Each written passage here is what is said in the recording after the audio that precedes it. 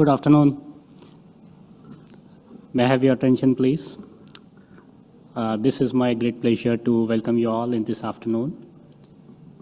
And though it's a working day in Dubai, still I can see some people able to join and spare their time.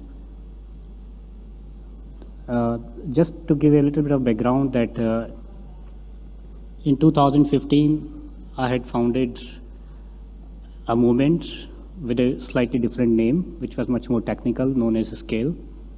And then subsequently, we converted the name to Shake. So since 2015, we have taken this pledge to educate people and also sometimes to the population, general public and persons, everybody, to be aware about heart attacks and how to prevent, how to save lives from a heart attack, and how to prevent another heart attack if it happens once.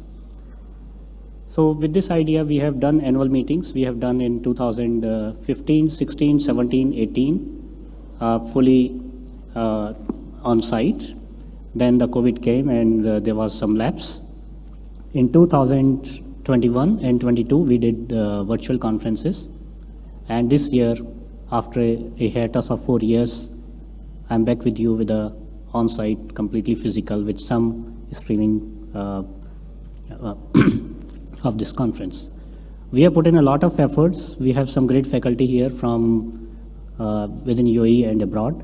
People have traveled far, and we want to make it a really, truly educational fete. You will find that on your desk, there is a QR code available to check the agenda. We have tried to be as paperless as possible. We have not printed the agenda at all. The few other things to note that this activity has already been approved and accredited by Dubai Health Authority for 8.25 CME hours. Also to bring to your notice that today evening at 8 p.m. we'll have a very short 15 minutes inaugural session, and we are honored to have the presence of CEO of Dubai Health Authority, Dr. Marwan Al-Mullah. So please be with us. Without further delay, we will start the truly educational program now. So I take this pleasure to invite the chairpersons of this first session. And I have a great pleasure to introduce you to Dr. Tan Wachim. He has flown all over from Singapore just to attend this meeting. So thank you so much, Dr. Tan. Thank you so much. Please come over. And the second chairperson is none other than Dr. Peter Otasavic. He has flown all the back from Serbia. So guys, I have put in a lot of efforts, and my team has done a lot of efforts to enjoy this educational part. The third chairperson has not yet arrived. Once he's there, he'll be seated. So I leave the desk upon you. We are very particular about the timings. This is one of the things which I always monitor. This year we have also given a lot of time for the discussion so that we can have more interaction, not just the one-sided speech. So timings are to be observed. With this, I leave the floor with you for the time. Thank you.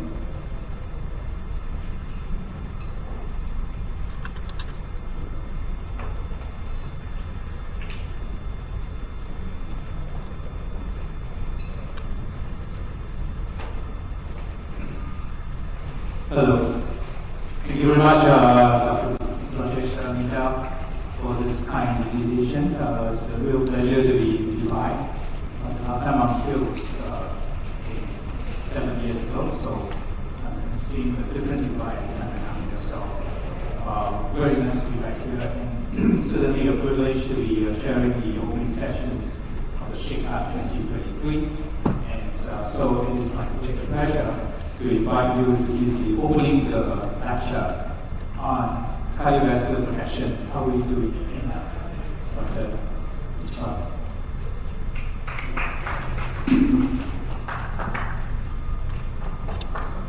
Thank you, Dr. Tan. So this first lecture, and usually in almost all our SHAKEHEART meetings, I'm the opening batsman, you can say.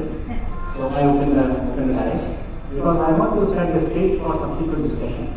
So this is not a lecture per se, this is an eye-opener.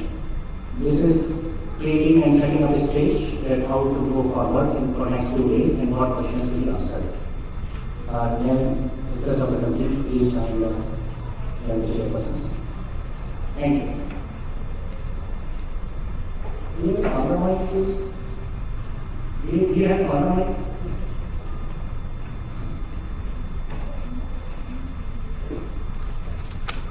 Do you have other mic? Okay. So,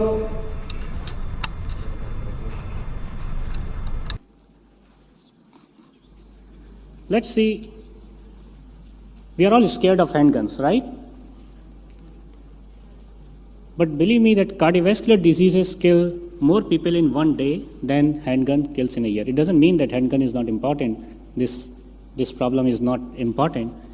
But you see the magnitude of the problem of cardiovascular disease. We have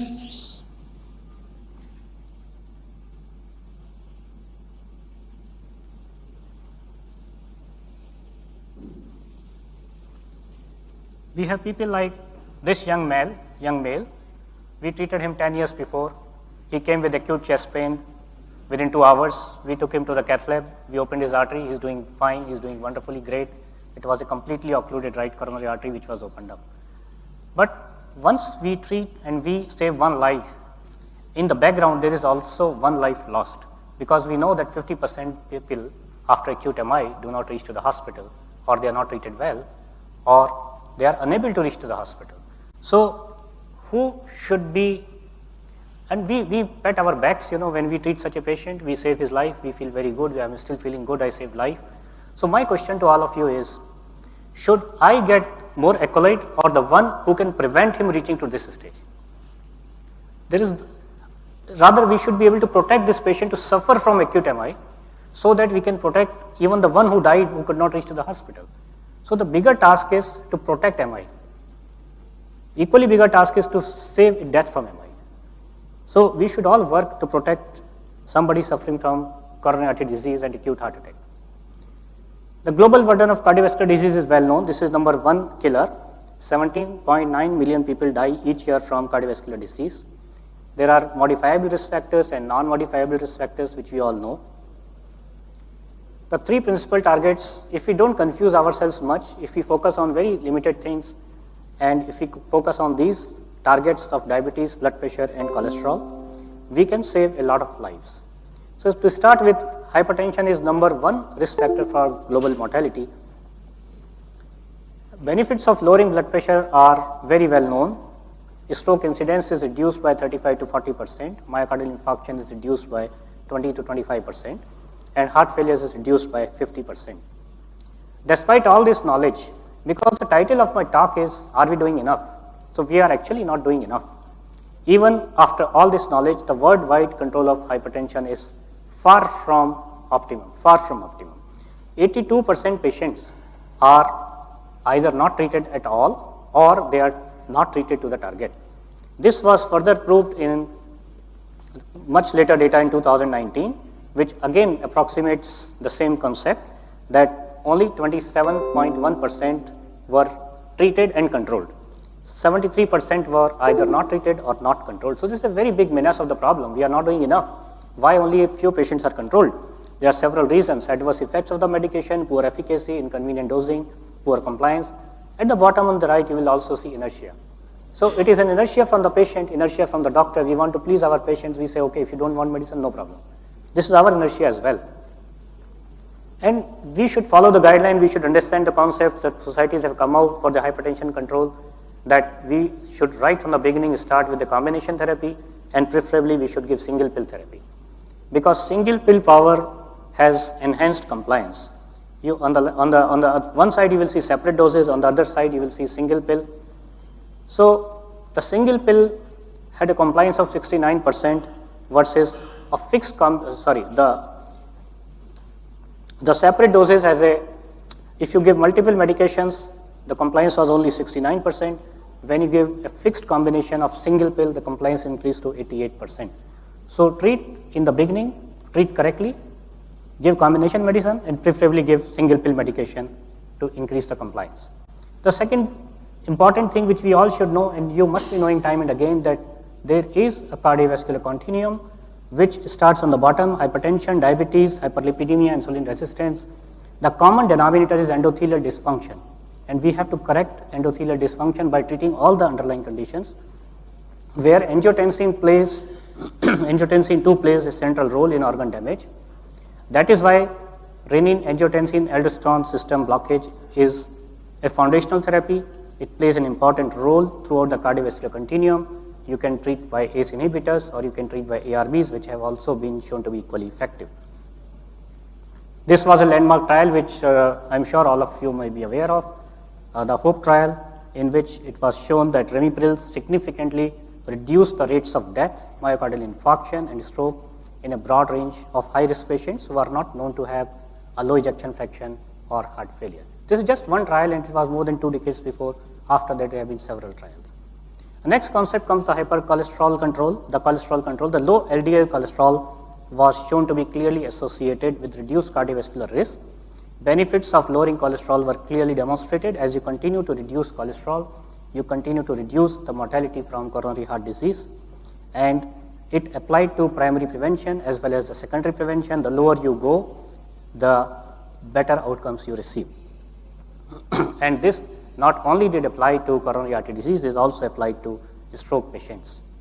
Every 1 millimole per liter, or equal to 39 milligram per deciliter reduction in LDL cholesterol reduces annual cardiovascular risk up to 28% regardless of mechanism. So please keep asking yourself, are we doing enough? So in ESC guideline, it lowered the threshold further down to 55 milligram per deciliter for the first time in 2019, and so you can see the utility value of LDL reduction. The more you reduce, the better outcomes you get. Despite all this knowledge, there has been a gross underachievement of LDL cholesterol, maybe because of the lack of familiarity of ourselves, the healthcare professionals, with the guidelines, or concerned about statin-induced side effects. It was shown that among all patients in Da Vinci study, that only 33% reached their guideline-based goals. There are a lot of opportunities lost in prevention. Even if you give statin, about only less than 32% patients reach to a goal of less than 70. So there is a lot of gap in the therapy and what we do and what we see the outcome. So we have to use and we have to know the statins correctly. Then only we can tell our patients. We have to optimize the treatment with a moderate to high intensity statin therapy, and only two types of medications fall into this group: atorvastatin and rosuvastatin. If LDL is not controlled by statins alone, or if statins are not tolerated, then there are several other options: ezetimibe, PCSK9 inhibitors, then twice a year use single RNA inclisiran twice a year, or there is a very new player in the game, that is bempedoic acid. So we have some other options also if statins are not enough for the patient. Aggressive LDL cholesterol lowering with maximal doses of statin does help, but the story doesn't end there. There is still residual risk. When in TNT trial, the dose was increased from 10 to 80 milligram of atorvastatin, the rate reduced, but not to zero, from 11% to 8.7%. Mortality and event rate still remained. So patients remain at risk despite statin monotherapy. So residual risk does persist despite the benefits of LDL cholesterol. 56 to 85% patients are still at risk. So first we have to reduce the LDL as much as possible. What we can do, we should use maximum statin, but we shouldn't stop there, because still the risk is not eliminated completely. We need to know about atherogenic dyslipidemia, which is comprised of low HDL cholesterol and high triglycerides. So first you complete the task of reducing LDL, then look beyond and look for HDL levels, look for non-HDL levels, look for triglycerides. In this landmark trial, hypertriglyceridemia was associated with residual risk despite LDL cholesterol less than 70. It's a very beautiful trial where patients were all those patients who were having LDL less than 70, if they were divided into two groups, if their triglyceride was more than 200 versus those who had triglyceride less than 200, you can see clearly the risk of death, MI, or recurrent ACS was much higher in the group which had persistently high triglycerides.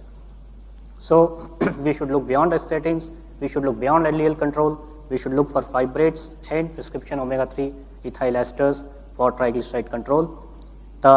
This was a trial, reduced trial, reduction of cardiovascular events with ecospent ethyl interventional trial.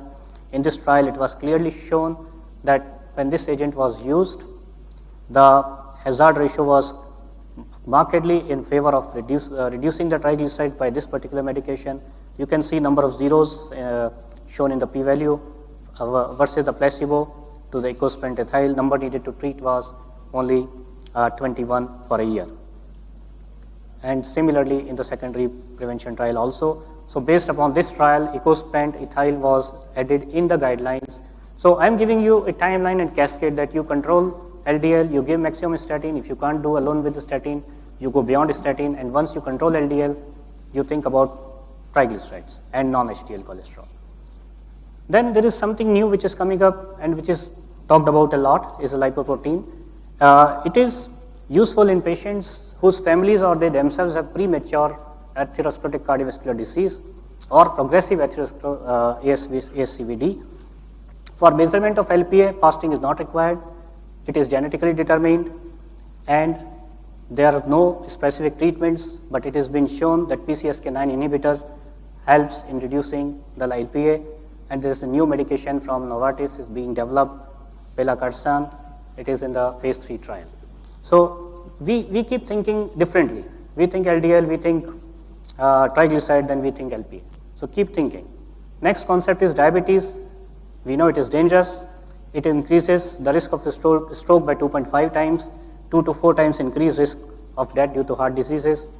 And in the new recommendation, there are specific medications which not only control diabetes, which also reduce the cardiovascular events, like SGLT2 inhibitors and GLP-1 receptor agonists. Despite all this knowledge, again, and even in diabetes segment, many patients with type 2 diabetes do not reach HbA1c targets. This slide is courtesy of my friend Dr. Jabbar sitting here. I borrowed this slide from him. Thank you so much. Then the next concept is prediabetes, for which you are going to have a talk later. I will not talk about it, but do not forget prediabetes. This is all the points I am touching which we should not forget. And finally, it is not a disease of men alone. Cardiovascular disease is by far the biggest killer of women. Roughly 400,000 deaths per year from cardiovascular disease in women versus 386,000 in men. And it is at least 4 times bigger killer as compared to breast cancer in women. Women are different in general in terms of cardiovascular disease. They are 10 years older, they have a worse prognosis than men, and usually the women present much later for their problems and symptoms. So CAD in women is the biggest killer. Awareness is still lacking. Prevention can reduce risk. Women can present differently and do worse when they do. Women are referred less often for an appropriate testing and treatment, and women can have more complications even after treatment and even by the treatment. So finally, this is the concluding slide which will set the stage for next 2 days. So friends, colleagues, all practitioners, always define your targets when you talk about cardiovascular disease prevention and treat to targets. And you can see the targets, how the targets have changed. I always believe in A, B, C. You check A1C. It used to be less than 8, then the target reduced to less than 7. Now we talk about less than 6.5. For blood pressure, we used to think of 140 over 90, then 135 by 85, then now we have come down to 130 by 80. For cholesterol LDL, we started with less than 100. In fact, I started with less than 130 25 years before when I was a resident.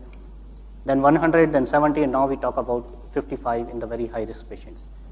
Second important point is use single pill combinations because this increases and enhances the compliance of the patient.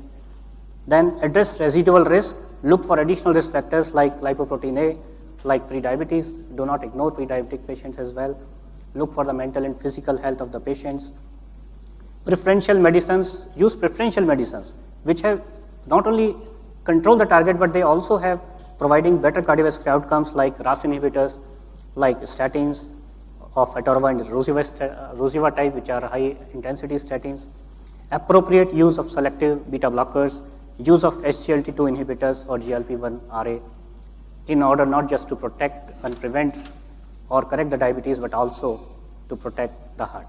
So ask and keep asking yourself, am I doing enough for my patients? Thank you. Thank you very much, Dr. Mitchell. Dr. Mitchell, we were thinking that perhaps the questions can follow after the lecture so that... so we have put in a question hour session after 3 lectures. So we were thinking that maybe we can ask you questions now so that while the lecture is fresh in everybody's mind, perhaps the Q&A will be more relevant at this point in time. Is that okay? So we're going to ask you some questions along the way. So I think we all agree that prevention is better than cure. I think what you're talking about, cardiovascular protection, is really about primary prevention and also a little bit of secondary prevention. We know that the prevention of coronary artery disease really come about 2 ways. One is lifestyle modification, and the other one is, of course, risk factor control, which you have alluded to in details. Just one of the biggest problems that we have in our, at least coming from Singapore, as far as this prevention of disease is concerned, has always been about changing behavioral pattern and also compliance. So these are the 2 main obstacles to the wide disseminations of effective messaging and effective risk factor control. So with regard to behavioral therapy change and with regard to compliance, do you have any particular insights as to what we should do, perhaps for UAE and for the rest of the world as well? Absolutely, your comment is very, very apt. So I have a tagline, educate the educators. So we are the educators, all of us. And first we should get educated by ourselves. The problem is when patient comes to us, an average GP or internist, and patient says, doctor, the statins cause side effect, and the doctor also believes so. And doctor does not write the medication. When the patient says, doctor, pre-diabetes, oh, I am not diabetic, not important. So doctor says, yeah, you are right. So the educators like us have to know more. We have to be clear in our concepts. What are we talking? Why are we talking? Is the patient correct or not correct? We should not treat the patient for his pleasure or her pleasure. We have to treat the patient and we have to give the right advice authentically based on science and guidelines and be emphatic about it, tell the correct thing. Rest upon the patient, but at least we should be clear. So the best answer is we should teach ourselves. That is why I'm saying we are not doing enough. We should do more. Well, I agree that education is important. We want to educate the doctors, we want to educate the physicians, we want to educate the public. The question is that a lot of people in Singapore heard of cholesterol, heard of need for exercise, but they can never change their dietary pattern, they can never undertake exercise. And how do you institute this behavioral pattern changes becomes the biggest challenge. And so one of the things that we have decided in Singapore is that this has to be a proactive approach. This has to be a form of patient action, patient empowerment here. So you need to incentivize this patient to change his behavior and to also control his risk factors. And so a whole series of measures now have been started in Singapore because we have failed very badly in terms of our risk factor control and lifestyle change over the years. See. Thank you. Okay, thank you, Dr. Mittal, for a very nice overview of cardiovascular risk protection. And I would like to ask a question. So we're talking quite a lot during the past few years about PCSK9 inhibitors, but their penetration throughout the world was relatively poor. Now we have inclisiran as well. So what's the situation in UAE? Well, we have the advantage that insurances do cover. PCSK9 inhibitor cost has come down drastically and significantly in the last 5 years since the first time we started using it. The compliance is also going to increase even for PCSK9 inhibitor because now Sanofi has come up with once a month dosing instead of twice a month dosing. And now we have also inclisiran, which is twice a year dosing. So, and the cost, if you combine the cost and you compare the cost yearly basis, year on year basis, they usually end up same. So penetration is good here. But I always insist that first do your best to check, to control everything by statins, ezetimibe, and if it doesn't work, then only use the PCSK9 inhibitor. So that is why we don't have a huge number of patients. We don't misuse the medications. But these are very excellent medication, very good medicine. Thank you so much. Actually, on the matter of cholesterol lowering, now there are newer drugs coming on. Besides your statin and ezetimibe, now we also have bempedoic acid in a clear Yes. outcome trial just presented. Yes. And also in the ACC meeting, there is a oral PCSK9 inhibitors. So that is even more interesting now. So instead of going to injectables, we can still now revert back to oral therapy. That's true. So one of the additional advantage of PCSK9 inhibitors is on those patients who have high LPA. So it is specifically valuable for those people. Dr. Mittal, I have a question, please. It's always treat to listen to your lectures, and they are very clear slides, and you always have a take-home message.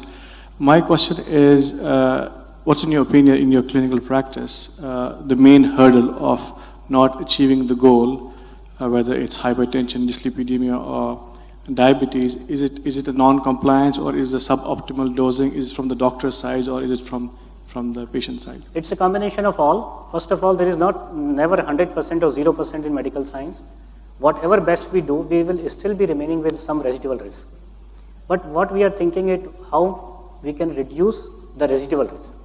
So that is why we are talking about all these principles: the correct medication, correct dosing, and correct escalation of therapy as and when needed, besides patient's efforts. So it's a combined effort. And we still tell the patient, I'm doing the best for you. Your LDL is 55. It doesn't mean that I have completely exonerated from any future risk. This is not possible. Patient will still, we only tell that your risk was 10%, now it is 1%.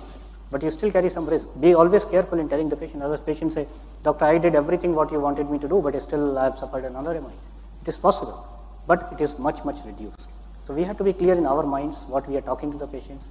We have to use whatever available armamentarium we have. So this is what we have at the moment. And as the science grows, we may be having some gene therapy and we'll correct something permanently, and such person will never suffer another CAD. It is possible. So things are coming up. Let's see. Thank you. Thank you. So any questions from the floor, maybe some comments?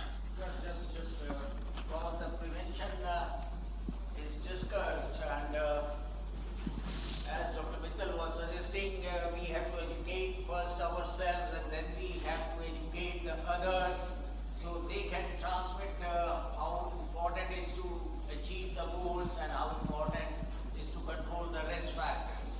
I just want to share one data.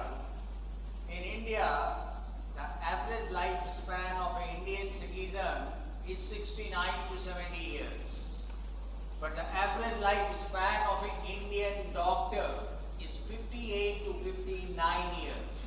An Indian doctor is dying a decade earlier than an average citizen. Why is that so, sir? It's not a very simple answer, it's a very multifactorial. So many things are involved, from education of a medical student till he becomes a specialist and starts practicing. So it's a long story, but shortly, it is the stress which is killing the doctors.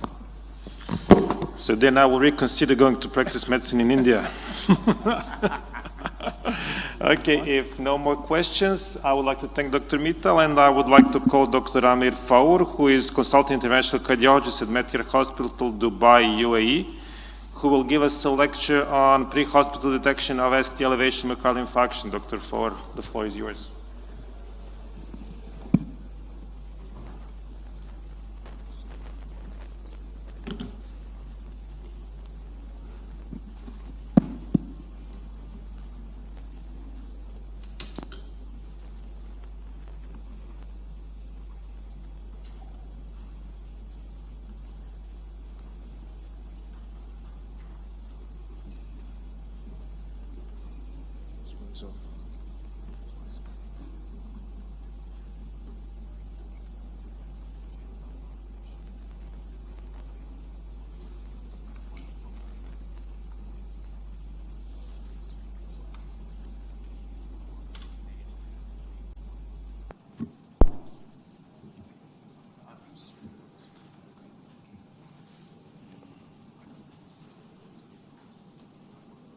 Connect to the internet.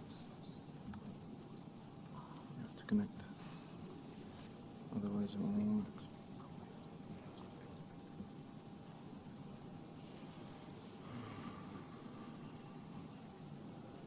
It's connected.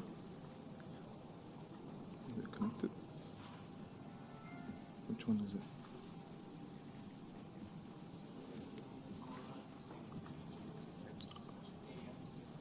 It's working? Let's see.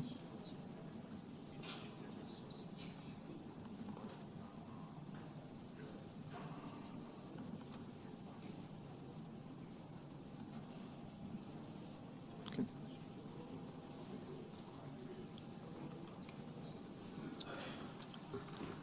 Thanks, everyone. I'd like to thank the organizing committee and Dr. Metal for inviting me to speak today.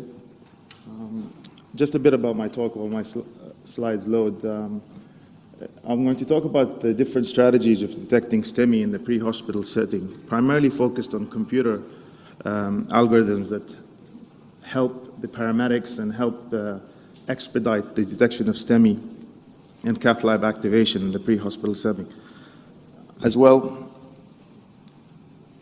I'm going to talk about two recent studies as part of my recent academic work on this topic,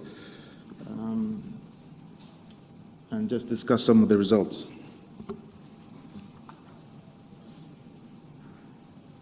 Thank you. Is this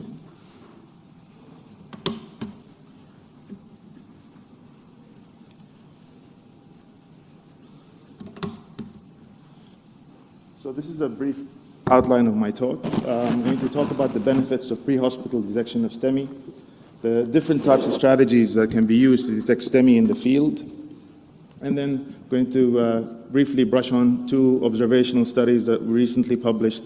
One that looks at the utility of pre-hospital computer-assisted ECG interpretation with transmission for clinician overread, and finally talking about false positive STEMI alert or cath lab cancellations.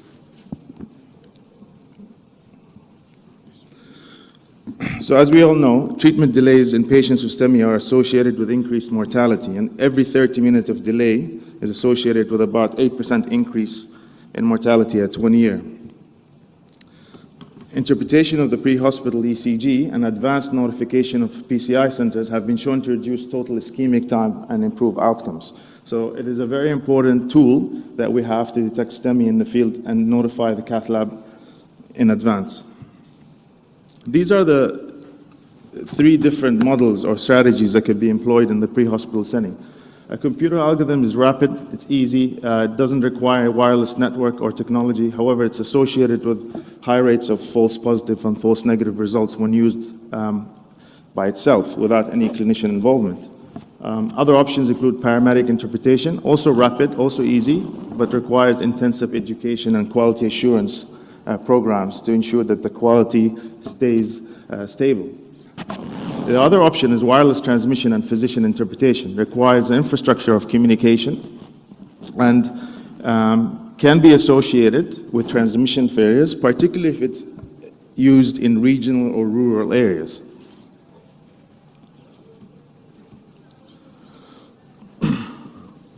This is a table that summarizes the sensitivity and specificity of the two most commonly used computer algorithms that are used clinically to detect myocardial infarction.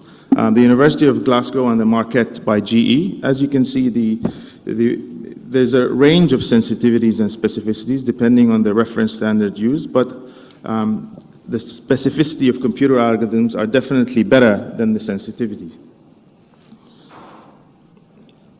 And in the absence of clinician overread, you can see it's associated with high rates of false positive and false negative diagnoses, also inappropriate catheter cath lab activations. And as a result, the guidelines actually do not recommend the sole use of computer algorithms to detect STEMI in the field and recommend clinician oversight. So while the evidence supports a transmission-based strategy to reduce ischemic time, there's actually little evidence to suggest that transmitting the ECG after a computer read improves diagnostic accuracy. Only a few studies have been published on this and with conflicting results. The ECGs were primarily transmitted to emergency physicians, and there hasn't been a study that actually looked at the utility or the quality of cath lab activations with ECGs transmitted to interventional cardiologists. So the first study I'm going to talk about is a study we recently published out of Sydney, Australia, which looked at the utility of transmitting pre-hospital ECGs that were flagged as STEMI by a computer to an interventional cardiologist. And this is our typical STEMI system of care out of Sydney, Australia. So a paramedic would acquire an ECG, and they may acquire an ECG on anyone. Doesn't have to be someone with chest pain. And if the computer algorithm in the ambulance reads STEMI, then they are obliged to transmit that to the handheld device of the on-call interventional cardiologist. Depending on the distance to the 24-hour PCI center, if it's less than 60 minutes, then pre-hospital cath lab activation occurs. If it's greater than 60 minutes, the anticipated transport time, then we would screen the patient for pre-hospital fibrinolysis and transfer the patient to the emergency department. As a part of the adjudication process of determining what is an appropriate cath lab activation and what is not, we used mutually exclusive criteria to classify the activation. So we classified them into either the cath lab was activated appropriately or inappropriately. So the patient, inappropriate activations, the patient did not need to go to the cath lab. So didn't meet criteria for cath lab activation. Or inappropriate non-activation, which means the patient should have gone to the cath lab but didn't, like a missed STEMI scenario. So we looked at, between 2010 and 2016, we looked at about 1,500 cases. The total study population, after excluding missing data and serial or duplicate transmissions, include about 1,000 patients. And as you can see, out of 1,000 ECGs transmitted for suspected STEMI, about 50%, in about 50% the cath lab was activated, and the other 50% the cath lab wasn't activated. And the appropriate activation rate was pretty high. So out of the 565 activations, there was 550 appropriate activations.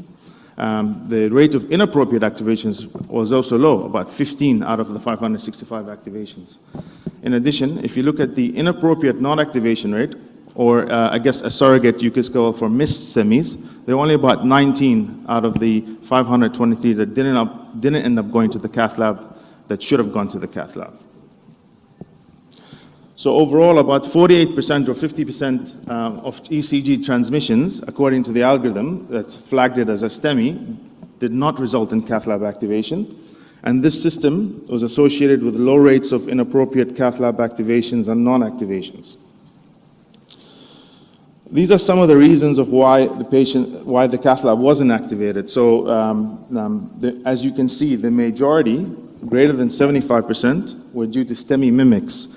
So the utility of the interventional cardiologist remotely was to detect non-diagnostic shifts in ST segment, artifact, or other repolarization abnormalities.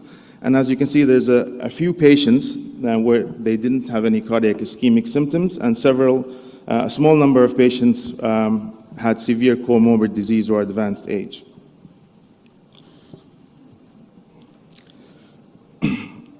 So overall, this shows that the benefits of having a clinician in this situation, an interventional cardiologist, was in identifying masquerading STEMI and avoiding unnecessary cath lab activations. Inappropriate cath lab activations can be a challenging problem, and they are expensive, especially when the cath lab is operating 24 hours and the team is off-site. They impose costs on the healthcare system and are not without risk to the patient. An emergency angiogram is not without risk to the patient. Interestingly, patients who, in several studies recently published, patients who have cath lab non-activations or false positive STEMI alerts have been reported to have similar crude and higher adjusted risks of death compared to those who have gone to the cath lab or confirmed with STEMI. The reasons for these outcomes were not clear. However, reported rates of missed STEMI have been low, so it's not the lack of reperfusion. But when you look at these patients, they're generally older and have higher burdens of comorbidities. Reports of the actual cardiovascular and non-cardiovascular outcomes of this patient population haven't been reported, and diagnoses haven't been adjudicated according to the fourth universal definition of myocardial infarction. So in the second study that we looked at, we're actually looking at the cardiovascular, non-cardiovascular outcomes of this group of patients who don't end up going to the cath lab because of a false STEMI alert, and trying to understand what actually are the diagnoses that they have. So in a similar population, but this time we compared cath lab activation to non-activation and adjudicated the diagnoses. As you can see, the group of patients under cath lab activation, the majority of the diagnoses were STEMI on the left. Out of 569, 532 were STEMI. On the right, the group of patients that did not go to the cath lab, where the cath lab wasn't activated, it's about, a third of them had myocardial infarction, a third didn't have any evidence of myocardial injury, and a third had a combination of acute or chronic myocardial injury. So about 60% had either myocardial infarction or non-ischemic myocardial injury.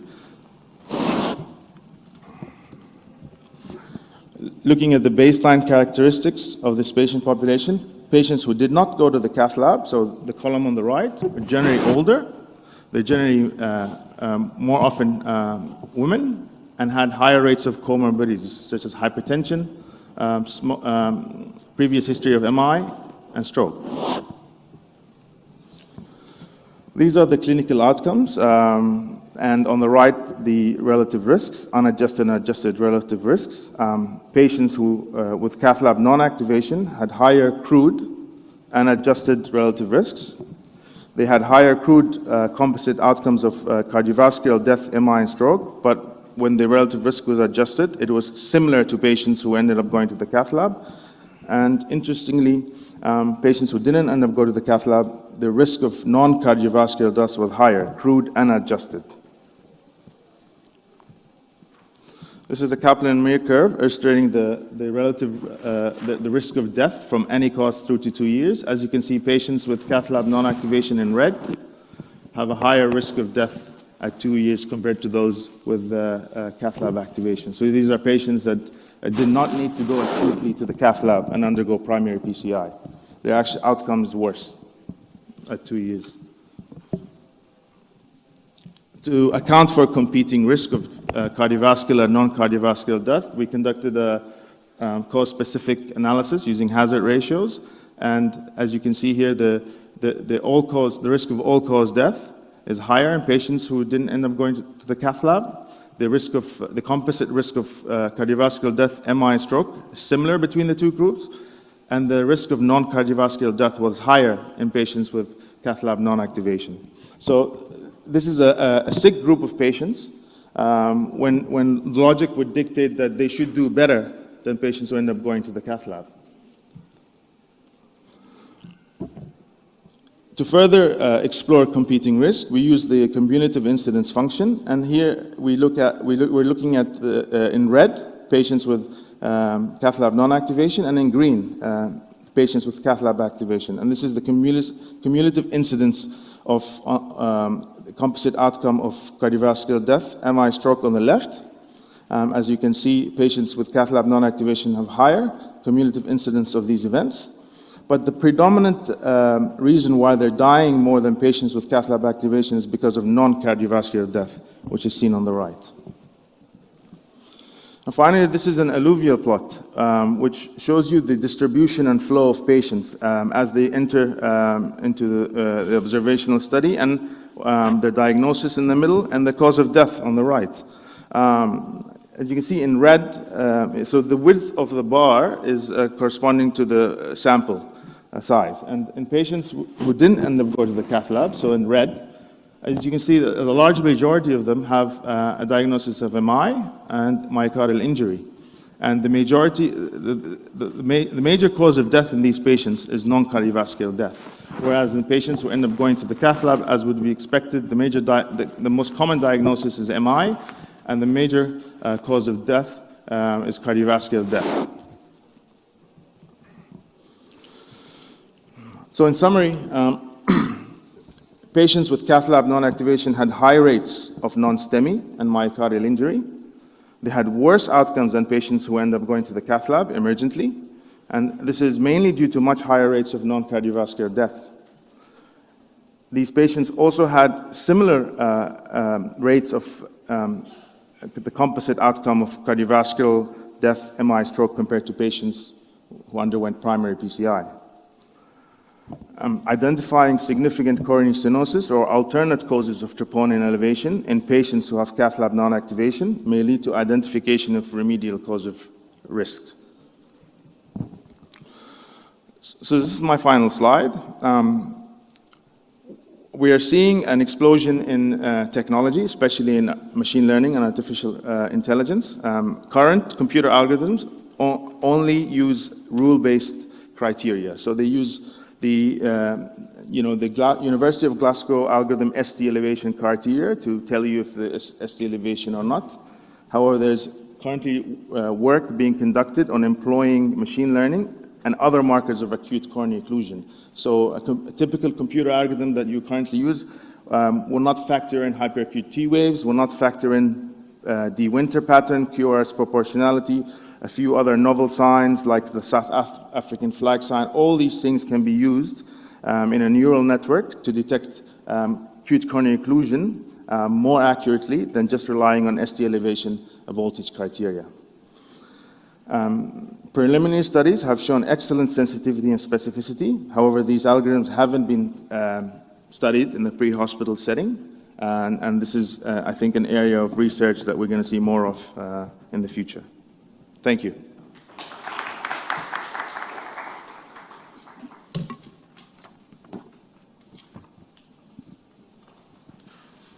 Thank you very much, Dr. Fawar. So, any comments from the panel? I think we have a system in place in Abu Dhabi where, EMS contacts the cardiologist. I'm not sure whether we have the same thing in Dubai, where the EMS are called and they will send the ECGs to the interventional cardiologist there, and then, the cath lab will be activated. I want to basically put forward my comment regarding the fact that I belong to a place in northern India, which is called Kashmir. We have 1.5 million population, and which caters 3 cath labs. 3 cath labs basically cater this 1.5 million population. So what we do there is, if somebody comes with chest pain and goes to a remote area, an ECG is taken, and that ECG is sent through WhatsApp to the interventional cardiologist, who then decides whether the patient needs thrombolysis or not. Because to transfer them to a cath lab will take time, definitely. And then this was presented at Emirates Cardiac Society in 2018, and we won the poster presentation for this. So as you rightly said, that the time is muscle, so we cannot wait for the activation of cath lab. So that's how we do it in our native place. So may I just ask, do you receive all ECGs, or who screens your ECGs? All the ECGs are screened by the cardiologists who work at the tertiary care center. So they have made a rota. Yeah. So everyone who sends them, there are a panel of doctors there. So I guess this is different in a way that the ECG only gets to the cardiologist if the algorithm flags it. And I suspect in a very busy place, in a densely populated geographic area, where the ambulance is doing pre-hospital ECGs in a high volume, you would need at least 20 cardiologists screening ECGs. I'm talking about 1.5 million people, and we have probably 1,000 cardiologists around in that area. Yeah. So, and they have a panel and a WhatsApp group where they send the EKGs, and then they decide whether to thrombolyze or not. You know what amazes me in your second study is that when the ECG triggered the STEMI diagnosis, nearly half actually did not have a cath lab activation. And it just tells me how this is, despite after screening off already a whole group of patients, ECG shows non-ST elevation and all that kind of. So it just tells me the sensitivity of this algorithm-based ECG in the diagnosis of STEMI is actually very low. The specificity, you mean?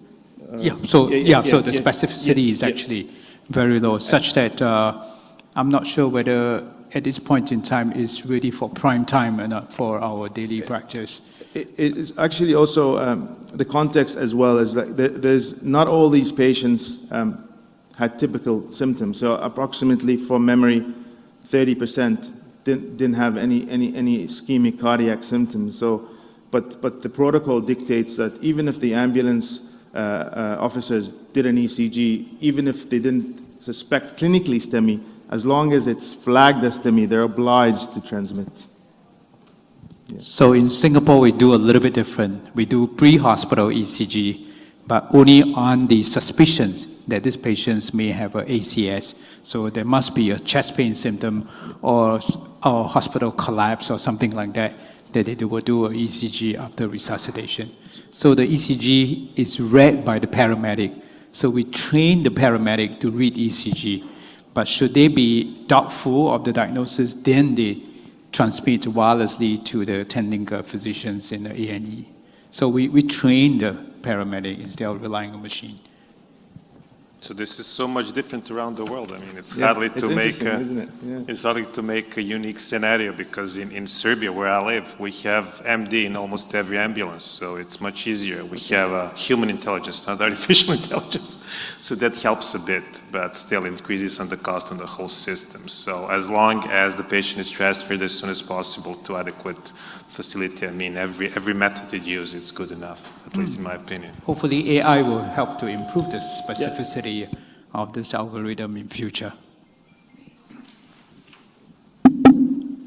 Thank you very much. Thank you. Let's call upon stage now our third speaker, Dr. Rami Nimatullah. He is a medical director, cardiovascular imaging specialist at Allied Medical Center in Dubai. And he'll talk about new paradigm in chronic chest pain evaluation, role of multimodality imaging. Good afternoon.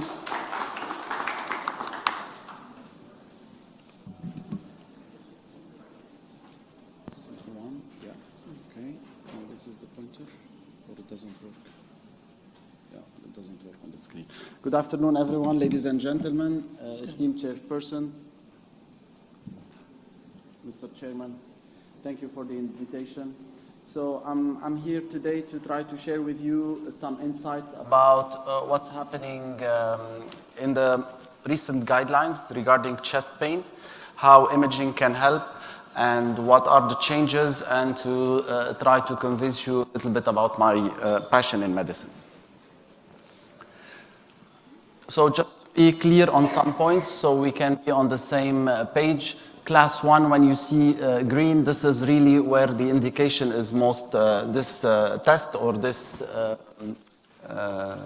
test is generally agreed that it is really recommended and it is indicated with highest level of evidence. And when you see a 2A, which is the yellow, also the level of evidence is in favor of using this test, even though this is a low indication. Of course, a 2B, there are more questions about the utility of the test, and a class 3 would mean that this is not indicated. So also there has been a shift in how we should be basically calling our chest pain. Typical chest pain or atypical was the most used, and more recently they're going more with possibly cardiac and non-cardiac, so to try to reduce the confusion. Also, when we talk about chronic chest pain syndromes or chronic chest pain or chronic syndrome, this is not only the chest pain patient who comes to the clinic saying, doctor, from time to time I feel chest pain, but this is also any patient with new onset of heart failure, LV dysfunction, and suspicion of coronary artery disease. These are the patients that already had revascularization, and these are the patients who were asymptomatic during doing a calcium scoring test or during an ECG or even a exercise stress test. We saw signs of maybe ischemia or signs of possible coronary artery disease, so these also would fit in this group of patients. So of course, as you can see, we have a panoply of techniques basically to offer these patients, and we're gonna try to see in each situation which would be the best. Now, of course, if I come now and ask you, okay, should we go with a stress test I'm sure a lot of you, many of you would say, yes, of course, angina is the symptom of myocardial ischemia, so we should go and do a stress test. But also another, maybe half of you will go and say, yes, but we want to treat the acute coronary syndrome. We want to prevent the acute coronary syndrome, which is the symptom of plaque. The more plaques, the more risk of acute coronary syndrome. So no, we need to go and see the anatomy, okay? And at the end of the day, I think we should all agree that pretty much these two go together to get basically the full story. So we need pretty much both. So when to use what? Well, is the question we're trying to answer, and it's not very simple, but we have many characteristics we need to start with. First of them, what is the question, the main question in this study, okay? What do we need to know about this patient? But also the second important question, where do this patient fit? Is he a low risk? Is he a moderate to high risk patient? Or is he practically an acute coronary syndrome? Of course, the acute coronary syndrome, we're not going there. This is pretty much most of it for invasive angiography. But for the low risk, for the asymptomatic, for the intermediate to high risk, what should we do with these patients? Now, and before going into the algorithms, so the guidelines that we were going to be quickly tackling are, it started this paradigm shift. It started with the NICE guidelines in 2017. We've been saying that since probably the 2000s, saying that, okay, CT by its role of showing the plaque will definitely have a bigger role in this kind of patients. And in 2017, the British Society decided that the CTCA should be the first-line investigation in all these patients, typical, atypical symptoms, or ECG changes suggestive of ischemia. Then followed the ESC in 2019, and finally the ACC-AHA in 2021 in incorporating also the CT as a level 1 indication. And this level 1 indication did not come just from like, okay, we like CT, we get a lot of information. We had multiple trials. First, many of them were on the acute settings, and later on, other trials on the chronic chest pain patients, where they showed really incremental value of the CT over the standard of care, over the stress testing for patients. And this incremental was not to say, okay, a little bit better specificity or a little bit better sensitivity, but in fact it was on hard endpoints basically. So this is really one of the studies, the Scott Hart, where really they were looking into checking the rate of death from coronary heart disease and non-fatal MI. So we're not just saying, oh, it has a little bit, it's more accurate. This is really hard endpoints, and this study showed that CT, in addition to standard of care, reduces the risk, okay, reduces the cardiac mortality and the non-fatal MI from 2.3 to 3, from 3.9, sorry, to 2.3% with a very significant P, while keeping at 5 years the same level of revascularization. So there hasn't been at 5 years any excess in procedures. So of course we would go back probably to the presentation of Dr. Mittal, and we would understand that most likely by seeing these plaques, we have much more preventive therapies and we have much more compliance from the patients in order to get to this one. So based on these trials, the CT was considered safe and viable alternative testing strategy. It improves efficiency of acute patients, but also it had incremental value over the standard of care in terms of death and non-fatal MI. So, and without really complications, so that's why CT came to the main stage. And now, if we take the stable chest pain patients with no known coronary artery disease, we're gonna take two groups, one with known, one with no known coronary artery disease, as in the intermediate, sorry, this is not working, okay. In the intermediate to high risk patients, which is probably a big percentage of our patient, CT is the only level 1A indication. So basically, if you wanna do pretty much the best test, here you go with CT.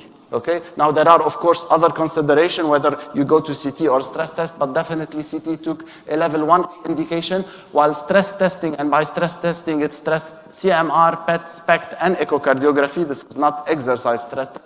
It's a level 1B, and the exercise ECG, which basically bread and butter maybe, it's a level 2A indication, so it's losing ground. Now in the low risk patients, basically another new thing, calcium scoring, exercise stress test can be used, but also if you want to go by the level 1 indication, the testing can be deferred. There is no emergency in doing tests for these patients unless you judge clinically necessary. Now, of course, whenever you do a CTCA, if it's inconclusive, you go to stress testing. And then depending on the result of the CTCA, if you have no coronary artery disease, this is probably for preventive measures. And then if you have obstructive coronary artery disease, either you add the FFRCT or you do a stress test to see if we really need to go to invasive angiography or not. Now, if you went to stress testing as your first indication, if it's inconclusive, you go now to anatomy, depending on the case, invasive or CTCA. If it's mild ischemia, it's pretty much medical treatment plus calcium score, moderate to severe ischemias, medical treatment, and if it's not managed, invasive angiography. So this is about the low-risk patients, so no testing, or if you want to do something, you can go with a calcium score or an exercise stress test. And why calcium score is important? Because many of those low-risk patients that we judge clinically can be shifted to moderate risk by just doing a calcium score, and depending on the score, they shift category, and then they go into the moderate risk rather than the low risk, and then you go and do investigation for some of them. And that's why it's quite important, I think, for these patients to decide whether we should really do a calcium score or not.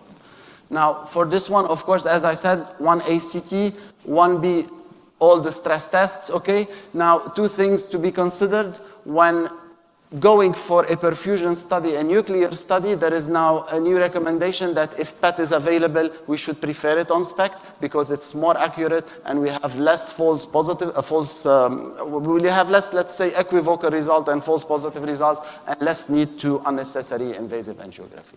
So, why should for CT? Well, you should go for CT, especially when it's a younger patient with less obstructive coronary artery disease, okay, to rule out the obstructive disease, find the plaques, and then initiate the preventive measures. When do you go for stress imaging? You go for it when it's more elderly patient, more suspicion of positive case of significant coronary artery disease, and to say, yes, ischemia, go to invasive angiography and do your management. So, of course, CT, this is the advantage of it. This is a case of possibly chest pain. You can look, we can see the plaques.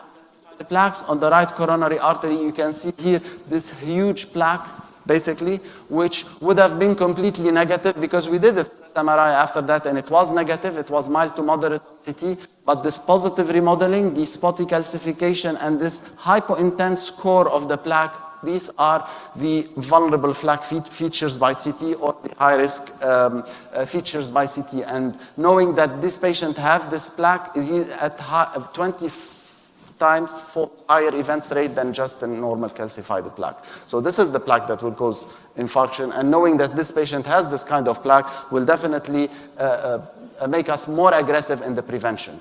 But CT, as we said, is not only anatomy, not only plaque characterization, but also we can do today functional with the FFRCT with an excellent correlation, as you can see in these two cases between angio and CT. Both of them found a non-significant FFR while the stenosis visually is significant. And the upper part is moderate to severe, maybe stenosis, and then it was positive in FFRCT, leading to PCI in angiography. Also, AI is going to play definitely a very big role here.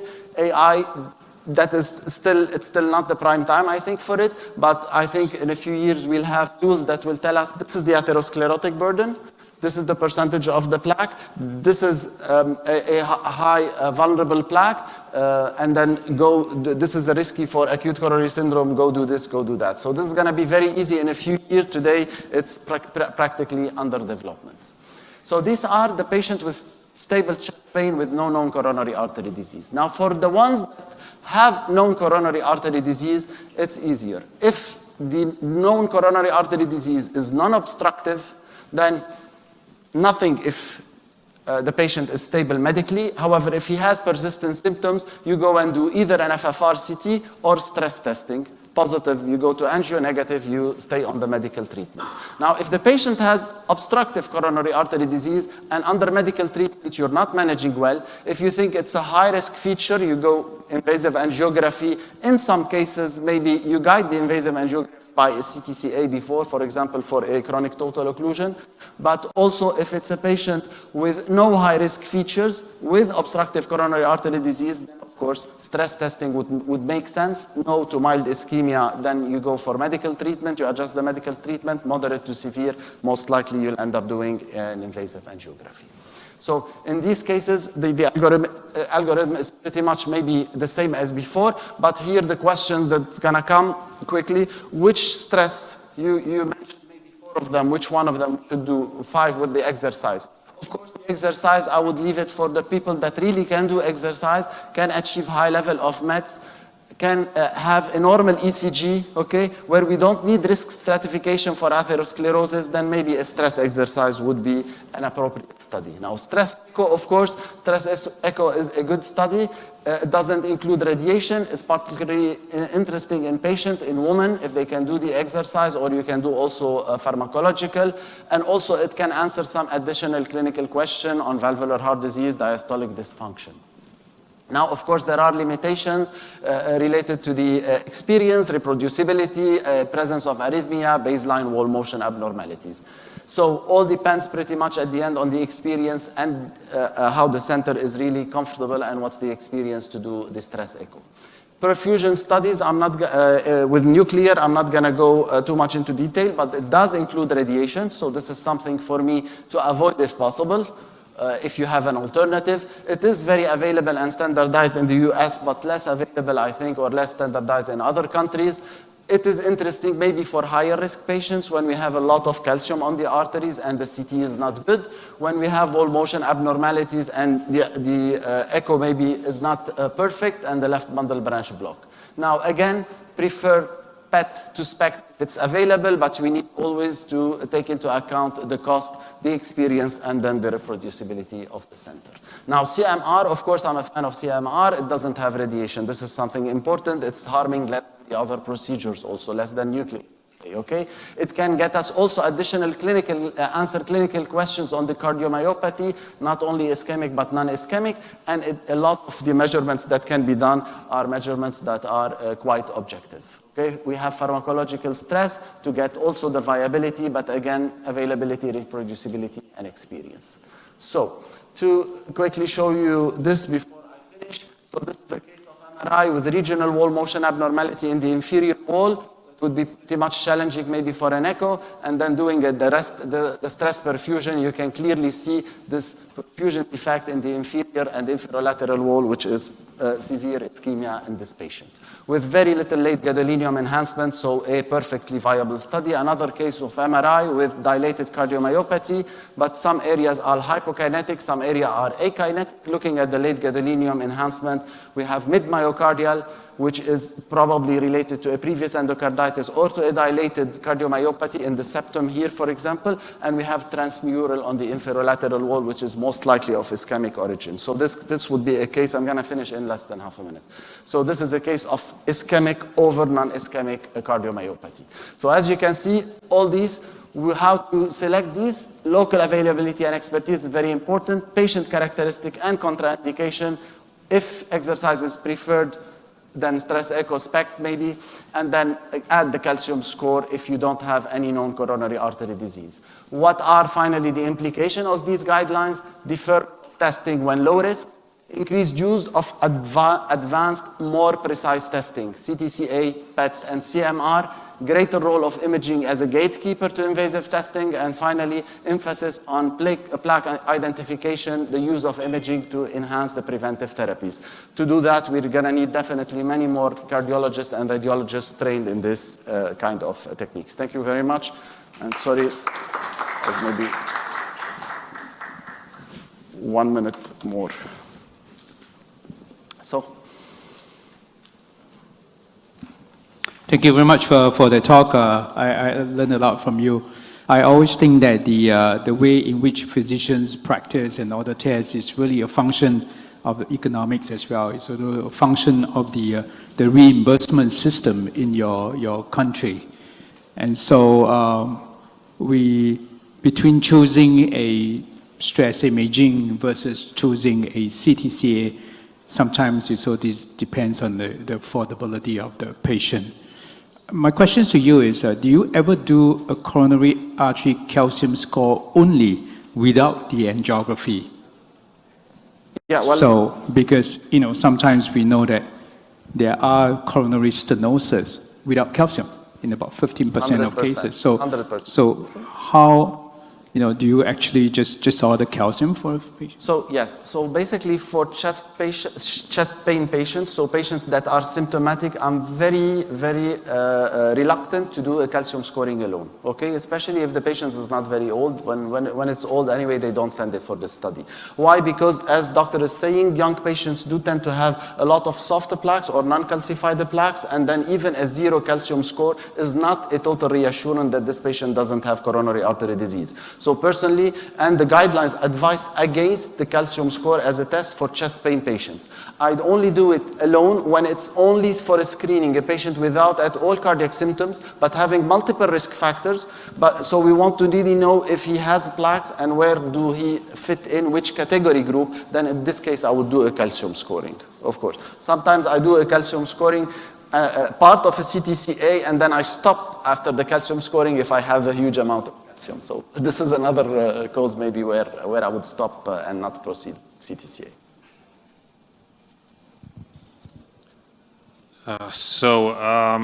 I'm just wondering, what is the percentage of normal coronary angiograms in your institution in Singapore? Yeah, I'm interested to know what you're seeing, because what I'm seeing is really off the charts.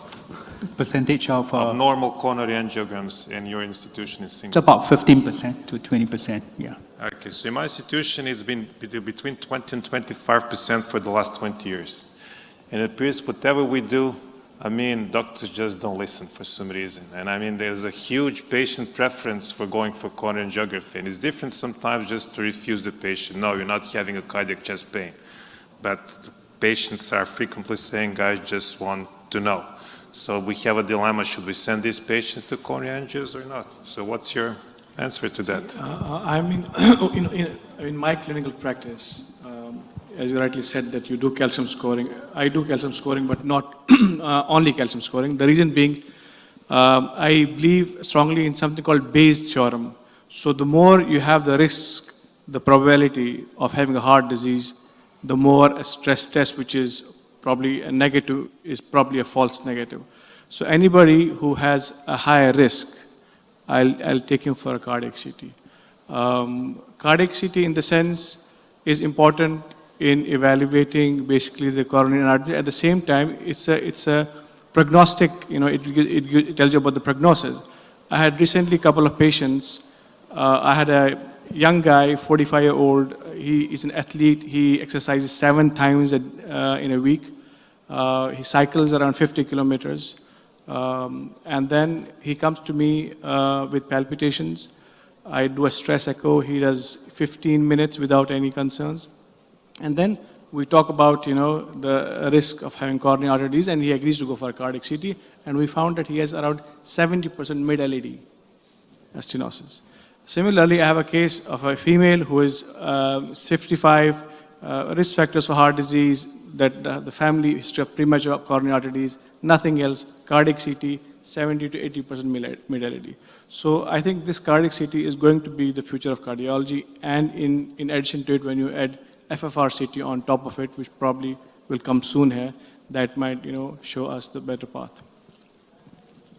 Just to add on to one of your comments on angiography, sometimes angiography is not just looking at epicardial coronary stenosis for somebody with chest pain, but sometimes it also provides the avenue for you to assess the microvascular dysfunction.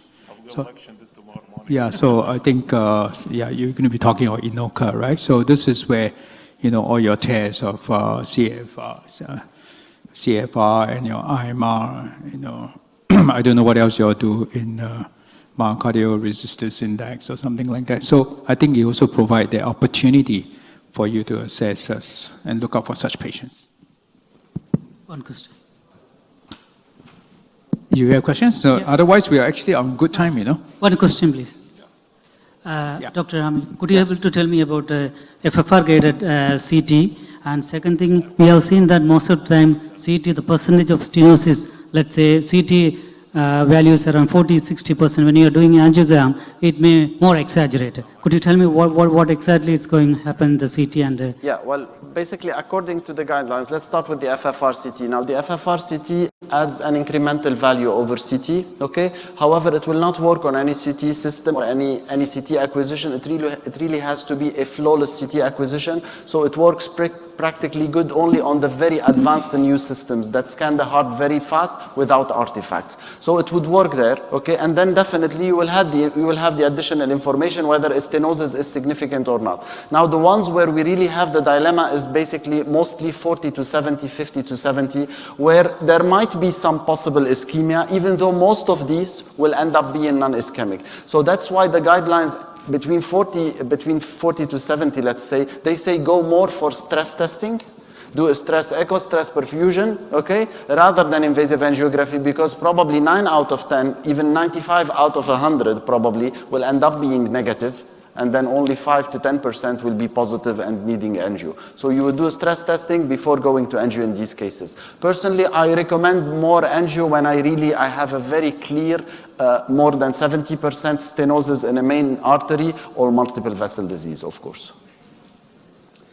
Thank you very much, Dr. Rami Dimtala, for that very insightful talk. We're going to move on to our next session, but before that, Rajesh. So thank you so much. We have been very well in time, which is perfect. Thank you so much for maintaining this. And you have a double task. Actually, you are kind of sharing 2 sessions instead of 1. It's a very long session, 3 plus 3. So I welcome once again to many late joiners. For your information, this is also being simultaneously transmitted. And if you need the code, the guys can help you for the Zoom link if somebody wants to sit outside and look. But I will encourage you to sit here in person. The other thing is there is a QR code on your desk. You can see the agenda in progress. And it works either way, whether you want to do all 3 lectures in the end for discussion or one by one. But our time limit remains the same. So we must finish on time, which will be after the next 3 lectures, 4:35, we should be breaking off for the coffee break. And just for a quick video and slides, they will play, and after that you take on the sessions. So please guys, it is more to relax you, please, just to have a relief of few minutes.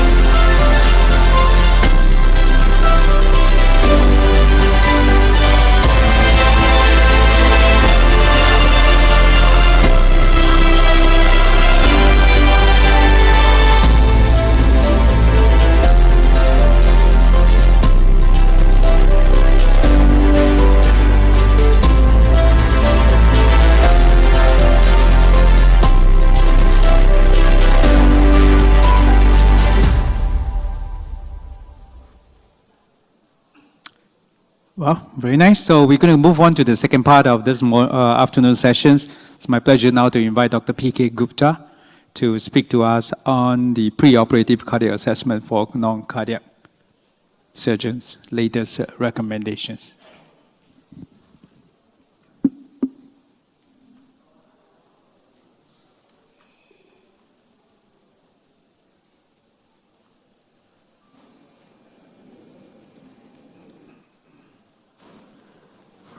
Good afternoon, ladies and gentlemen.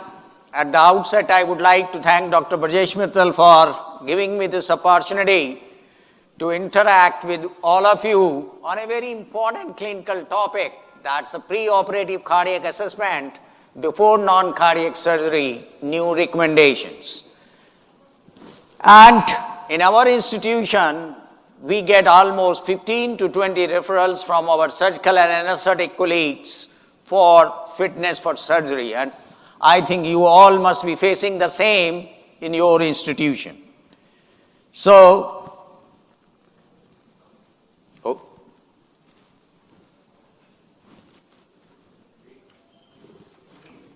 green, okay.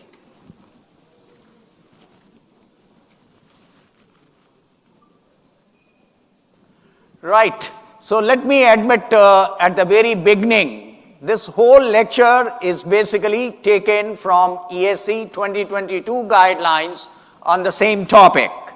And if you see here, in the guidelines, there are 147 recommendations, out of which 75 are class 1, 58 are class 2, but the most important thing is 45% are based on evidence C.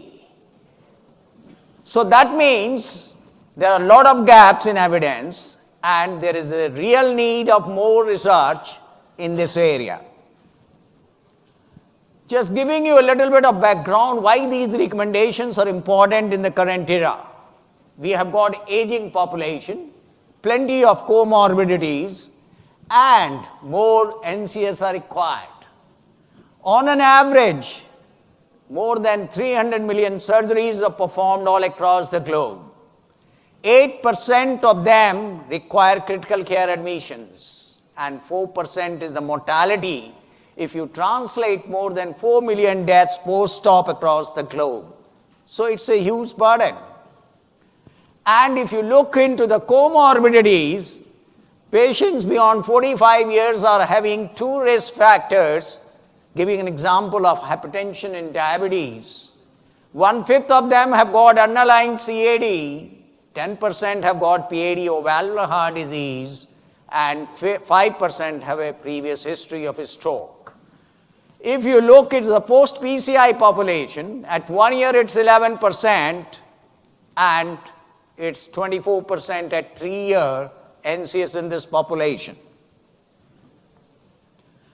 So the risk is the interaction between the surgical risk and the risk provided by the patients. So on the basis of the surgical risk, the surgeries are divided into the low surgical risk, that's less than 1%, intermediate 1 to 5%, and the high surgical risk beyond 5%.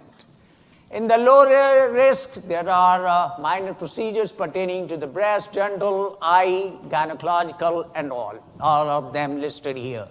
In intermediate, we have got a head or neck surgery, intraperitoneal splenectomy, hiatal hernia, cholecystectomy, and the major gynecological, urological, and orthopedic surgeries.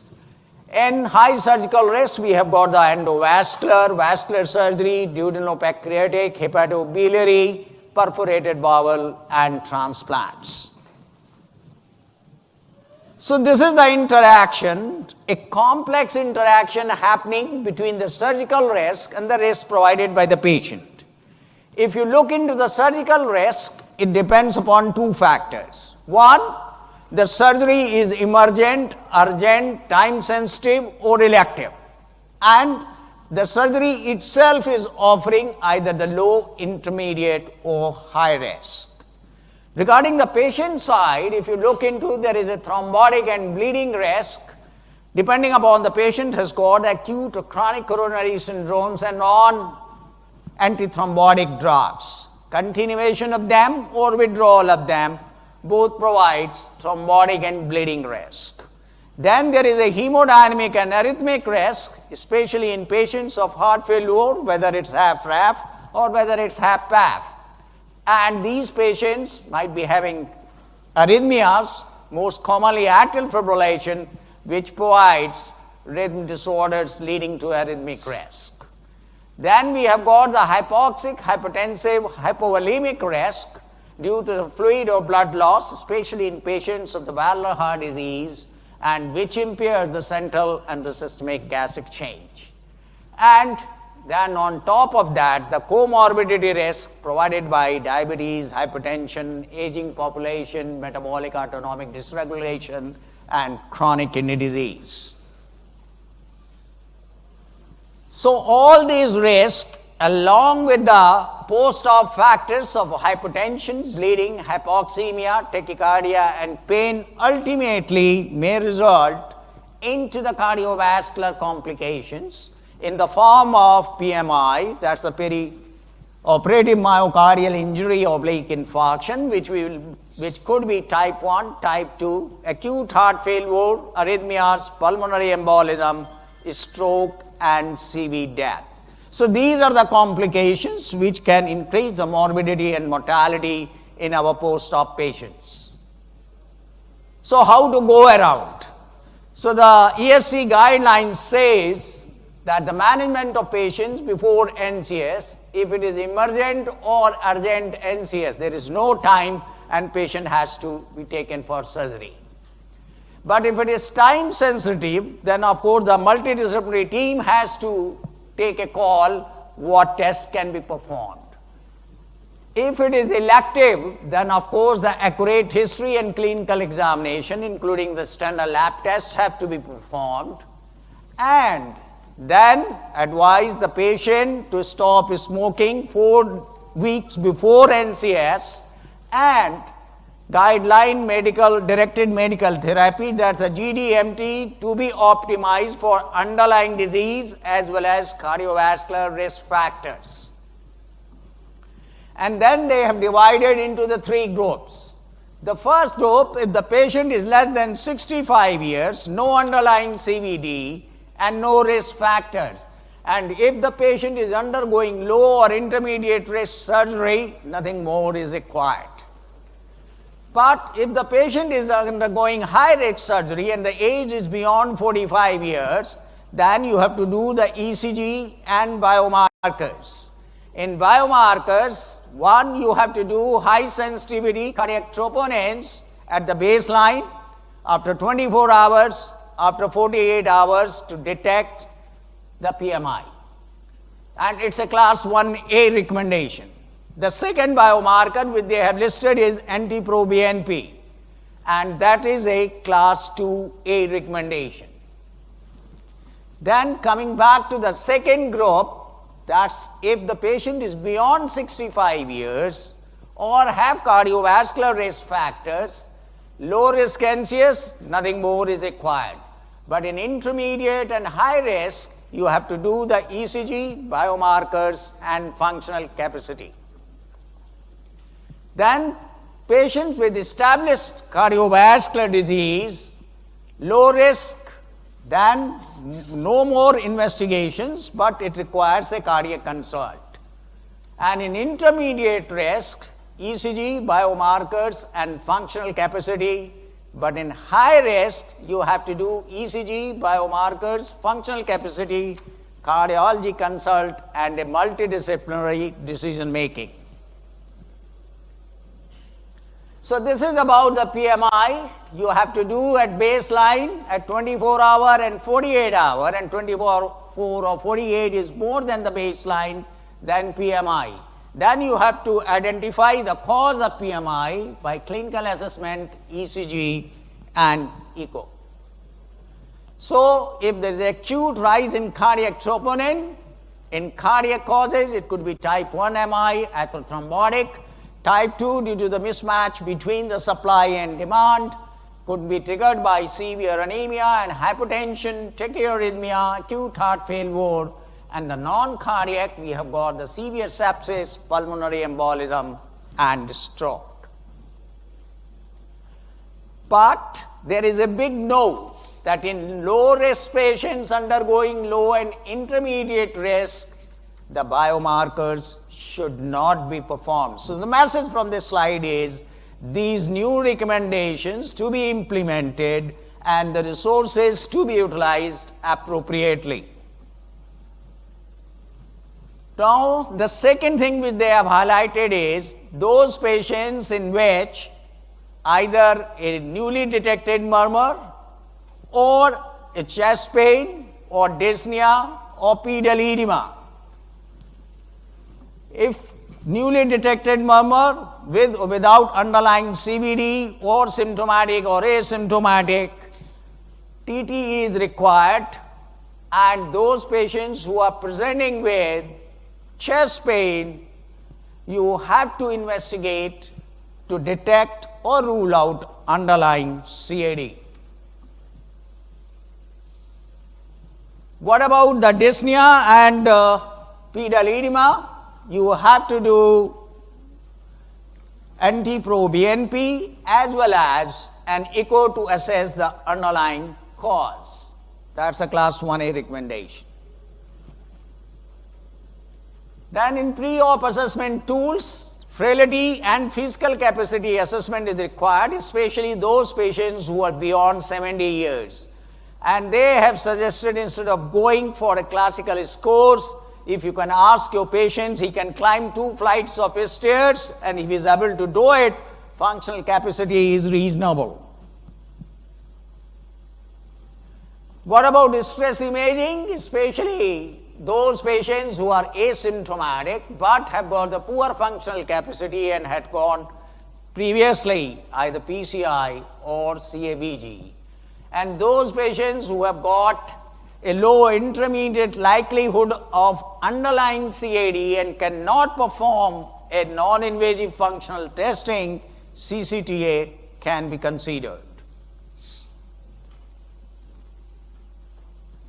How we can mitigate that risk?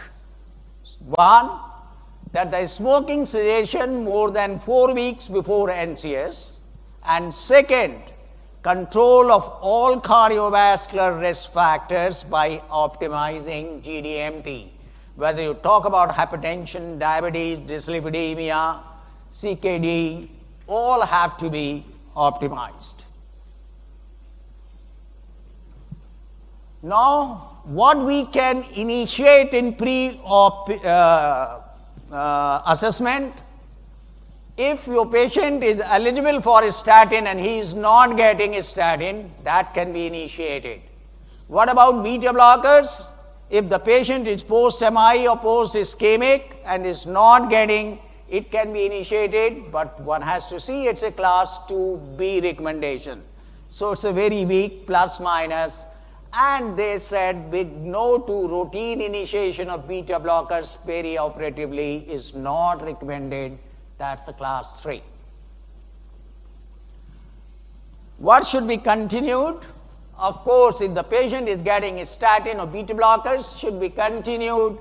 Stable patients getting RAS blockers can be continued, but again, it's a class 2B recommendation. What should be interrupted? Those patients are getting RAS blockers and diuretic without heart failure. On the day of NCS, both should be interrupted. Patients getting SGLT2 inhibitors 3 days before NCS, it should be interrupted to prevent the post-operative euglycemic decay. Again, the big no, non-aspirin NSAIDs are not recommended as first-line analgesics in patients with established or the high risk of CVD. What about the antiplatelets and anticoagulants? If the patient is undergoing a surgery which is a high risk for bleeding, as intracranial, spinal neurosurgery, or retinal eye surgery, it is recommended to interrupt aspirin for 7 days before NCS. So they have given this algorithm, but before that you have to identify the surgical procedure offering how much bleeding. It is a minor bleeding risk surgery, it's a low risk bleeding surgery, or it's a high bleeding risk surgery. So patients on DAPT, if the patient is on a high bleeding risk, if answer is no, continue with the DAPT. If the patient, you have to assess high bleeding risk as well as the high thrombotic risk, and if there is only high bleeding risk but there is no high thrombotic risk, then you have to continue aspirin and interrupt P2Y212. That means prasugrel 7 days, clopidogrel 5 days, ticagrelor 3 to 5 days before NCS. Now the only group, if the patient is at high bleeding risk along with a high thrombotic risk, that means PCI less than 1 month or ACS less than 3 months, high risk of stent thrombosis. If it is time sensitive and it can be deferred, it's better. If no, then you have to bridge with either with GPI or IV antiplatelets as cangrelor. as it is here. Either you can use GPI or cangrelor by 2 to 3 days before stopping and then starting it, and then few hours before you can stop and patient can undergo surgery, and subsequently it can be resumed. What about anticoagulants? Of course, again, you have to assess the bleeding risk. If there is no high bleeding risk and patient is getting VKA, and once the INR in the lower range, say around 1.5, you can interrupt and patient can undergo NCS and bridging is not needed. And the same holds true for NOAC. Short interruption can be done and bridging is not needed. Then you have to assess the thrombotic risk, and if patient is only on high bleeding risk and not on high thrombotic risk, and if the patient is getting NOAC, it can be interrupted and bridging is not needed. So bridging, if patient has got high bleeding risk and high thrombotic risk, that's the only area where bridging would be required. If your patient is getting mechanical heart valve, getting VKA, then here you have to stop VKA and you have to bridge with either unfractionated heparin or low molecular weight heparin 4 hours or 6 hours before NCS, stop it, get NCS, and then again resume it. So the bridging is only needed in that area. If your patient is having high thrombotic risk and high bleeding risk, if it is possible to defer, you can defer. Otherwise, again, it will need bridging. So that's the only area where the bridging is needed. So practically, bridging is needed in a very limited portion. Majority, they can be managed without it. If your patient has got underlying CAD and requires PCI, then the surgeon and cardiologist have to sit together and to decide it's better to do PCI before NCS or not. About the heart failure, one has to do the frequent assessment of volume and organ perfusion.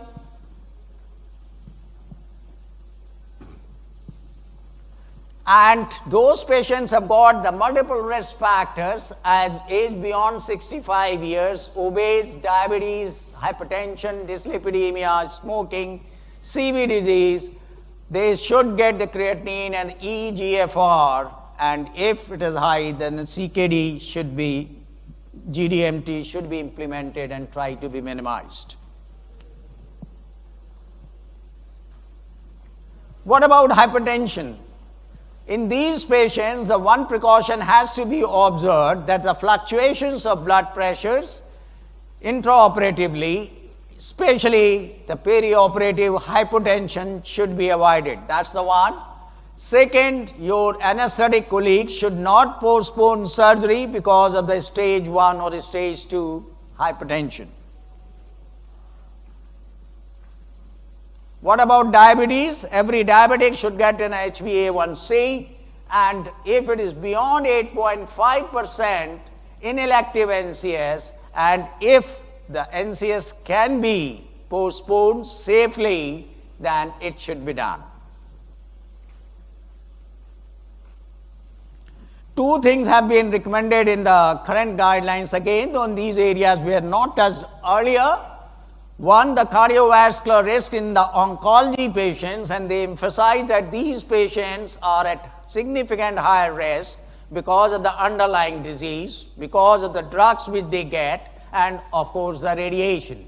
So these patients should be taken care appropriately.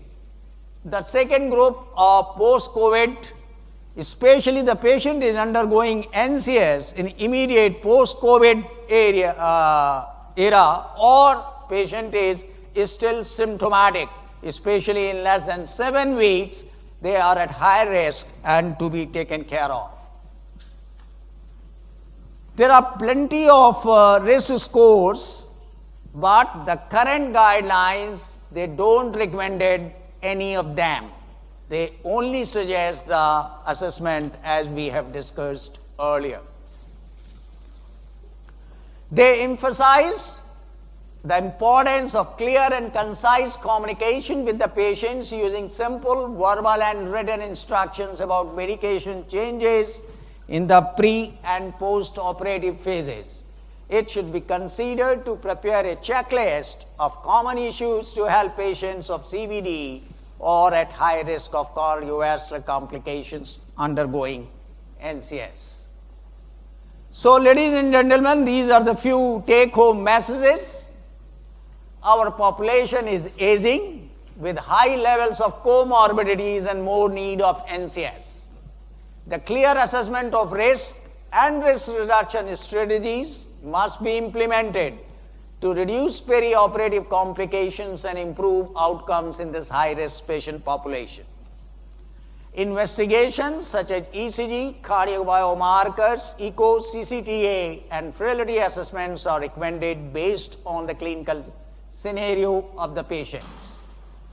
GDMT to optimize the treatment of CVD as well as cardiovascular risk factors should be implemented.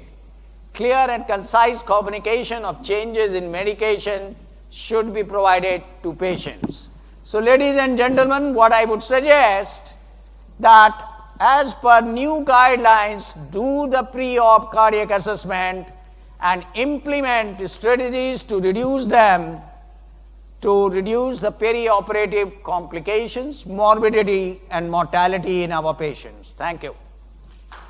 Thank you very much, Dr. Gupta.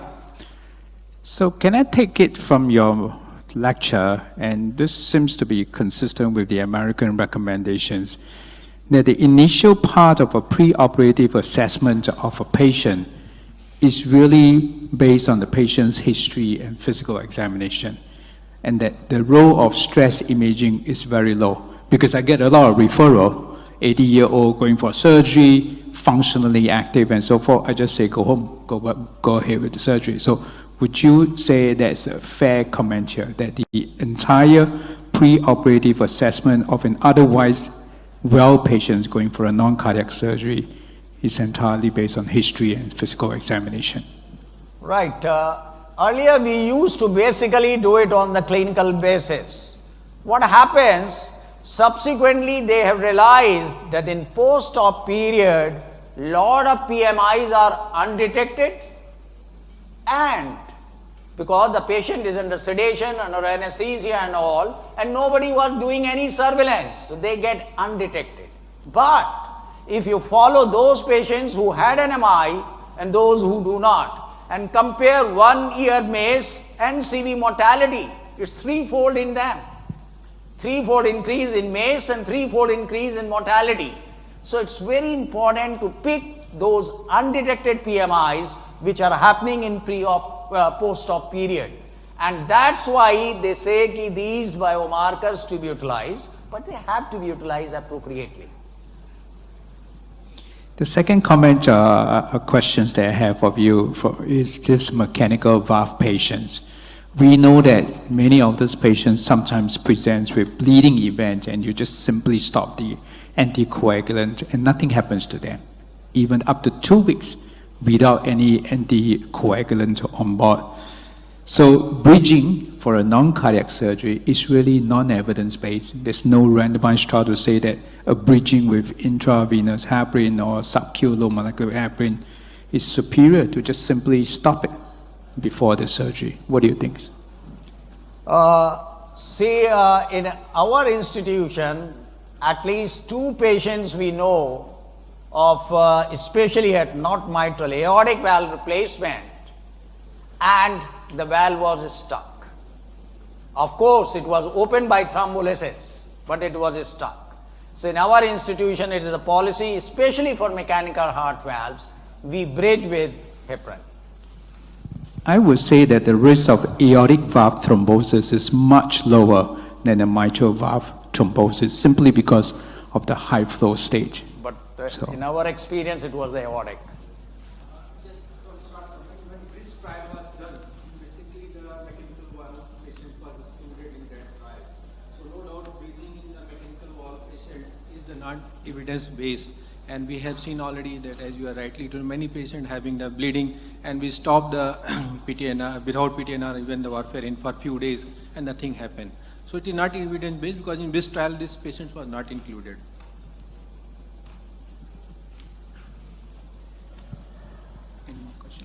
I'm just wondering how non-cardiac surgeons are reacting to cardiac consultations for non-cardiac surgery, because in my experience, they are asking for a lot of additional testing themselves. They're not convinced that their patients will do fine. So is this the same case in India or Singapore or in UAE? In Singapore, the surgeons are quite happy to hear from cardiologists that the patient is fit for surgery. They don't care what you do, Well, actually, what you order, and so it's not about being fit for surgery, because what we usually do is we're saying that you have low, intermediate to high risk for major risk cardiac events, and they're not happy with that formulation. That's right. But that's not what we do. We say Yes, yes. low, medium, or high risk, and they just want to know either they're fit or not. So that's right. where we differ. And we're having a lot of discussions with They non-cardiac surgeons. emphasize a lot on this word fit or unfit. Yeah. but we don't comment on fit and unfit. We grade the risk. Yeah, so, and personally, I'm finding a lot of times very difficult to discuss with non-cardiac surgeons our approach to cardiac risk in non-cardiac surgery. So, no more comments? Then thank you, Dr. Gupta, for your very enlightening lectures. And then I'm calling Dr. Rupesh Singh, who is Special Intervention Cardiologist, Zulekha Hospital, Sharjah, UAE, to give a lecture on thrombocardiology, emerging concepts, emerging therapies for ASCVD.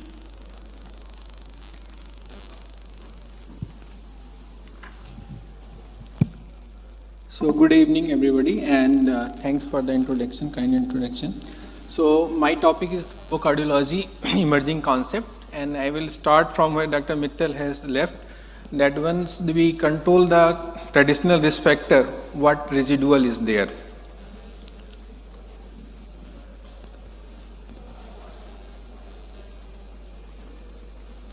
So there are two burning issues in the treatment of atherosclerotic cardiovascular disease. The first, despite optimal control of traditional cardiovascular risk factor, there is still substantial residual risk. And secondly, we see all in our clinical practice that around 10% of young cardiovascular disease patients have no traditional cardiovascular risk factor. Like patient is coming with MI and they have no history of diabetes, hypertension, dyslipidemia, smoker, or like family history, and still they got the cardiovascular disease. So how do we define the residual risk? Basically, residual CVD risk has been defined as the risk of CVD events that persist despite optimal control of traditional risk factor. Again, this is common, like patient have a previous history of CVD, they are well optimized treatment, everything LDL, HbA1c, hypertension, everything is well controlled, still they develop the new events after 2 years, 3 years. So what is the solution for that? Obviously, there are 4 folds. Basically, the residual metabolic risk in the forms of, as we know, the SGLT2, GLP, analog receptor agonist, LPA lowering therapies. Residual thrombotic risk in the form of either continuing the dual antiplatelet for long term or like low dose rivaroxaban, that is as in the COMPASS trial. And then my topic is basically concerned with the left side of panel, which is inflammation. And here we have the colchicine, canacubimab, both in COLCOT and CONTOS trial. I will come in the coming slides to show these things. So this is just published few days back on the March 6th. It is the inflammation and cholesterol as a predictor of cardiovascular events among patients receiving statin therapy. A collaborative analysis of 3 randomized trials, basically prominent, reduce and stent trial. And what was the conclusion? Among patients receiving contemporary statins, inflammation assessed by the HSCRP was a stronger predictor for risk of future cardiovascular event and death than the cholesterol assessed by LDL. So even those patients who are having the high statin therapy, the LDL level has the different, you can say, marker than the high sensitivity CRP. As we can see in this slide, if you go to the right side of the slide, red bar is the marker of the high sensitivity CRP and the blue bar is the LDL. And if you see, go to the highest point, SCRP giving the more indicator of death and the cardiovascular events in comparison to the LDL level. So these data have implication for the selection of adjunctive therapy beyond the statin therapy and suggest that combined use of aggregate lipid lowering and inflammation inhibiting therapies might be needed to further reduce atherosclerotic burden. At present, the challenge lies in identifying the crucial effectors of atherosclerotic specific inflammation among the plethora of the inflammatory mediators while sparing the host defense. As we know that from the long back, atherosclerotic inflammation was correlated from 80s to 2020. Lot of studies has done. I am not going to elaborate those things. But main marker in this thing was interleukin 6 and it is amplified by the interleukin 1. Other markers are also involved, which I will show in the future slides. In both, when the immunity comes, both innate and the adaptive immunity play the role in atherosclerosis. Innate is basically, you can say, mediated by monocytes and macrophages, and adaptive immunity basically mediated by the T cells. So coming to the interleukins, when we have seen the interleukin blockade is the pro-inflammatory cytokines that drive the inflammation in the atherosclerosis. Both isoform of interleukins, that means alpha 1 and alpha 1 beta, are involved in the atherosclerosis. Several options are available for interleukin 1 blockade, including the canakinumab, which is basically interleukin beta blocker, and anakinra, which is the basically both dual blocker, both alpha and beta, and the Gilonix, which is the monoclonal antibody specifically targeting the alpha. There was trial with the canakinumab, a monoclonal antibody against the pro-inflammatory cytokines interleukin 1 beta, and in contrast trial, the 150 mg canakinumab dose led to the significant lower rate of the recurrent cardiovascular event than the placebo, independent of lipid lowering. Notably, among patients receiving the canakinumab, those with the reduction in the on treatment with high sensitivity CRP level of less than 2 mg per liter benefited the most from the treatment. And in two separate studies, therapy with the anakinra, that is the basic dual blocker, significantly reduces the high sensitivity CRP in patient with ACS compared with the placebo. Coming to the Gilonix, which is basically interleukin 1 beta blocker, and standard of the care showed non-significant trend towards the reduction in the risk gnosis and the incidence of major adverse cardiovascular event among the patients who are going for the peripheral arterial disease revascularization. Whereas in the CANTOS trial highlighted the relevance of targeting interleukin 1 beta in the stable CAD. These studies illustrate the importance of interleukin 1 as a target in the acute setting of thrombotic events. Coming to the interleukin 6 blockade, interleukin 6 is a pro-inflammatory cytokines involved in the innate immunity response and a downstream mediator of the cytokine cascade featuring with the tissue necrosis factor interleukin 1. And interleukin 6 is the central stimulus for acute phase response. As we know that in the hepatocyte they stimulate the production of CRP. And therapy with the tocilizumab, a monoclonal antibody targeting the interleukin 6 receptor, reduces the high sensitivity CRP levels in patients with STMI or NSTMI compared with the placebo. And tocilizumab therapy also significantly reduces the myocardial salvage index in patients with the STMI. However, the absolute difference between the tocilizumab and placebo group was just only 5.6%, meaning that this increase might be of limited clinical relevance. Coming to the tissue necrosis factor, is also, as we know, this is a pro-inflammatory cytokines and it is produced by the several cells including the macrophage and the vascular smooth muscle cells. In observational studies in the patient with arthritis, inflammation was a strong risk factor for cardiovascular events, and TNF blockade resulted in reduced atherogenesis and lower incidence of cardiovascular events in compared with the patient with arthritis who has not received the TNF blocking therapy. However, in clinical trials in patients with the heart failure, TNF blockade had no efficacy or even worsening of the clinical outcome. Now coming to interleukin 23 is the present in human atherosclerotic plaque, and high plasma level of interleukin 23 was associated with increased mortality in patients with the carotid artery stenosis. And despite the pro-atherogenesis role of the interleukin-23 in mice, several meta-analyses of studies in patients with psoriasis, where it is used basically, showed either no effect or possible worsening of the cardiovascular outcome for treatment with the interleukin-23 blockers.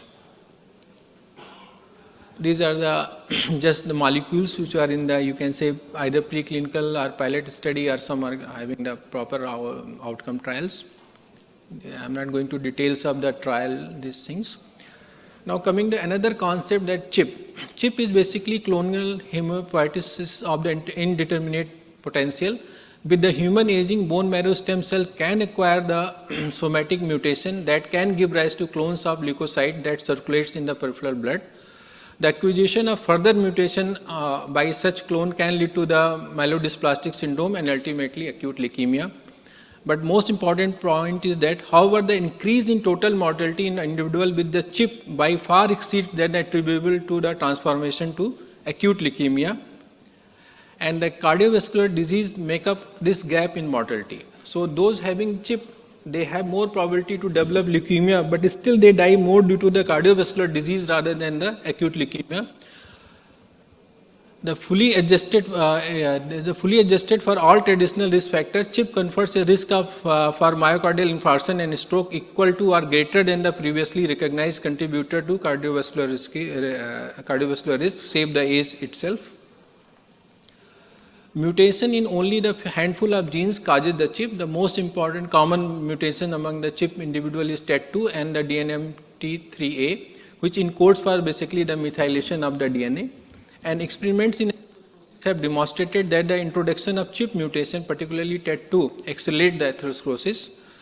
Concentration of the marker of inflammation, that is high sensitivity CRP, do not rise consistently in with individual with CHIP. So that's the important point. And this shows that this observation indicate that existence of an aspect of inflammation that mark augmented cardiovascular risk, but that are not captured by the measurement of high sensitivity CRP. Another CHIP mutation, that is JAK2, associated with myelodysplastic syndrome and polycythemia vera. And as we know, for the JAK2 inhibitor has approved for clinical use in the polycythemia vera and myelodysplastic syndrome. So targeting carriers of this CHIP mutation with this small molecule therapeutic provides an example of using genetic variant to allocate a specific therapy, the ultimate goal of any precision medicine. Now just briefly I am showing the relevant trial in this field. So first was the colchicine in the patient with coronary artery disease, basically low-cold trial. Patients with the chronic coronary disease were randomly assigned to receive either 0.5 milligram colchicine once daily or placebo. The incidence of composite endpoint of cardiovascular death, spontaneous MI, ischemic stroke, or ischemic driven coronary revascularization was significantly lower with the colchicine than the placebo. In this trial, almost 5,500 patients was included. And we see the results. Basically, hazard ratio was 0.69 with confidence interval was just 0.57 and 0.83 with p-value of 0.001. So significant improvement in the primary endpoints, and similarly in the improvement in secondary endpoint also. So in conclusion, in a randomized trial involving the patient with chronic coronary disease, the risk of cardiovascular events was significantly lower among those who received the 0.5 milligram colchicine once daily than among those who have received placebo. And the same trial was conducted in the background of myocardial infarction, and in this inflammation appears to play a role in the atherosclerosis, raising the possibility that treatment that reduces inflammation could prevent cardiovascular event. In a randomized placebo-controlled trial involving 4,700 patients with the recent MI, low-dose colchicine, that is 0.5 milligram once daily, prevented ischemic cardiovascular event. If you see again, the hazard ratio is 0.77 and with confidence interval of the 0.61 to 0.96 for cumulative incidence. So among patients with recent myocardial infarction, colchicine at dose of 0.5 milligram daily led to significant lower risk of ischemic cardiovascular than the placebo. Now coming to the canakinumab, the CONTOS trial. Again, patient with the recent myocardial infarction with and high sensitivity level above 2 milligram or more per liter were assigned to one of the 3 canakinumab dose of or placebo, and then 150 milligram dose, but not the 50 milligram or 10 milligram dose, led to the lower incidence of recurrent cardiovascular event. If you see the decline in the high sensitivity, all doses including 50 to 300 milligram led to the significant decline in the CRP level. But when the mortality benefit was there, it was maximum with the 150 milligram dose. So anti-inflammatory therapy targeting the interleukin-1 beta innate immunity pathway by the canakinumab had the dose of 150 milligram every 3 months led to a significant lower rate of recurrent cardiovascular events than the placebo, independent of lipid lowering. Now coming to the rivaroxaban, as we know that in COMPASS trial, among the patients with stable atherosclerotic cardiovascular disease, those assigned with the rivaroxaban 2.5 milligram twice daily plus aspirin had a significant better cardiovascular outcome and more major bleeding event than those assigned with aspirin alone. Again, we see in that trial, the aspirin alone and the rivaroxaban alone, and when it was rivaroxaban was combined with the aspirin, the maximum benefit was achieved. So inflammation is an important component of the pathophysiology of cardiovascular disease, and imbalance between the pro-inflammatory and anti-inflammatory process drives the chronic inflammation and the formation of atherosclerotic plaque in the vessels wall. Clinical trials assessing the canakinumab and colchicine therapies in the atherosclerotic cardiovascular have provided proof of principle of the benefit associated with the therapeutic targeting of immunity system in atherosclerosis. The immune suppressive adverse effect associated with the systemic use of anti-inflammatory drugs can be minimized through the targeted delivery of anti-inflammatory drugs to plaque, defining the window of opportunity for treatment and identifying more specific targets for cardiovascular inflammation. So clinical stratification via novel risk factor and discovery of new surrogate marker for vascular inflammation are crucial for identifying new immunotherapeutic targets and their successful translation into the clinics. Thank you. So Thank you very much. So, any comments? We do have a lot of data on this topic, but it seems that we're doing a little in clinical practice to reduce inflammation. I personally participated in at least 2 of the studies that you mentioned, namely canakinumab and rivaroxaban, but I'm not using any of these agents in my routine clinical practice. How about you? Any experience with colchicine or any other?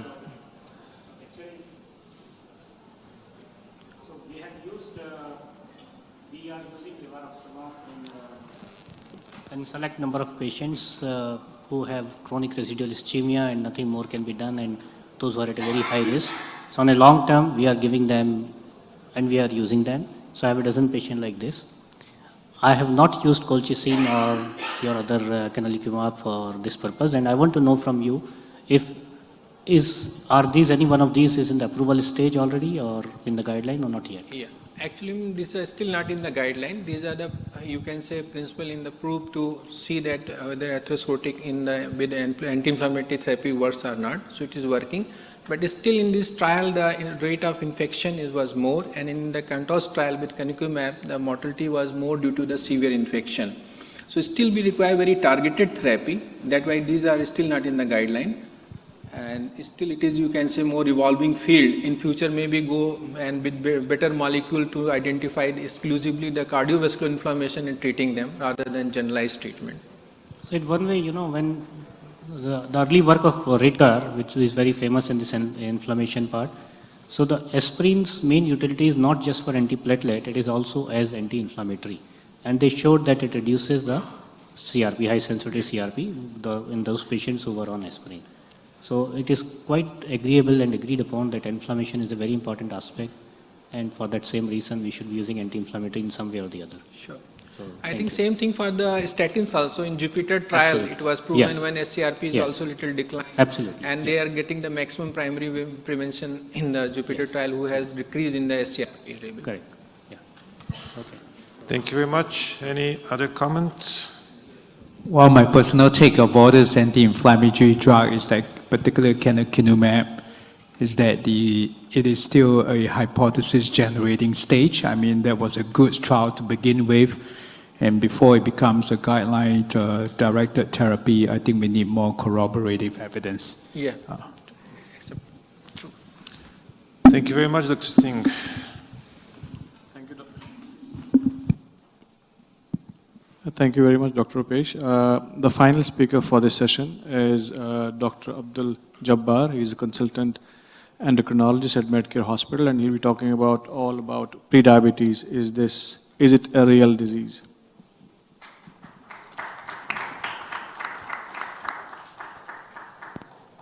Thank you, Dr. Mittal and organizers, for giving me an opportunity to talk to a team of cardiologists. We from the endocrine try not to send patients to you. And for that reason, the title of the topic given to me, all about prediabetes, is it a real disease? So how many of you feel that prediabetes is a real disease? It's a real disease. Correct, right? So the question I'm asking now, but I don't know the answer now, that how do we diagnose? Because patients don't come and say, check my prediabetes. So this is an important question if you want to prevent something, at what stage and how to diagnose it. So these are my disclosures, but not relevant to this topic. As you can see here, prediabetes is not the first thing to diagnose, because it's already too late. What it starts with in the metabolemic syndrome is hyperinsulinemia, leading to overweight and obesity, in some patients leading to only impaired fasting glucose, then impaired glucose tolerance, and then you reach prediabetes. And that's the important question to remember, when to start diagnosis and how to start diagnosis. From the esteemed people here, there was a question, why the prevention is not taking place? Because we are too late to diagnose. So important thing is, by definition, it's an intermediate metabolic stage of hyperglycemia with glycemic parameters above normal, but still below the diabetes threshold. And when we see in the medical community, we are still struggling, but now I think almost everybody with the definition is there, that it's a problem. But as you can see, our numbers are changing, and the way we diagnose prediabetes or even before that is confusing still to many doctors and no doubt to many people at large who say, doctor, why are you saying diabetes? I'm not still diabetes. Then the next question will come, no, you're not diabetic, you are pre-diabetic. So pre-diabetes is diabetes? What is the answer? No. So that gives a satisfaction to the patient and the whole family. No, it's still not diabetes. So in terms of prevalence of prediabetes in adults and the forecast, as you can see, the worldwide and the MENA region is going to at least double or triplicate in the next few years or a decade. So if you want to prevent diabetes, what you should do? You should diagnose prediabetes before. But I showed the first slide. If you want to prevent prediabetes, when should you diagnose? Even before prediabetes happens. And that's the very important question. And as I ask you, think about how to diagnose it. So these are the definitions almost known to everybody now, based on the fasting plasma glucose or the 2-hour GTT or hemoglobin A1C. There are different criteria and they've got different results, but at least everything shows you that there is a problem. Progression from prediabetes to diabetes. About 5 to 10% of the individuals with prediabetes develop diabetes annually. So 70% are expected to develop diabetes within 10 years. So if you can stop it there or diagnose it before, so even if half of those people, not patients still, even half of those people can be prevented to become diabetic, the diabetic load will become 50% less in the next 10 years. Then comes the very, very important question which I am trying to highlight. Look at A1C and the future increased risk of diabetes. As you can see, because the pointers don't work, this is what we call pre-diabetes. The risk is 20%. But look at the A1C from 5.5 to 6. Is 5.5 pre-diabetes? No. We start at 5.7. What is the risk? 5 times. 5 to 5.5, is it pre-diabetes? No. The risk is still 2 times. And that's why I'm saying even pre-diabetes is late. Because why to focus on preventing diabetes? Why not to focus on preventing pre-diabetes? Because that's why it has been labeled as a disease now. Right?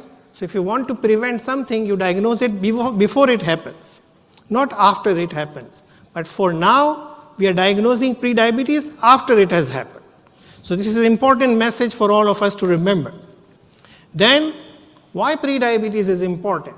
As you can see, even at the pre-diabetes stage, there is a 59% increase in the retinopathy. There is 75% increase in the polyneuropathy, and 67% increase. As we see, by the time patients become diabetic, 50% of those with type 2 diabetes have got already some microvascular complications, but subclinical, which we are unable to diagnose clinically. If we investigate, we will find them. Still, the important is that prediabetes and diabetes increase the risk of macrovascular complications. So this is important to see again, not only in diabetes, but even in impaired glucose tolerance, the risk of the macrovascular complication does increase. So why to screen? Because we'll diagnose it early, we'll have better patient outcomes, it will be cost effective to manage them, it will be the improvement in the population health at large, and helps make the change from reactive medicine to preventive medicine. That's a very important point. So the asymptomatic individuals who are at risk of type 2 diabetes should be tested for prediabetes. So you have got the same criteria, but you start them screening early. Now think about the list which is there. You may not be able to read everything from there, but number 1, first degree relative with diabetes. Okay? So my question to all of you, who doesn't have a first degree relative with diabetes? Nobody. So everybody qualifies, correct? Number 2 is physical inactivity. How many of your patients are really physically active? Nowadays they say, oh yes, my phone says I'm walking 10,000 steps a day. Is it physical activity? You just rotate your phone and you will get 10,000 steps. And if you do 10,000 in a day, just count how many in an hour. That's not physical activity. That's activity in terms of. So there are so many other things. High risk of the race and ethnicity, which many of us belong to. History of cardiovascular disease, hypertension, HDL less than 35, women with polycystic ovary syndrome, and other conditions. So somebody who already has something, nothing to say, but these are the people who should be screened for prediabetes. And if we want to prevent prediabetes, we should start management even before prediabetes starts. So aim is not to prevent diabetes, the aim should be now to prevent prediabetes. So you start diagnosing, if possible, even before that. So now this slide shows very well, photographically, that type 2 diabetes, impaired glucose tolerance, hypertension, central obesity, polycystic ovary syndrome, dyslipidemia, and infertility. But what is behind all these problems? Insulin resistance. And the $1 million question, what comes first, Insulin resistance or obesity? Chicken and egg. So how many will say, what comes first, chicken or egg? Chicken? Anybody? Nobody. Egg? Nobody. Oh, very simple. You go to a restaurant, whatever you order first will come first, right? You order chicken, chicken will come. You order egg, egg will come. It's a simple answer, right? But still we don't know. So the same question now I raise you, medical question. What comes first, obesity or insulin resistance? How many for obesity? How many for insulin resistance? Think now. How many kids are born with obesity?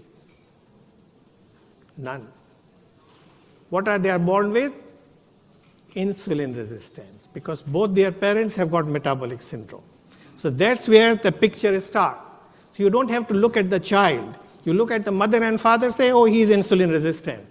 That's how early you can start diagnosis, even before pre-diabetes. That this boy is still not putting on weight, but if you check insulin, it will be high. Beautiful knowledge, which we are missing. So how to diagnose insulin resistant? Just to give you an example, because I've got limited time. A female patient comes to you with an irregular periods and a BMI of 32. On examination, you find these two scenarios. What are these two scenarios? Acanthosis, everybody knows it. You don't need any test for it, right? What is the diagnosis? Come on. What is the diagnosis? Insulin resistant. How many of you check insulin level? Nobody's. We are waiting for the A1C to go up before doing anything. That's too late. Even for pre-diabetes, you need an A1C of 5.7 plus. If you want to diagnose 5.5 or 5.2, you have to think about insulin resistance very early on. So, depending on that, we know that we should diagnose early, and that's why I say your patients don't come to you and say, doctor, check me. But nowadays, there are many, many patients, young ones, coming to you say, doctor, I'm putting on weight. Do something. Why are they putting on weight? They are pre-diabetic? They are future pre-diabetics. They are coming themselves to you, asking for your help. And if you don't help, where do they go? To the gym, to the health providers with nutritionists, health coaching, serving meal plans at home, because we don't have an answer and we don't give them diagnosis. So the pre-diabetes treatment goals are normalize glucose levels, prevent or delay diabetes, preserve the beta cell function. Hyperinsulinemia means what? Beta cell is working hard. And when will diabetes come? When beta cell say, I'm tired. That's why by the time diabetes is diagnosed, 50% of beta cell is gone. We are already too late. So there are so many things we have to think about. This was the diabetes prevention program in which they had the objective at least 7% weight loss and at least 150 minutes of physical activity per week. This was the diabetes prevention, not pre-diabetes. And they were able to achieve quite a lot, but still there were challenges, as my friends talked in the morning and Dr. Mittal mentioned there. We know the things, but we can't implement it. And you can't implement it, why? It's easy to blame the patient, right? Say, oh, patient is not doing it, I told him everything. So difficult to maintain, poor compliance, regaining the lost weight over time. So diabetes prevention program is still very useful because compared to placebo, intensive lifestyle and the metformin, two groups were able to prevent diabetes in a significant more patients than the placebo group. And effects were maintained over 15 years. Wonderful. Now think about, you start prevention at somebody with the age of 40, and if you can prevent it till the age of 55, wonderful. How many resources and how many complications you were able to prevent. So how do you diagnose pre-diabetes or even before that? Your patients won't come to you. So there are two aspects to that. One is the public awareness or public health measure, which we individually cannot do. But all patients with diabetes or coronary or dyslipidemia or hypertension who are coming to you, I told you, what is in their family, what is happening to their kids. They will not come to you unless you tell the parents, try to take care of your body. So our general rule is, if your child is overweight and there is a history of diabetes in the family, check them and monitor the weight. So NICE guidelines has got only one recommendation about the medications to be used. If the lifestyle change alone is difficult to maintain and continue the metformin treatment, I will not go into the details. Thank you for the listening.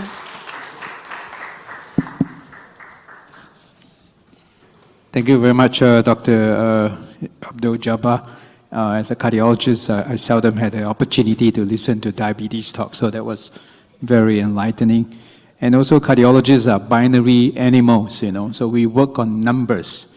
And so, can I ask you, at which HbA1c level do I start metformin, and what target should I be aiming to prevent progression? Very good question. Very good question. So, I say if somebody you're diagnosed pre-diabetes, although I start before, I start based on insulin alone.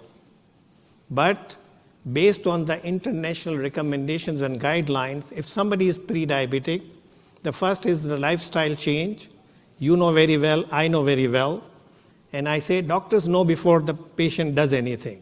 I know this patient, he will get with my lifestyle change from 5.7 to 5. And I have patients doing that. But I know the patient, he will not do anything.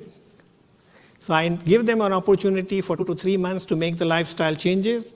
They are usually reluctant, I don't want to start medication. I ask them how much time you need. Some will say 1 month, some will say 2 months, some is very realistic, will say 3 months. I say, okay, done. In 3 months you get below pre-diabetes, I will not start. But after that, if you can't, you'll have to start. Simple bargaining and negotiating. So what number? What number do I start metformin in the patient? 5.7 plus and not responding to lifestyle change. And going for less than 5.7. Good.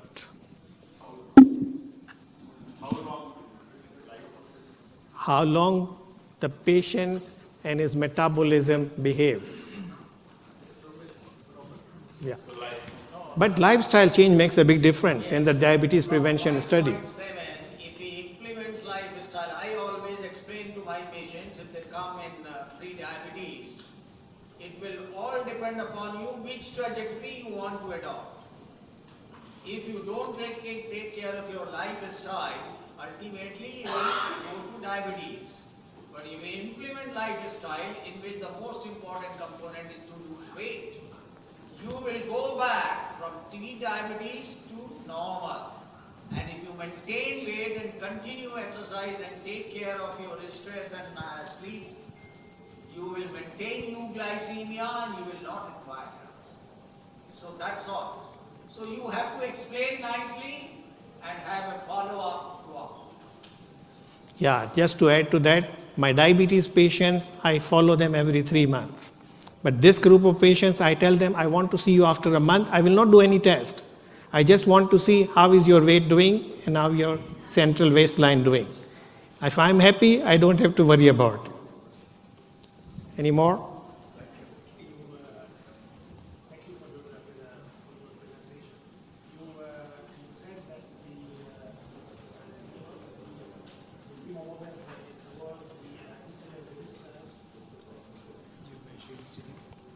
Was the insulin resistance rather than the obesity. But don't you think that it's multifactorial, that you have insulin resistance and which is with lifestyle and diet, both of them contribute to the occurrence of diabetes. It's not one thing without the other. It's the concordance of all these two. Agreed. Combination there. As I said, there are 2 parts to it. So as I say, somebody who is 5 years of age and becoming obese, who is feeding that 5-year-old? Mother. And she's not giving junk food every day, but is still putting on weight. That's the genetic insulin resistance showing up. But then he starts going to the school when he has liberty and he starts eating whatever is available in the school. And whether he plays football on the iPad or football in the field, that's the lifestyle. So we have to teach them lifestyle when they start, Since they, rather than becoming late. Thank you. Thank you very much. Thank you. Dr. Meyer. Okay, so we're done for this session, and I believe Dr. Mittal will turn to us. It has been a terrific session of 6 lectures and the longest session out of 2 days. I'm sure the chairperson did a wonderful job, carried on a lot of time, 2.5 hours continuously, and now everybody deserves a tea break. Thank you so much for being and maintaining the time schedule as well and generating a good sort of discussion. So we will be back at 4:55 again, and then we'll have another session. And please note the following things, that 8 p.m. to 8:15 we have a short inaugural session in which we also are going to be having the gracious presence of Dr. Marwan Al-Mullah, who is the CEO of the DHA. This year's particular event is also under collaboration with Dubai Health Authority. We have already got approval of 8.25 hours, which is done already. So at the end of this session, tomorrow you can start getting your certificates depending upon your participation. And tonight after 8:15, there will be a good dinner and the third room from here. So thank you so much for coming over. Thank you for joining, and we meet up in 25 minutes from now. Thank you. Thank you.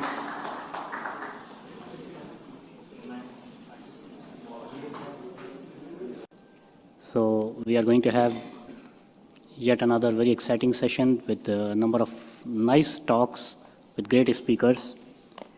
And we are also having a very emphatic moderatorship here. So in this session, out of 3 moderators, Professor Gugliano will join online through the Zoom. Professor Gugliano is in Boston, USA, and he is the senior investigator of TIMI study group and staff physician in Brigham Women's Hospital. So 2 are in-person moderators. So I take the pleasure to invite Dr. Abhay Pandey to moderate this session. Dr. Pandey, most welcome. And I also invite Dr. P.K. Gupta to take on the session, please, Chair. And along with Professor Gugliano, 3 of you will please carry on the session for next 3 hours. It's totally upon you. How do you want to take the discussions, either at the end or after each lecture? Our only cutoff is for the timings. So the floor is all yours, and once Professor Gugliano joins, you guys please inform us. But you can start the session. Thank you so much. So, good evening and welcome back again, and we have got an exciting session, and we are going to start with Dr. Virendra Mishra, Senior Cardiologist at Burjeel Reem, Iceland, UAE, and he is going to cover a very important topic. You all must have read in newspapers and have heard in the news that some celebrity has collapsed in the gym and died. So there are a lot of concerns in general public as well as in the healthcare professional community. Why this is happening? What should we do? How we can prevent that? And Dr. Mishra is going to answer all these things. Dr. Mishra. So, good evening, ladies and gentlemen. First, I would like to thank the organizers, especially Dr. Brijesh, for inviting and giving a chance to speak something which is very burning. And this is what is common in these celebrities. So, you must have seen this picture many times, and what is common? All of them, they died in the gym. This is the famous actor Siddharth. He collapsed in the gym. Raju Srivastav collapsed after coming out from the gym, had MI, admitted and died. KK Singer, after the performance, collapsed and died. This is the double of Salman Khan, did 50 movies of Salman Khan, nobody we recognized at that time. Sagar Pandey came out from gym, died. The famous Eric the Trainer, he trained Hollywood. Most of the Hollywood stars are trained by him. is a very good, died in gym. And this is another person, Damar Hamlin, very famous. He was at the field while playing, collapsed and died. So these patients, those who died at gym, what is there? Why they are dying? What is the problem with these guys? So in circulation, they collected all these data in the prevalence to find out and published in 2011 how much is the prevalence. So if you look at here, this group of the patients, those who are having a very good active physical activity, has at least double the risk of collapsing. Especially if they are a very high athlete, they have 2 to 3-fold higher than non-athletes. So how much is the incidence? Around 1 to 6.7 cases per 100,000 per year. In Denmark, it is around 2.8. And what are the causes? Most of the important causes hypertrophic cardiomyopathy and the hypertrophy of the left ventricle, which is around 0.2. Another, myocarditis. We have seen during COVID time and on other time, myocarditis, which we many times do not give much importance. A person with myocarditis goes with very heavy exercise, they collapse. 43% with myocarditis we witness collapse.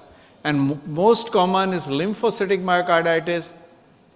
Then comes about 54%, neutrophil 31%, eosinophil 24%. So these cases, what exactly is happening to them to find out and figure out? So they have collected the data, whether it is a US male jogger or military person or athlete or college athletes. Incidence was 1 in 7,000 to 1 in 150,000. So incidence, though it is low in many group of the patient, but many of them, around 15% is hypertrophic cardiomyopathy or possible hypertrophic cardiomyopathy. Then comes the coronary artery disease, ruptured plaque. They may be having some coronary artery disease, they have exercise, plaque ruptures, goes for chest pain, and then have arrhythmia and collapse and died within 1 hour or maybe 1 to 2 hours time. Coronary artery disease, coronary anomaly, high number, 6 to 7%. Myocarditis, ARVC, and then cardiomyopathies apart from them is arrhythmogenic heart. They have a long QT syndrome or arrhythmogenia. So what they have taken in this study, 820 people which were very sports enthusiasts working in the sports. Out of all the population, they were young population, less than 35 years, all this collapsed and died. And if we categorize their sports events, so cycling, jogging, soccer and hiking has been found to be nearly 60%. So 60% of them were having this group whose collapsed and died. Red was showing the females, blue were the males. In these young competitive athletes of 820 which they have analyzed, as we say, coronary artery disease, hypertrophic cardiomyopathy, possibly RVD, congenital heart disease, dilated cardiomyopathy, then arrhythmogenic WPW, long QT syndrome, and primary VF. These all end up in collapse and dying. In a 10-year study, which is published in Rhythm very recently in 2018, to find out what exactly going on, is published in Australia from 2006 to 2015, sports-related deaths from 7 years to 65 years. They took all the autopsies reports of 19,000 autopsies and take out about 201 who died sports-related. And interestingly, 74 were witness arrest in this group of the patient when they take out the data. And 68% from the cardiac cause, coronary artery about 45%, and arrhythmia and other things were about 33%. What they also found, if your weight is high in postmortem, more than 500 grams, and what they have seen, if it is more than 500 grams, they end up in this group of the patient with fibrosis, LV fibrosis. Invariably, whether there is more, not classical cardiac myopathy or hypertrophic cardiomyopathy, but they have a hypertrophy with LV fibrosis, or we call idiopathic LVH and fibrosis. Most of them, they died and collapsed. So in this group, what they found, the coronary anomalies, LV hypertrophy, arrhythmia were the highest number in this group of the patients. This is a very interesting publication came from United Kingdom. When this was going on, just published in 2016, they take a long, from 1994 to 2014, all these cases analyzed, 357 died athletes during this period of time. And again, what they found out, that the majority of them, those they died was male because of the performance-wise, and sport discipline running, 25%, football player, 25%, and in running they included marathon or half marathon group, cycling, gymnastics, swimming, they take 70% of the total burden. Even 5 to 2% were there in other sports events. And what they have recommended in this group of the patient, what to do, they know, they analyze the cause, they're recommending the analysis that what they should do will come in the next few slides. This is an interesting publication came in recently, that what they do, this came from the 2018 to 2009 King County, Washington Emergency Department. The incidence of sudden death was 2.1 to 4.4 per 100,000. And what they say, that these group of the patient, those who are collapsing and dying within 1 hour or without exercise, if they are witness, they go for immediate CPR and then automatic defibrillator. Interestingly, 26% survived. So what they say, these incidents are occurring in front of hundreds and thousands of people watching them. If they have a facility, they can be given and survived. This is a very interesting article called Copenhagen City Heart Study. This article divided all their participants in the 3 groups: light jogger, moderate jogger, or very strenuous jogger. There is a group they compared as a sedentary. So sedentary has a high incidence of non-protection. They are not protected for coronary artery disease or this. Then what they have seen, they found out that this is a U-shaped curve. If they are a light jogger, there is a big protection, and if there is strenuous jogger, the death rates were higher in them. So strenuous jogger, from the protection going back again to the more deaths. And the reason they have later on come out in some other publication which we'll discuss, that the light joggers has the highest protection, and they say as low as 1.2 hours in a week is protecting them. So they went for the most of these cases were congenital heart disease, hypertrophic cardiomyopathy, long QT syndrome, Brugada syndrome. So what they have collected or inherited cases, and they try to find out how much is the burden from these congenital heart disease, Brugada syndrome, catecholamine. So they found out about 90% of them are having autosomal dominant disorders. And because of this, they try to take out the genes, and they isolated 100 genes which is implicated. And out of these 100 genes, about 54% genes they have already found out which is a deleterious genes, which can kill the person, which is there in subsequent flight. So this is another interesting publication which just published, I think on 6th March, 6th March last week. Very interesting publication, a lifelong endurance exercise and its relation with coronary atherosclerosis. So they have 2 groups of the patient. One group, they suggested complete lifestyle. Follow up with the lifestyle, they are not doing very heavy exercise. Another group of the patient, those who are also doing lifestyle but very heavy exercise, endurance for lifetime. And to their surprise, they found those who are doing heavy exercise, they are not further protected.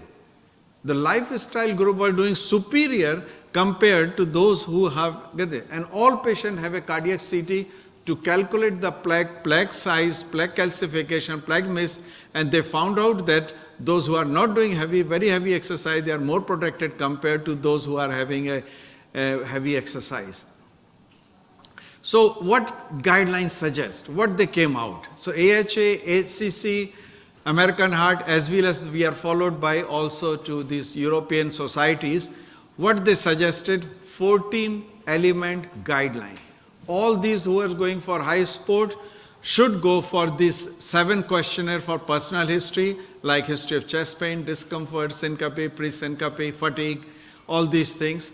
3 points from the family history of any family history of sudden death, any arrhythmia, QT syndrome, and 4 examination finding. Total 14 points. Everyone should undergo this analysis. If they found any problem in anything positive, go for 12-lead ECG. Anything abnormal, go for echo or MRI if they are very strenuous or high-end worker. As a routine, ACC/AHA is not saying that you need to do ECG for all patients. However, the ESC is saying you should do ECG for all patients who is going for athletic activity. International Olympic Committee also recommend ECG once every 2 years for that person if he is actively participating in his sports events. So there is a very interesting publication, also came recently in 2019. What they did, they took the same 14-point evaluation program and compared it without ECG and with ECG and say, let us see why they are saying don't need to do ECG for all these groups. And they found if you do the ECG in the same group, your sensitivity goes to 87% and specificity 97% compared to only 18 and 68. And positive predictive value from 0.3 jump to 13. So if you just do ECG, you can pick up a lot of ECG changes, hypertrophic cardiomyopathy changes, other changes, and then go further accordingly if the ECG is not normal. So they also came out with very interesting thing. A on-site possibility of BLS, a simple BLS, ACLS, and defibrillator. So what they have found out in this study that if you do all number of exercise-related arrest, bystander CPR, there from your discharge survival from 23% jump to 66%. So this is another guideline very strongly supported that on-site availability of defibrillator should be there, which should be accessed easily, and the site, whosoever is possible, should know to do simple basic life support. Same came out APSC. They have also given in the statement 1, statement 2, statement 3, how to deal with this patient with the mass screening program, those who are going for athlete, how to do their assessment, ECG, analysis, and all those. So similar guideline came. If anybody wants to just scan the graph, they can get all the guideline in their mobile, how to deal with this patient, because you must be seeing these cases who come for high-end sports activity. So ladies and gentlemen, coming to the conclusion for these sudden death, what is the prevalence and how to protect them? Prevalence is around not very high, 1 to 6.7 cases per 100,000.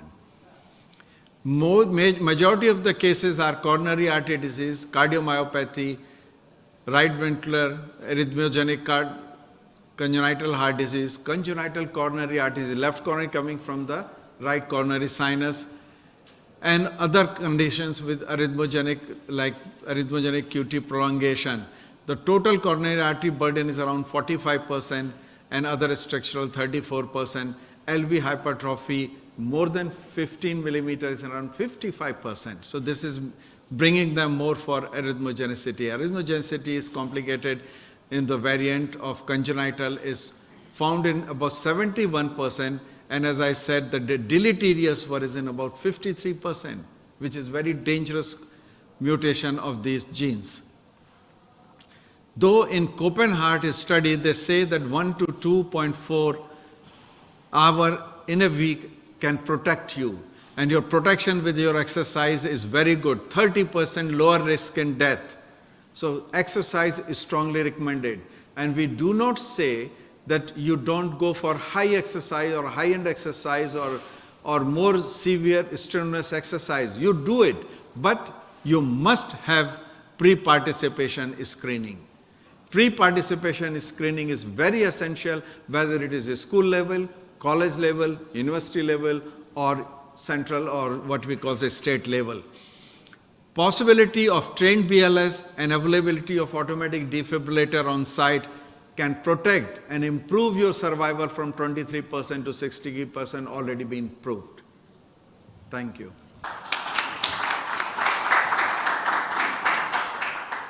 You all will agree Dr. Mishra has given a very wonderful lecture on a very important topic, and which is in news in last 1 year.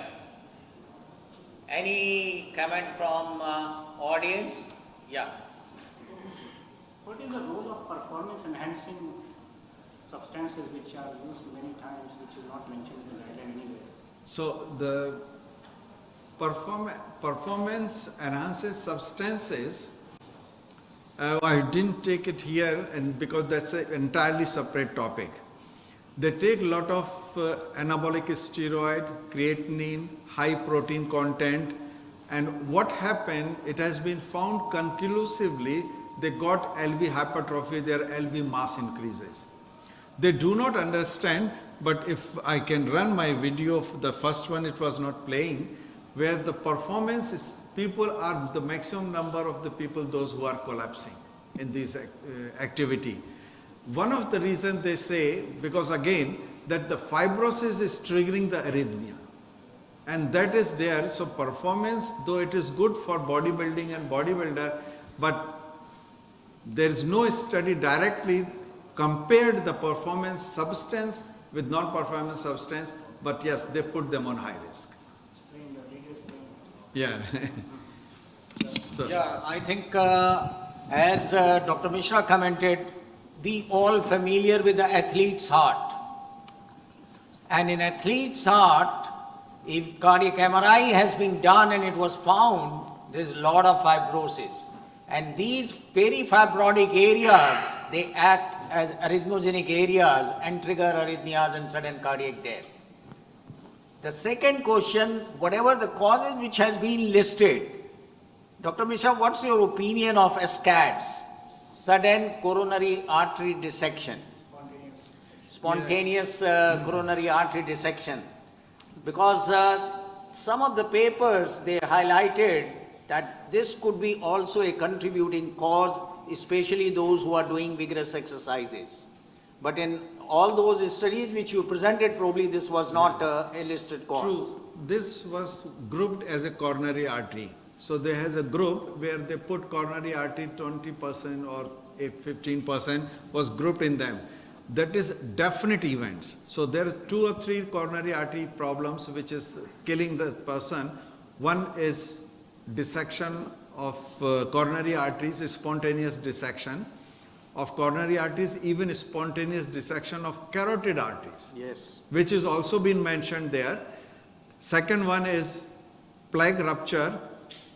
Third one is acute thrombus formation, which they don't know why it formed, but when it is, they found in postmortem. So these are the few conditions which they say spontaneous dissection is one of the cause. So I would like to conclude with that as the guidelines recommend, moderate intensity exercise, 150 minutes per week is protecting your heart. Don't be over enthusiastic and don't be under enthusiastic. And if you want to enjoy a gym, go to the gym where the trainer is BLS expert or trained BLS and ACLS, and gym has got an AED. So if these 2 things are there, then the things are better. Sir, one question. Sir, don't you think that the athletes are having a superior left ventricular function in comparison to others? Every functions are more superior. There was one study which conducted in 1996, and they talk about 50 to 60% more functional in comparison to the people, those who are not doing any exercise. You see, there are 3 groups. One is sedentary group, one is mild to moderate exercise group, and one is athlete group. So to say that the athlete group's LV function is superior is not, it's the other way around. They have a high performance stamina, their heart rate doesn't go very high because of the the change in the parasympathetic and sympathetic activity. So they don't increase the heart rate. They can play 1 hour football match without raising the heart rate beyond even 100. But when they did a study, which is also there, those who are doing like bodybuilders and their LV function, which was before they started bodybuilding and doing all this heavy exercise, was 62, 63, came down to 54 to 56. And when they stopped the exercise, heavy exercise and these material, it started improving. All right, thanks, Dr. Gupta. Tom, thanks, Dr. Mishra.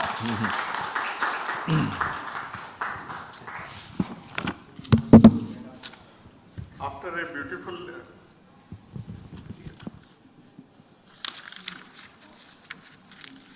hello. After a very beautiful lecture on this, we have another champion who is going to give us information about myocardial revascularization in chronic coronary syndrome, whether to do or not do. After ischemia study, there have been a lot of questions about this, and he will give us correct directions what to do if we have a chronic coronary artery disease. Thank you very much to the moderators. Thank you, Dr. Brajesh, for this opportunity and for all of you all to be here.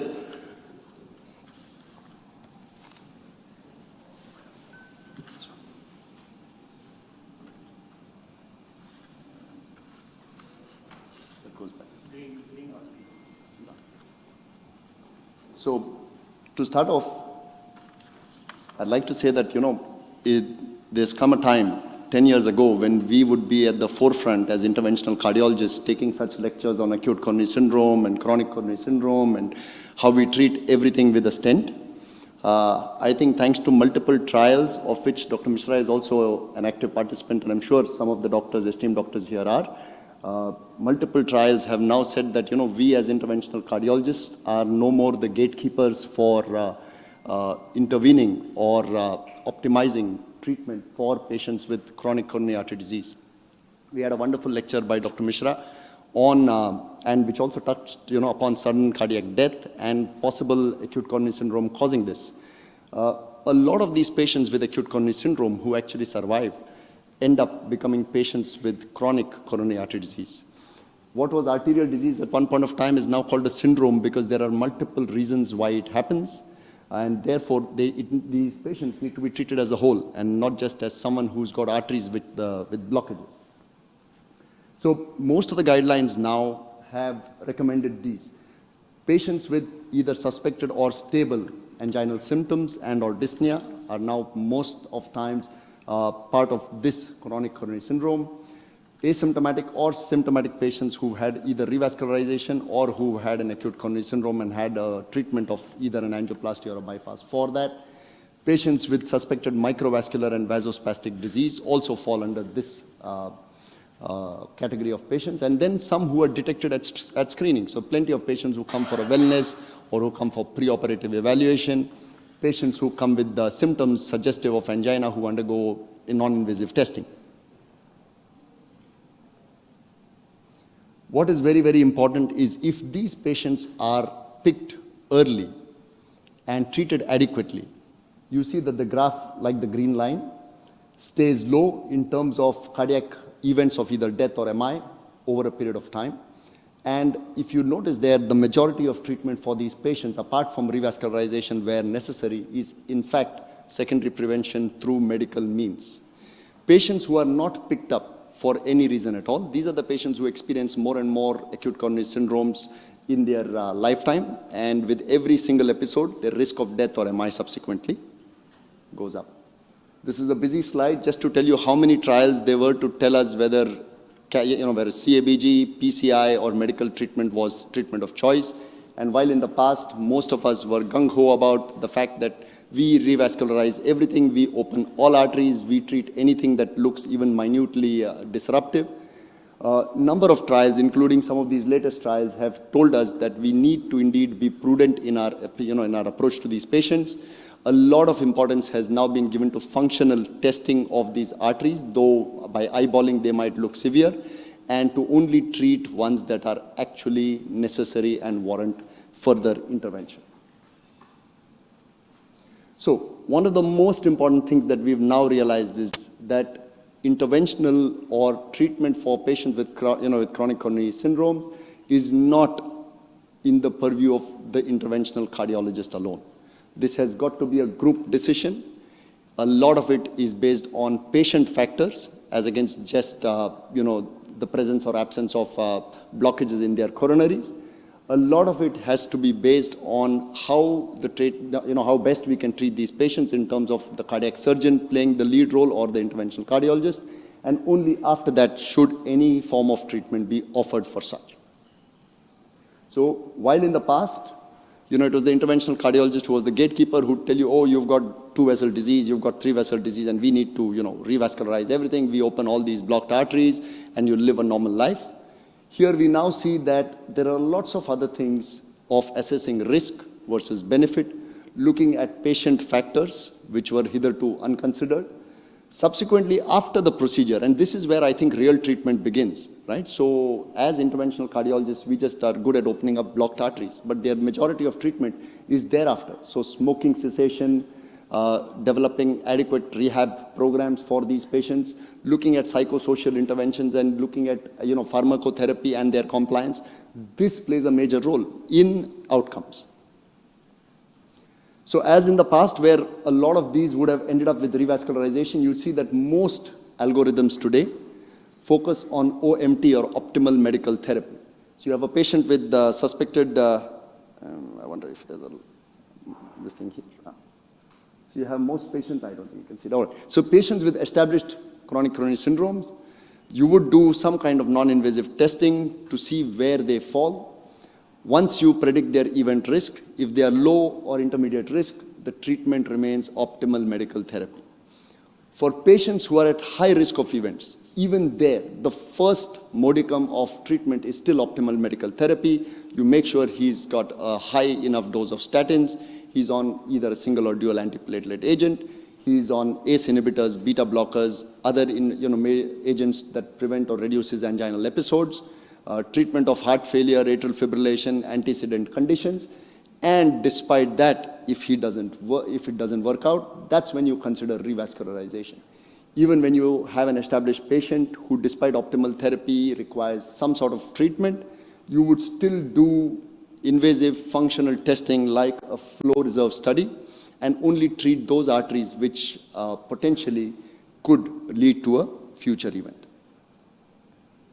So who will revascularize these patients? So the question to whether it is required in a small subset of patients. Who will revascularize? Initially, it used to be the interventional cardiologist. Lots of studies now say that it's probably best done by the cardiac surgeon. But my personal opinion is the non-interventional cardiologist is the one who plays the main role in these patients. And I think a group approach is required to make sure that these patients are adequately treated. This is where the heart team comes into play, and I'm sure most of our hospitals today has a heart team which comprises both the non-interventional cardiologist, the patient, if there's an imaging specialist, the presence of the interventionist, the cardiac surgeon, and then the staff in and around to make sure that this team is on hand to treat these patients. And why is that important? Because unlike in the past where we were treating only disease, here right from the coronary anatomy, so patients with complicated lesions, left main stenosis, severely calcific disease, chronic occlusions, these are all difficult to treat. And while in the past the interventional cardiologist would poke his wire at all these lesions, maybe it's a better idea to send these to the surgeon. What about comorbidities? Comorbidities make it sometimes difficult for surgical success, and that's where maybe the interventionist then has a role. What about procedural factors? The presence of the radial artery and radial artery angiography and angioplasty today, which today is probably the gold standard of care unless he has very poor radial arteries. Most important, and what was probably unexplored in the past, is presence of patient factors.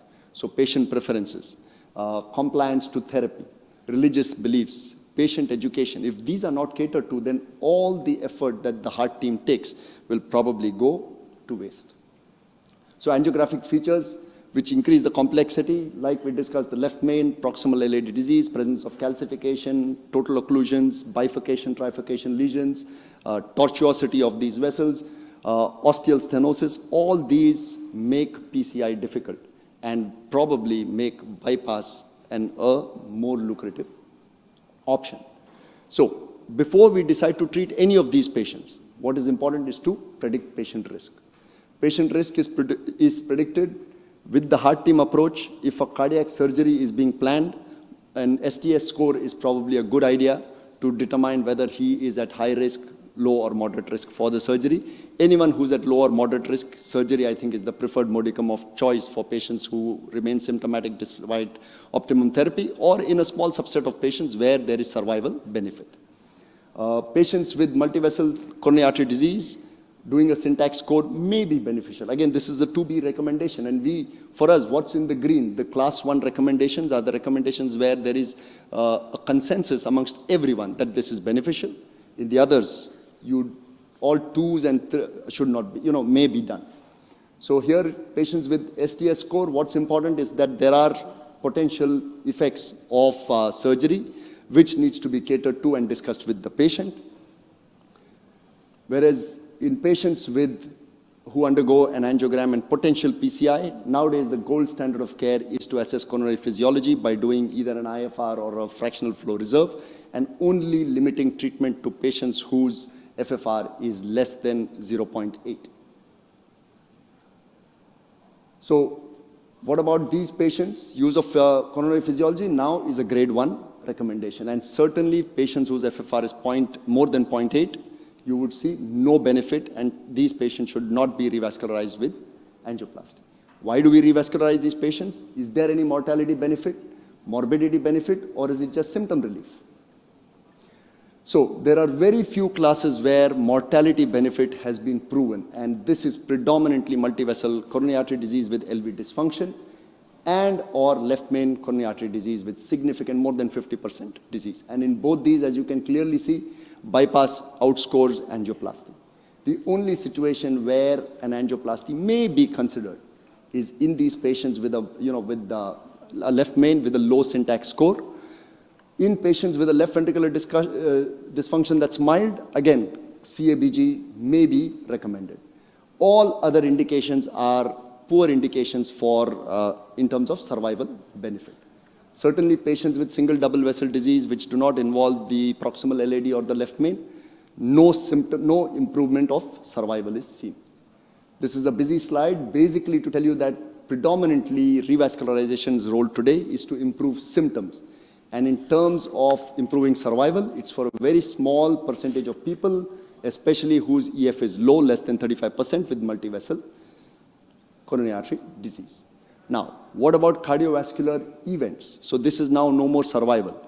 Death, MI, acute coronary syndromes. Here, doing treatment for patients with stable angina or stable coronary artery disease with either CABG or PCI has a 2A recommendation. And the only recommendation that's really there is to improve symptoms in these patients.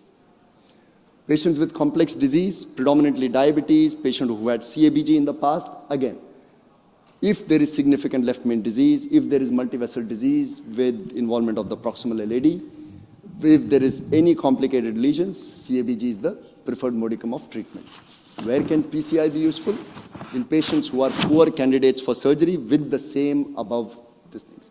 With patients with diabetes, again, if they have a lima that's patent, CABG is the way to go. One of the big indications for PCI today is in patients who had CABG in the past, whose lima to the LAD is patent, but who've had problems in their vein grafts. There certainly PCI scores over a CABG.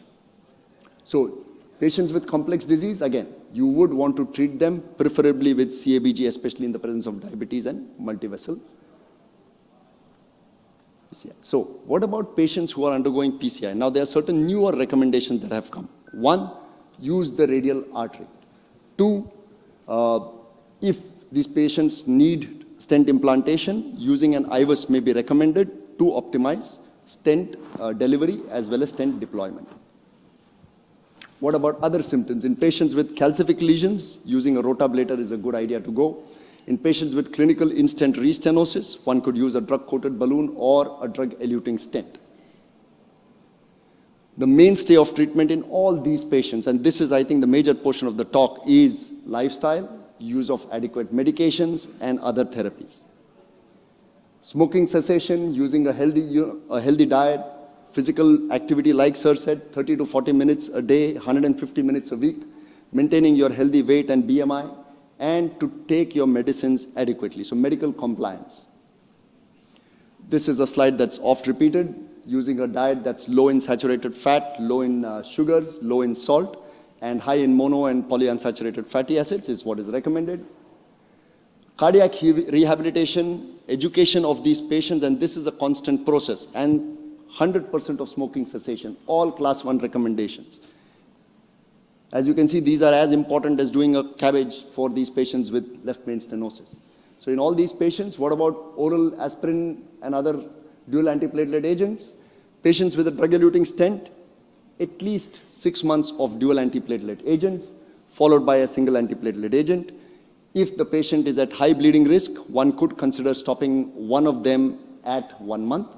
If the patient requires, in cases like atrial fibrillation, an oral anticoagulant, then you'd want to reduce the bleeding risk by giving him aspirin for 4 weeks, followed by usage of clopidogrel or ticagrelor along with a direct anticoagulant. What about antiplatelet patients after cabbage? Most recommendations recommend dual antiplatelets for a year. Beta blockers for almost all these patients who undergo CABG, because there is a higher risk of arrhythmia in these patients. So this is a busy slide again. Beta blockers in most indications where the heart rate is high, where the patient has heart failure, where the patient has LV dysfunction. In other patients, other novel therapy, ivabradine, drugs like trimetazidine, ranolazine can be used for reducing angina. Of course, statins at the highest dose recommended, and in patients who don't reach goal, one would try injectable anti-cholesterol medications. ACE inhibitors for all these patients, especially patients with heart failure, diabetes, or hypertension, and beta blockers for patients, again, with LV systolic dysfunction and or atrial fibrillation. These patients would necessarily need to meet a cardiologist as and when required. When he becomes symptomatic, certainly you'd want him to meet him more often. Risk stratification is recommended for all these patients, preferably using non-invasive techniques. What's important is it's not only treatment with an angioplasty or a bypass or medical treatment. It's very, very important to take care of lifestyle factors, including taking care of his income levels, looking at psychological factors, looking at his level of education, employment status, especially the last 2-3 years, and treating all risk factors that are required. So just 10 take-home messages. Most important, 1, treat based on clinical indications. 2, always use a heart team approach, especially for multi-vessel coronary artery disease, complex coronary anatomy, patient-centric factors which may be needed to be taken into consideration before we decide which way to go. 3, in patients with significant left main disease, CABG is the way to go. If the syntax score is low, one may consider, in patients who are poor candidates for CABG, percutaneous coronary intervention. Remember that the mortality benefit of revascularization is in very, very small percentage of patients with chronic coronary disease. And this is predominantly for patients with left main or triple vessel disease with severe LV dysfunction. When a PCI is indicated, you'd want to use radial artery as the approach. The dual therapy indications, now there are plenty of trials that say that even 1 month of dual antiplatelet therapy is good enough, but you'd want to give for 3 to 6 months in patients with a drug-eluting stent, 1 month in bare metal stent, followed by single antiplatelet therapy, which is lifelong. And nowadays the recommendation is actually to go with clopidogrel or P2Y12 inhibitors. Staged PCI, which used to be the norm in patients who present with acute coronary syndrome, nowadays they say that you can easily do an FFR and finish off with the same setting in a day or 2 if it's required in non-culprit disease. In patients with diabetes, multivessel PCI, again, heart team approach. Most times they would benefit from CABG. In patients who are poor candidate, one can consider PCI. What is important in all these patients is to look for evidence of ischemia in more than 10% of the myocardium, which makes it significant, or to look at the FFR in these patients before planning a surgery. And to use scores regularly like the STS or the syntax to aid in treatment decisions. So thank you very much for the patient hearing.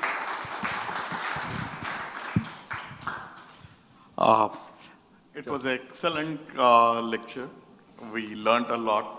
It is very, very important topic because intervention gives commercial benefit to the hospitals, and therefore many a times patients are given a commercial advice.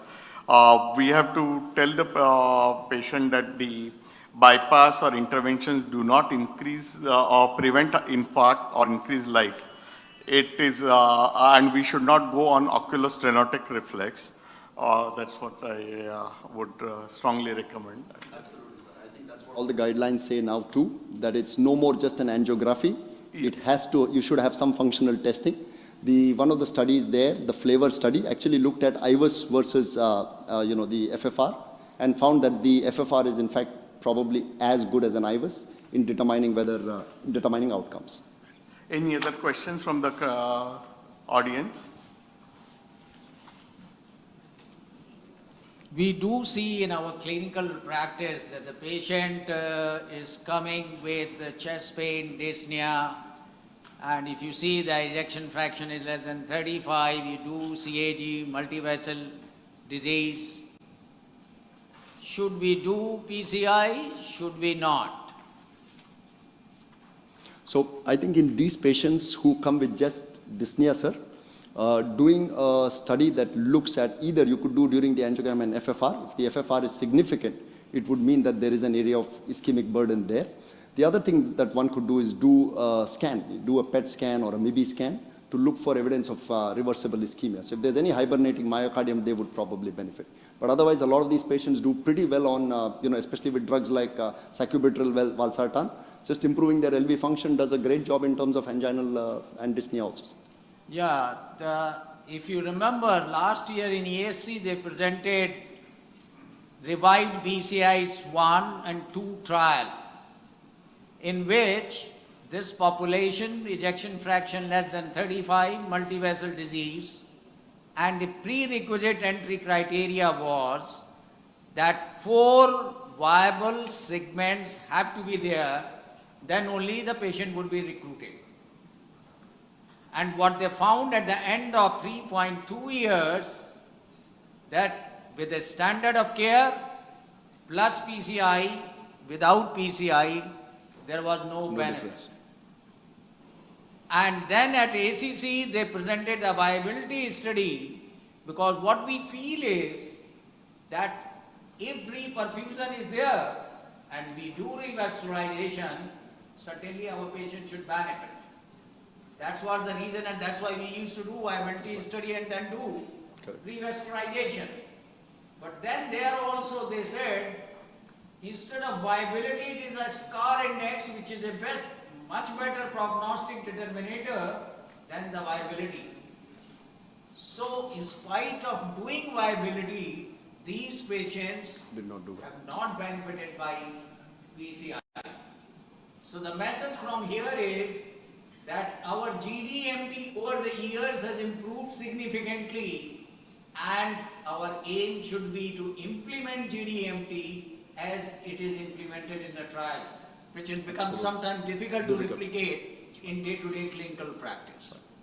Absolutely, sir. I think one of the big reasons for that is it's not only the macrovascular disease that's causing the, the problems with the heart. There is microvascular, there's vasospastic, there's, muscle-related issues also, which left unaddressed by treating the bigger arteries. Just what to add, Sir. In the famous ischemia trial, I was one of the investigators luckily when I was in SKMC for this ischemia trial. Same results as came. The only thing is that in the recruitment, we excluded the patient, those who have a left main disease. So the left main disease were not part of the trial. We are still going on ischemia CKD trial, which is still continuing, and the same outcome which is, results everybody knows that there's no difference in intervention versus the medical treatment. Thank you, sir. Thanks again. Thank you. Excellent lecture. Now, let's move on to the next speaker. Now, Dr. Laila Al-Marjoui, she is going to present CVD risk factors in women, early recognition, and timely management. Thank you very much.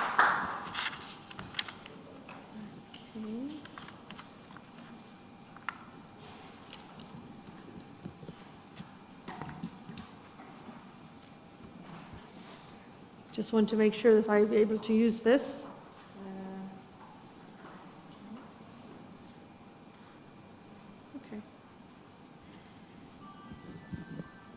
Okay. Assalamu alaikum, ladies and gentlemen. I would like to start by thanking Dr. Mittal for inviting me to this conference on the 7th successful years that they had, so congratulations for that. And I would like to talk about a very important topic that a lot of people might not be taking, they are aware of it, but they might not take it into the consideration in their daily clinical practice. And as you've seen from the introduction, that it is cardiovascular disease in women, and women are usually unique in everything, and even in the presentation for their diseases as well. I don't know whether that's fortunate or unfortunate, actually, but in some instance it's unfortunate, and you can see through my presentation how that is. So the cardiovascular disease is the #1 killer in men and women, and we've seen this statistics a lot in the literature. And as I said, women has got different manifestation of cardiovascular disease in terms of their symptoms, presentation, sometimes in terms of the outcome and the prognosis which they have. And even some studies have shown that women in the treatment, they are different, they respond differently than the way that men do. And the other thing is the self-awareness among women, the general public. Unfortunately, it's not the correct awareness. They think that they are protected actually from heart disease because of the hormonal protection that they have, and that awareness should be changed in order to have a better prevention events. So coronary artery disease develops 7 to 10 years earlier, later in women than in men. But it is still the major cause of death in women. So some women, they think that breast cancer is the #1 killer, but actually it is not. It is the coronary artery disease, and this kind of like we have to educate the people, the women who they come to our clinic about this factor, and start increasing the awareness among women for this, that they're not protected as they thought they are. The death from cardiovascular disease has declined steadily over the last 25 years in both sexes. But unfortunately, in women, had fallen at a slower rate. Just want to see if that's the...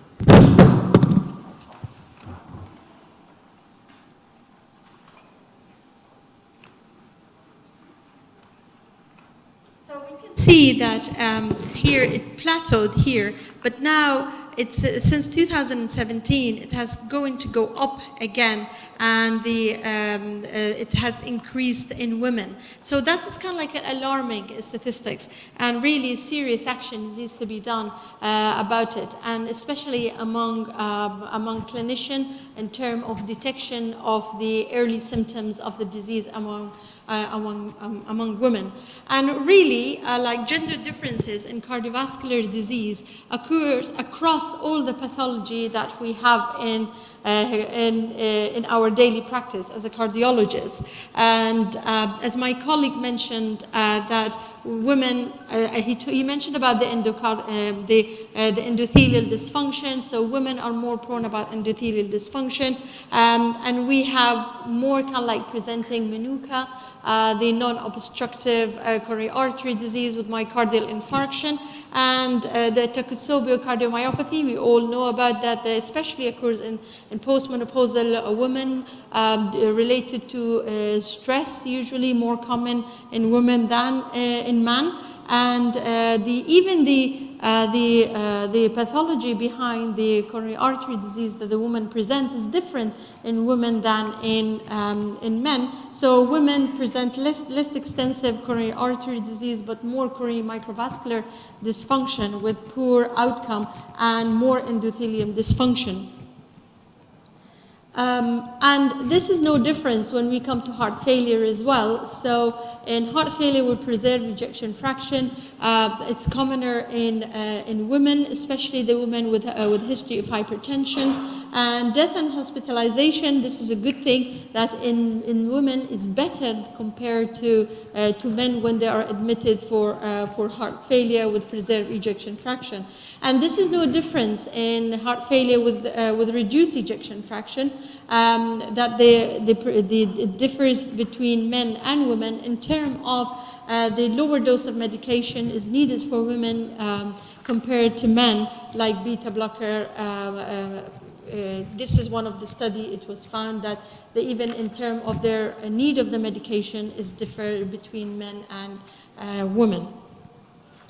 The gender differences as well, it occurs at the study that found that the pathological observation of the type of the plaque that it is there in the coronary artery disease in women, they found that the erosion, it's more common in women compared to men. So men, they have more kind of like narcotic core in their plaque, but women, they have less plaque rupture and less narcotic core, and they come kind of like more like plaque erosion. And interesting enough, they found the similar even among women themselves, pre and post menopause, even the pathology of the plaque is different. This is kind of like a lifetime risk of cardiovascular disease in women, and we have that like the traditional, I call it the risk factor in women, and that they share it with men. And premenopausal, if a woman does not have any cardiovascular risk factor, her risk of having cardiovascular event is low unless she's smoking. But this risk kind of like increases after the menopause. So this is kind of like a traditional risk factor that we have, but women, they have kind of like a different risk factor that we have to take into consideration, especially in our daily clinical practice. And we have to talk about kind of like other factors that beside the traditional thing. And this is kind of like, I call it, it's kind of like a new paradigm. And this has to, we keep it in mind when we are dealing with women patient, especially kind of like the gynecological history that we have to take while we are taking the history from women. As you can see there, the preeclampsia, gestational diabetes, stillbirth or abortion, all miscarriage, all of this, they have increased risk factor of cardiovascular disease in women. And of course, the other factors like chronic kidney disease and autoimmune disease. And as we know, women are more prone to autoimmune disease like rheumatoid arthritis. So we have to take this into consideration when we are examining, when we are dealing with women. So, and then after the menopause is really kind of like a time, is a critical time for women, especially that we know that if a woman went on to a premature menopause, which I'm going to talk about in my second slide, but in the menopause, they increase the risk of cardiovascular disease because of these the response to the estrogen withdrawal, and these are kind of abnormalities like abnormal lipid metabolism and higher blood pressure.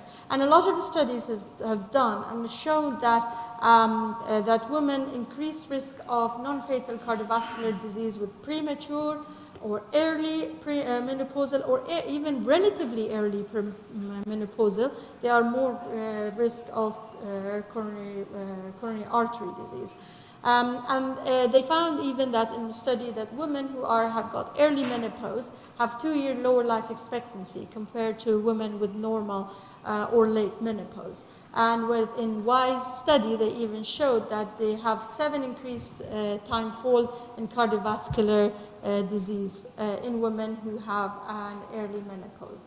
And then when I'm talking about menopause, that it could be kind of like a normal menopause with age, or it could be surgical menopause. They all have kind of like increased risk factor for coronary artery disease. One of the other things that women, we see it very often in our clinic, and we see it in early women as well, in their 20s. We see them with polycystic ovaries. And it's a very common thing, and I personally see it a lot, and we just take it for granted, and we don't think about it actually as much. But there are so many things that happens with polycystic ovary disease, and then lead us to being more prone to cardiovascular disease in women. Gestational diabetes, of course, we all know diabetes by itself is kind of like a red flag for coronary artery disease. Gestational diabetes, it's no difference actually. And a study has found that 70% of the ladies who had gestational diabetes, they developed type 2 diabetes within 7 years. And of course, gestational diabetes increases the risk of hypertension, stroke, and ischemic heart disease. In terms of treatment, so as we all know, women are less likely to be taken seriously when they come with symptoms, and they are less likely to receive medication on time, and they are less likely for a physician to be aggressive with the patient in terms of treatment. And the other thing, that the challenge that we have in women, they're always underrepresented in clinical trials, and that leads to that guidelines to be developed with female being underrepresented in the clinical trial, and developing these guidelines predominantly based on how men did in that study. So that's another challenge that we have. This is kind of like a summary that I've taken, this figure from a summary of primary prevention of cardiovascular disease in women. And it's these two slides, the second one, the other one, my second slide as well, which follows this, talks about aspirin. This one talks about statin, and when can we use statin for women as a prevention. So as a primary prevention, it is not really kind of like indicated unless they have got secondary prevention or they can like a high risk. Then the orange gray area comes when they are middle risk factor, and that depends on the clinician to decide what they want to do. And there's a clinic trials going on to see whether statin is good to prevent preeclampsia in very high risk patients. But again, the problem comes here when they use statin during the pregnancy. That's another issue. And then this is the aspirin is the same, so it's the same paper, the summary of updated recommendation for primary prevention. So it was not recommended as a primary prevention. A lot of patients, they come and ask me whether shall I go on aspirin or not. To me, don't recommend them for primary prevention if they are very low risk, and then unless they are kind of like high risk, or then the gray area comes, and it depends on what the clinician wants or what the patient wants. But there are several studies like ASCEND and like ARRIVE and like aspirin. They all found lack of net benefit. Prophylactic aspirin should not be used in the routine as a primary cause, as a primary prevention for coronary artery disease in women. So the summary and conclusion. So doctor, I'm really on time. It's only 1 minute, 25 seconds, okay? So we all know that heart disease remain the leading cause of mortality and morbidity in women. And women have a unique risk factor. I went through some of them today. But it's a big topic, very interesting topic. More and more studies is going on about this topic, and knowledge of unique risk factor in women should be kept in mind because it would lead to prevention, early prevention of the adverse event in women. And we must ask about this history of the non-traditional risk factor in women when we have a patient that in our daily clinical practice. And history of adverse pregnancy, outcomes of premature menopause, signals opportunity for primary or primordial prevention. Thank you very much. Thanks, Dr. Burjui, for the excellent lecture highlighting the importance of preventing CVD in women. I think obstetrician and gynecologist should act as a primary physician for women because they remain in touch with OB and gynae a lot.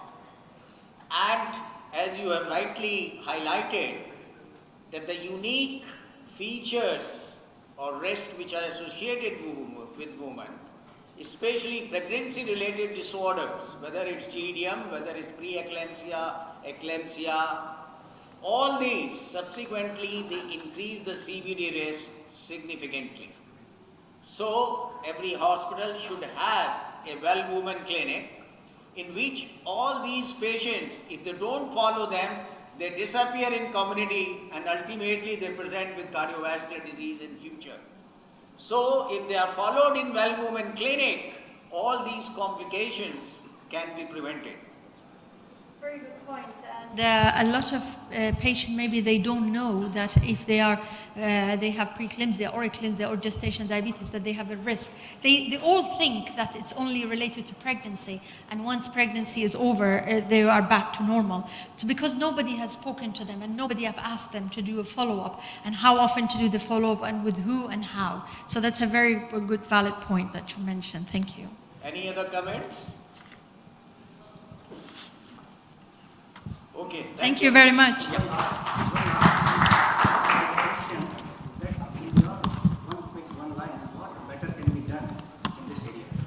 What should we do as a routine practitioner, as a community basis? What should we do for this problem? Well, one of the things, it's awareness among women themselves. We have to do more campaigns to improve the awareness of the women about the heart disease. It's not every chest pain in women, they think, oh, it's acidity. We will not go to hospital. We will sleep and it will be better.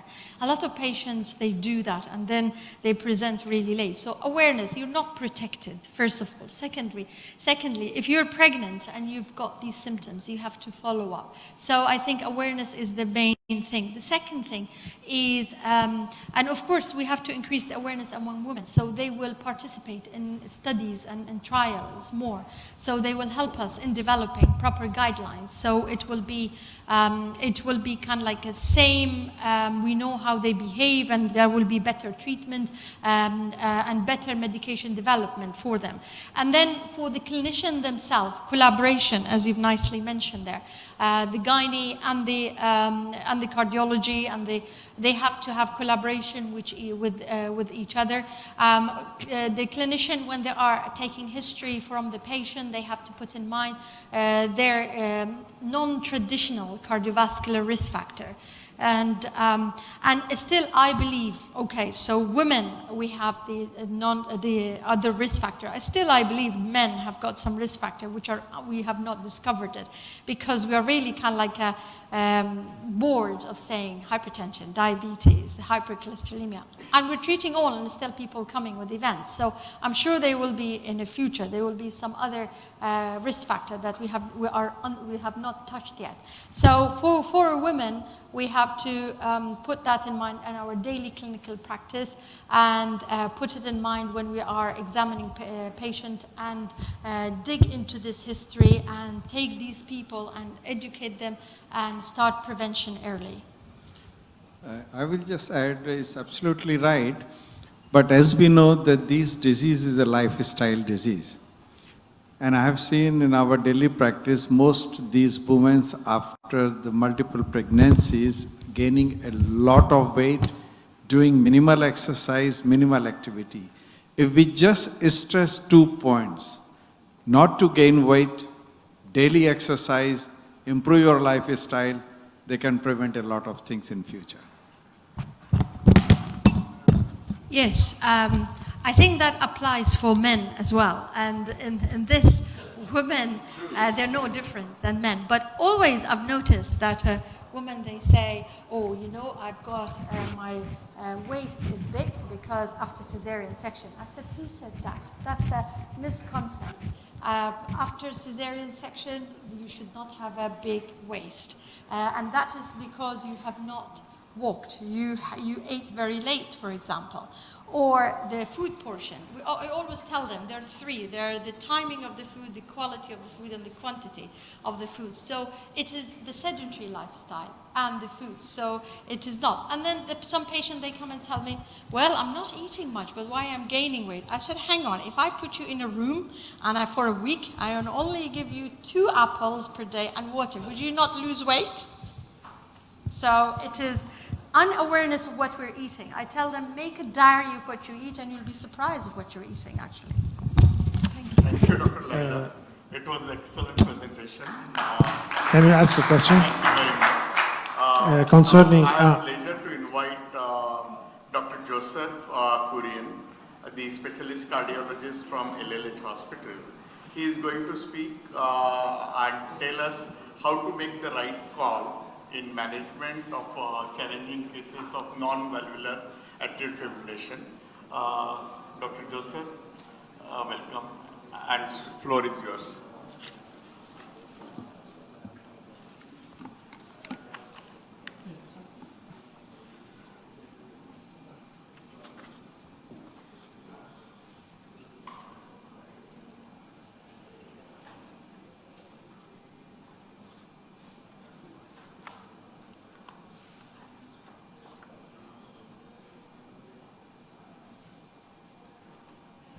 Something for this.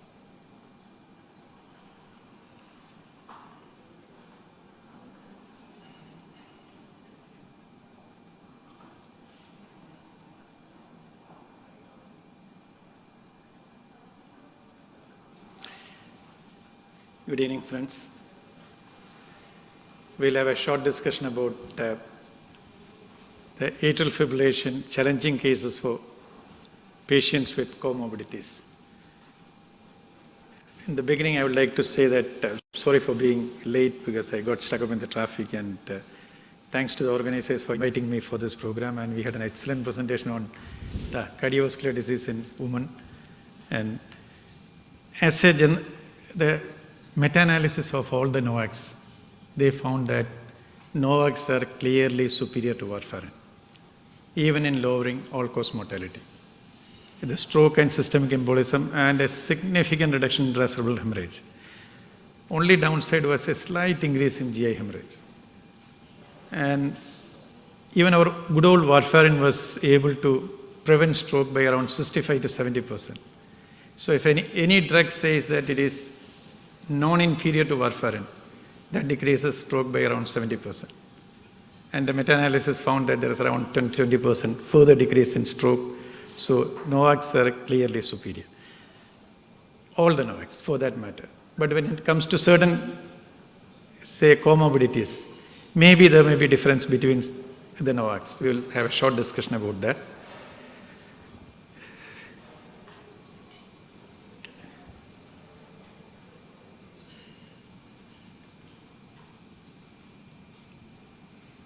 You will see one case, a 77 years old male. He has non-valvular atrial fibrillation. He has diabetes, moderate renal impairment. His concern is that his friend had a stroke and he needs a caretaker each day. He ended up on dialysis, and this patient does not want to end up there. We know that kidney disease occurs in 1/3 of the patients with diabetes. This patient has 3 comorbidities. One is the diabetes, moderate renal impairment, and age above 75 years. So actually this is a deadly combination. nearly 1/3 of our diabetic patients will develop kidney disease, and diabetes is a major cause of kidney failure requiring dialysis. And patients with chronic disease, chronic kidney disease and diabetes, both these conditions, most of them die due to cardiovascular disease. In the CKD patient, most of them die due to cardiovascular disease even before they reach end-stage renal disease. And diabetes, 70 to 80% of the patients die due to cardiovascular disease. Actually, this is a deadly combination. AF is associated with a 5-fold increase in the risk of stroke. Diabetes, a 2-fold increase in the risk of stroke, and chronic kidney disease, a 30 to 60% increase in the incidence of stroke.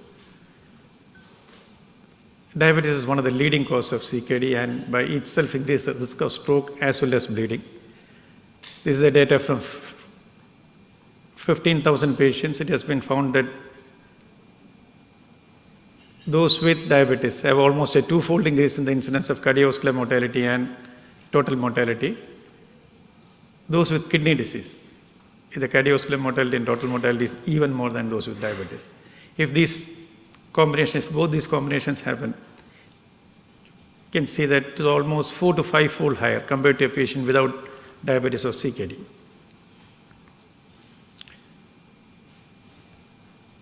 Yeah, what are the biggest fears of diabetic patients? We know the complications of the microvascular complications and microvascular complications, a 2 to 4-fold increase in stroke. And nearly 80% of the diabetic patients die due to cardiovascular disease, and in AF, 70% of the patients die due to cardiovascular disease. So a patient with diabetes and renal disease, it's a dangerous combination. This is rivaroxaban in the ROCKET-AF study in patients with diabetes. There was a 18% reduction in stroke and systemic embolism. Major bleeding was the same. And there was a significant reduction in intracranial hemorrhage, almost a 40% reduction in intracranial hemorrhage.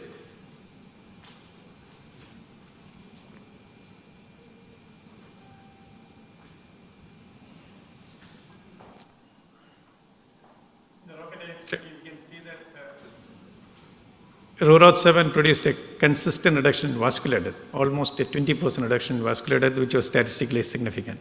A numerical reduction in stroke and systemic embolism, and major bleeding was almost the same. Like any other NOAC, intracranial hemorrhage was significantly lowered. This is the comparison between the ROCKET-AF, Aristotle, and Relay. The cardiovascular death was significantly lowered in ROCKET-AF, while it was numerically less in Aristotle. This is a diabetic subgroup of not the whole study, the diabetic subgroup of these 3 studies. And it was numerically less in Relay with both 150 and 110 milligram of dabigatran. This was one of the real world data, the RIVA-DM study. This is the electronic health record data involving more than 110,000 patients. And again, whatever benefit which was seen in the ROCKET-AF study, this real world data also showed the same thing. There's a significant reduction in stroke and vascular death, a 10% less vascular death, which was statistically significant. The bleeding, a significant reduction in critical organ bleeding and intracranial hemorrhage. Again, the benefit which was seen with the ROCKET-AF study in diabetic patients, the same benefit was seen in the RIVA-DM, the real world data. This was yet another data where they compared the rivaroxaban versus warfarin in both the MACE and the limb endpoints. Rivaroxaban has evidence in the reduction in major adverse limb events, even in the COMPASS study, where the vascular dose of rivaroxaban was found to have a significant reduction in MACE events. This was shown in this real world data also. You can see that MACE was decreased by 25%, a significant reduction in ischemic stroke. MI was decreased by 23%. The limb amputation, a significant, almost a 63% reduction in amputation, which was highly statistically significant. Again, the revascularization, that was also decreased by almost 70%. So in addition to decreasing the MACE, the MI, stroke and mortality,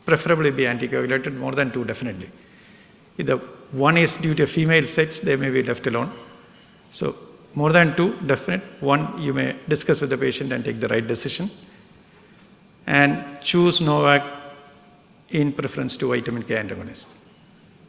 Again, better symptom control and control all comorbidities.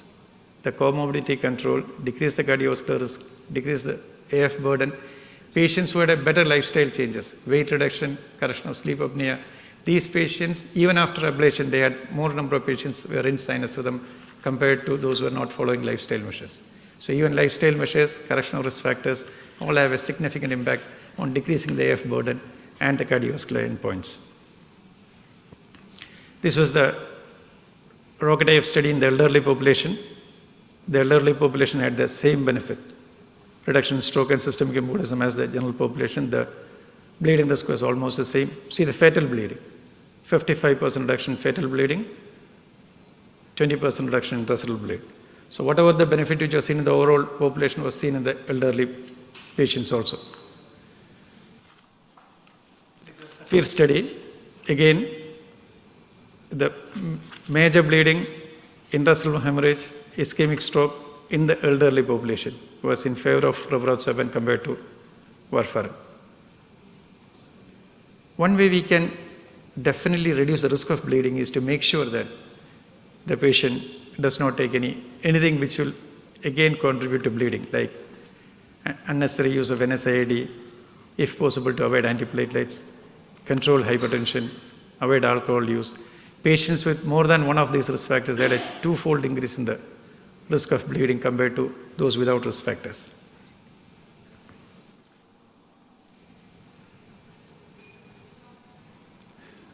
This is again to show that the decline in renal function, even the elderly patients, it was in favor for rivaroxaban compared to warfarin.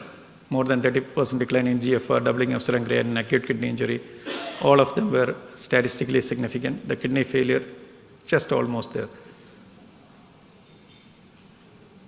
So the optimizing dose, always never underdose the patient for fear of bleeding. The bleeding risk is not going to come down if you underdose the anticoagulant, but at the same time you subject the patient to a significant risk of stroke. This is just to show that the impact of underdosing, a significant increase in hazard ratio. And there's the rivaroxaban, comparing rivaroxaban to apixaban. Generally for rivaroxaban, underdosing is not that much of a problem because it is once daily and quite often they get the right dose. While for drugs with the twice daily and with the lower doses, the underdosing is more of a problem than drugs with once daily dose. Approximately 1/3 of our AF patients have diabetes as a comorbidity. When the patients have diabetes as a comorbidity, definitely we should use the drug which has been shown to have a clear safety, both in bleeding as well as decreasing cardiovascular death. Here there may be differences between the rivaroxaban has been found to have a significant reduction in cardiovascular death in the ROCKET-IF study and the real world data, while the same evidence was not shown with apixaban. Diabetes increases the patient's risk of stroke, cardiovascular risk, death, renal function decline, and major adverse limb events. And in patients with AF and comorbid diabetes, it is possible to avoid both irreversible micro and microvascular complications. Evidence suggests that patients with AF and diabetes receiving NOAC have a reduced risk of stroke and system embolism and fewer need for lower limb revascularization. This evidence was seen with rivaroxaban, and less amputation and revascularization of peripheral arteries. Thank you. Thank you so much for the patient.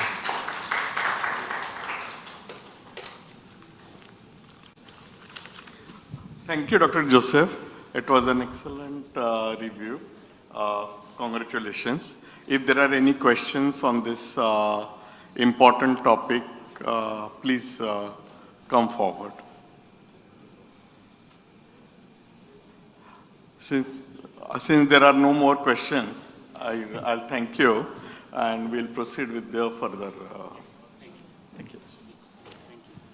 So, I'll just sit with you.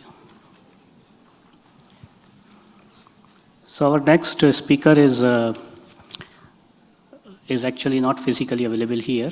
The talk is pre-recorded, Professor Gigliano, but he is available simultaneously online.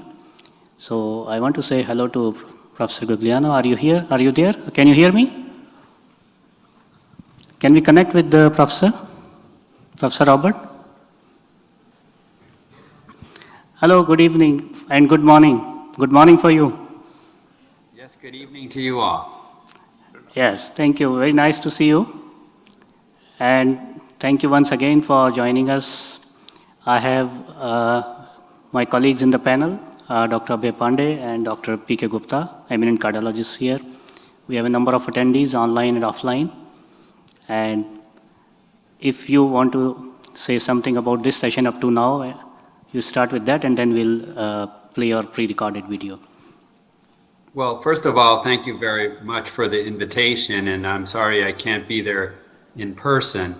But over the years, I continue to be impressed about these meetings and the high quality in science.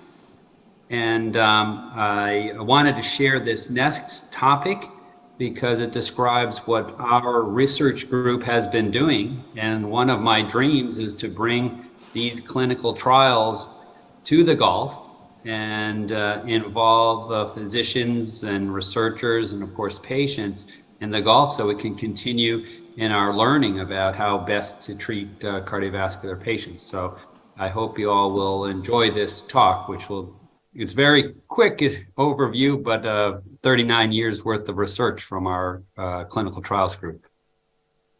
So much. So just can you read out about the credentials of Professor once again, and then we will play the video.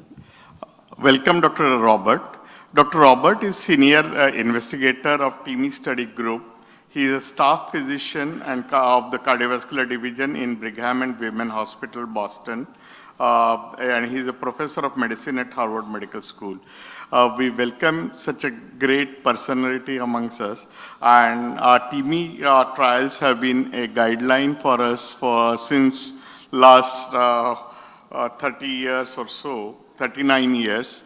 Will greatly enrich by your talk and your experience. Welcome, Dr. Robert. Thank you.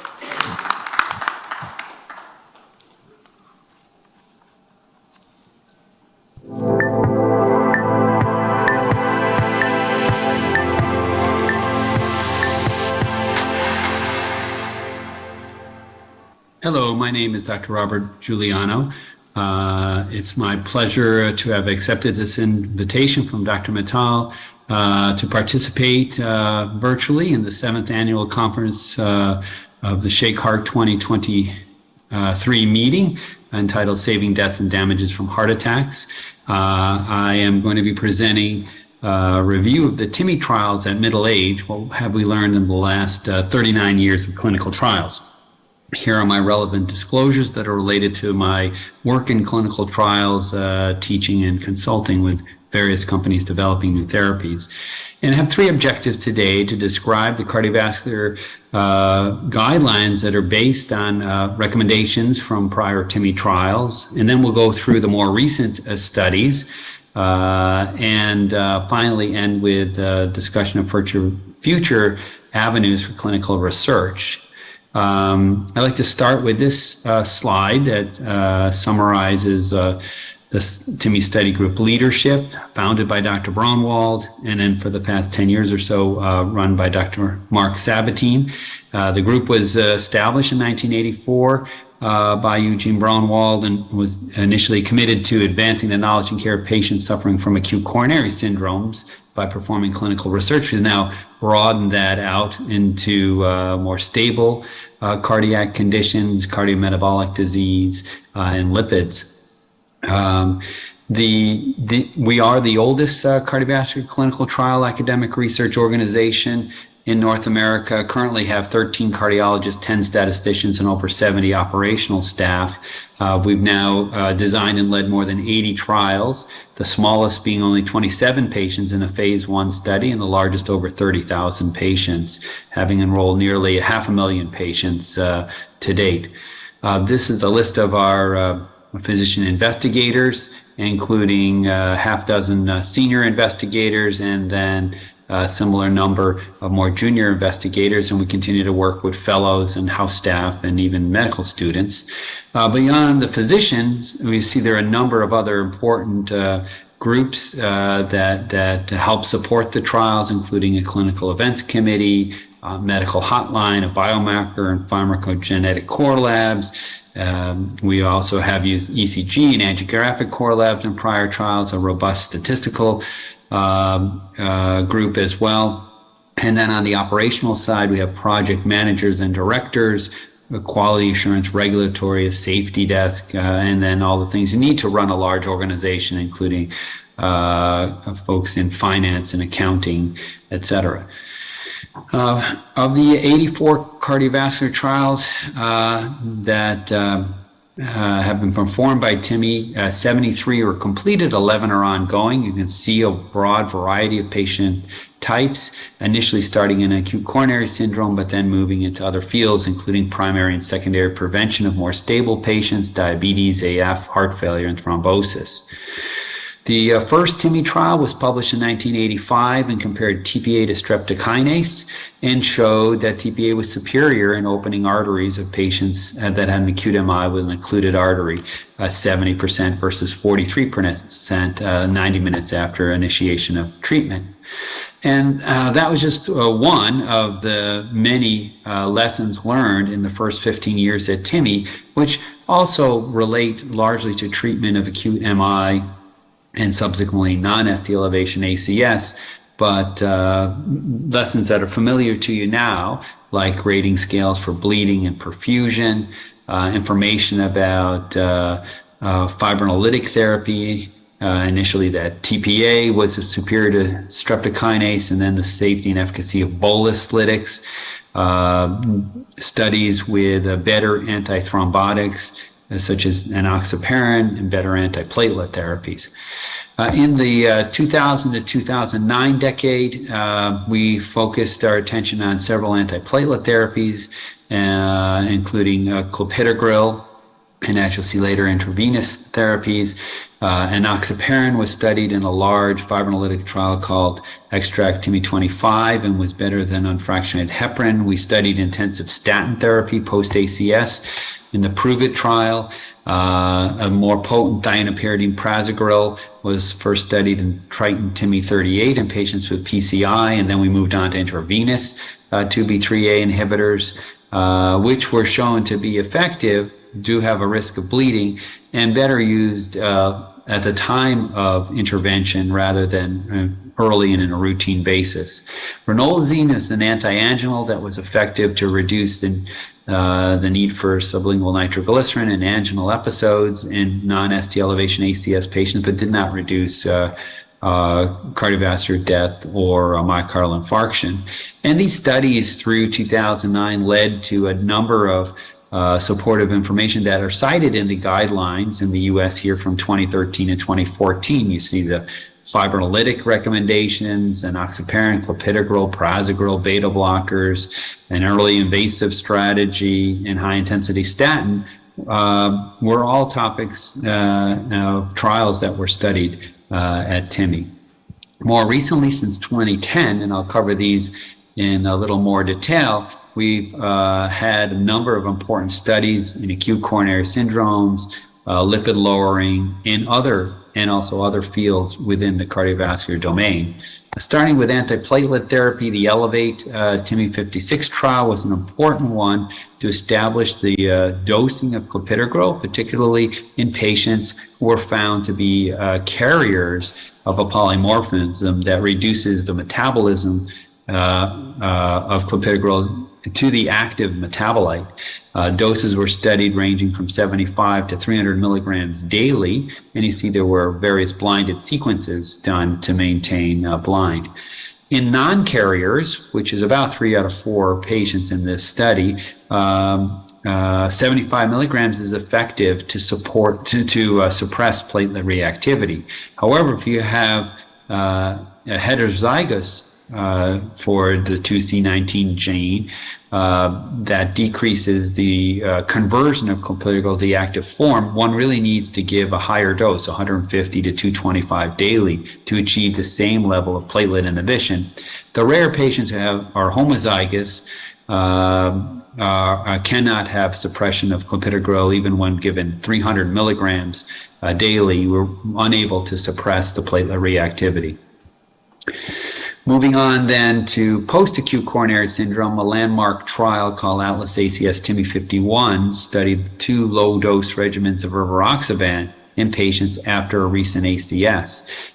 These regimens were compared to placebo and on a background of antiplatelet therapy. In fact, most of the patients received dual antiplatelet therapy with aspirin and ethionine. The study showed that rivaroxaban did significantly reduce the primary efficacy endpoint of composite cardiovascular events with a hazard ratio of 0.84. However, there's an increased risk of bleeding when you add now a third antithrombotic here on top of dual antiplatelet therapy. Both TIMI major bleeding and intracranial hemorrhage were significantly increased. Nonetheless, mortality was reduced, particularly with the 2.5 milligram twice daily arm. Reductions in cardiovascular death and all-cause mortality were both significant at 34 and 32% relative reductions. Moving on to antiplatelet therapy post-ACS, we conducted the Pegasus TIMI 54 trial with ticagrelor in patients who had a prior MI 1 to 3 years ago and were stable. 2 doses of ticagrelor, 90 twice daily and 60 twice daily, were studied compared to placebo, and patients then were followed for a little over 2 years on average. You see here that aspirin alone plus placebo compared to aspirin plus ticagrelor was not as effective. So ticagrelor, whether 90 or 60 milligrams twice daily, reduced cardiovascular events by about 15-16%. And here the endpoint is cardiovascular death, MI, or stroke. The trade-off is an increase in bleeding. There's a bit more bleeding, as you'd expect, with 90 milligrams twice daily instead of 60 milligrams twice daily. And this is why the US FDA and other regulatory authorities have now said that after a year on dual antiplatelet therapy with ticagrelor post-ACS and or stenting, that one can and should reduce the dose of ticagrelor to 60 milligrams BID if you're going to continue long-term dual antiplatelet therapy. On the lipid-lowering trial aspects, we have several interesting studies. Improve It was the first large clinical trial, randomized, that showed the benefit of a non-statin on top of background statin therapy to reduce cardiovascular events.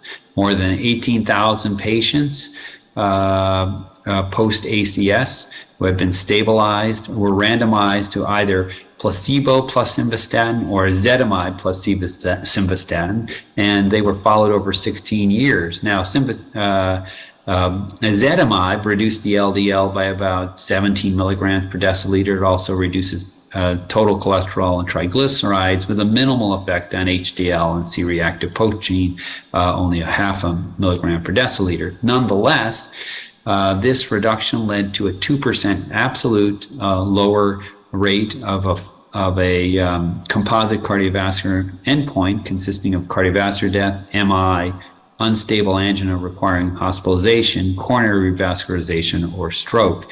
This was statistically significant, although a modest reduction of 6.4%. And the further good news is that there were no adverse safety events attributed to ezetimibe. As you can see, liver function tests, gallbladder-related side effects, various types of myopathy, myositis, and cancer were not observed with the addition of ezetimibe on top of simvastatin.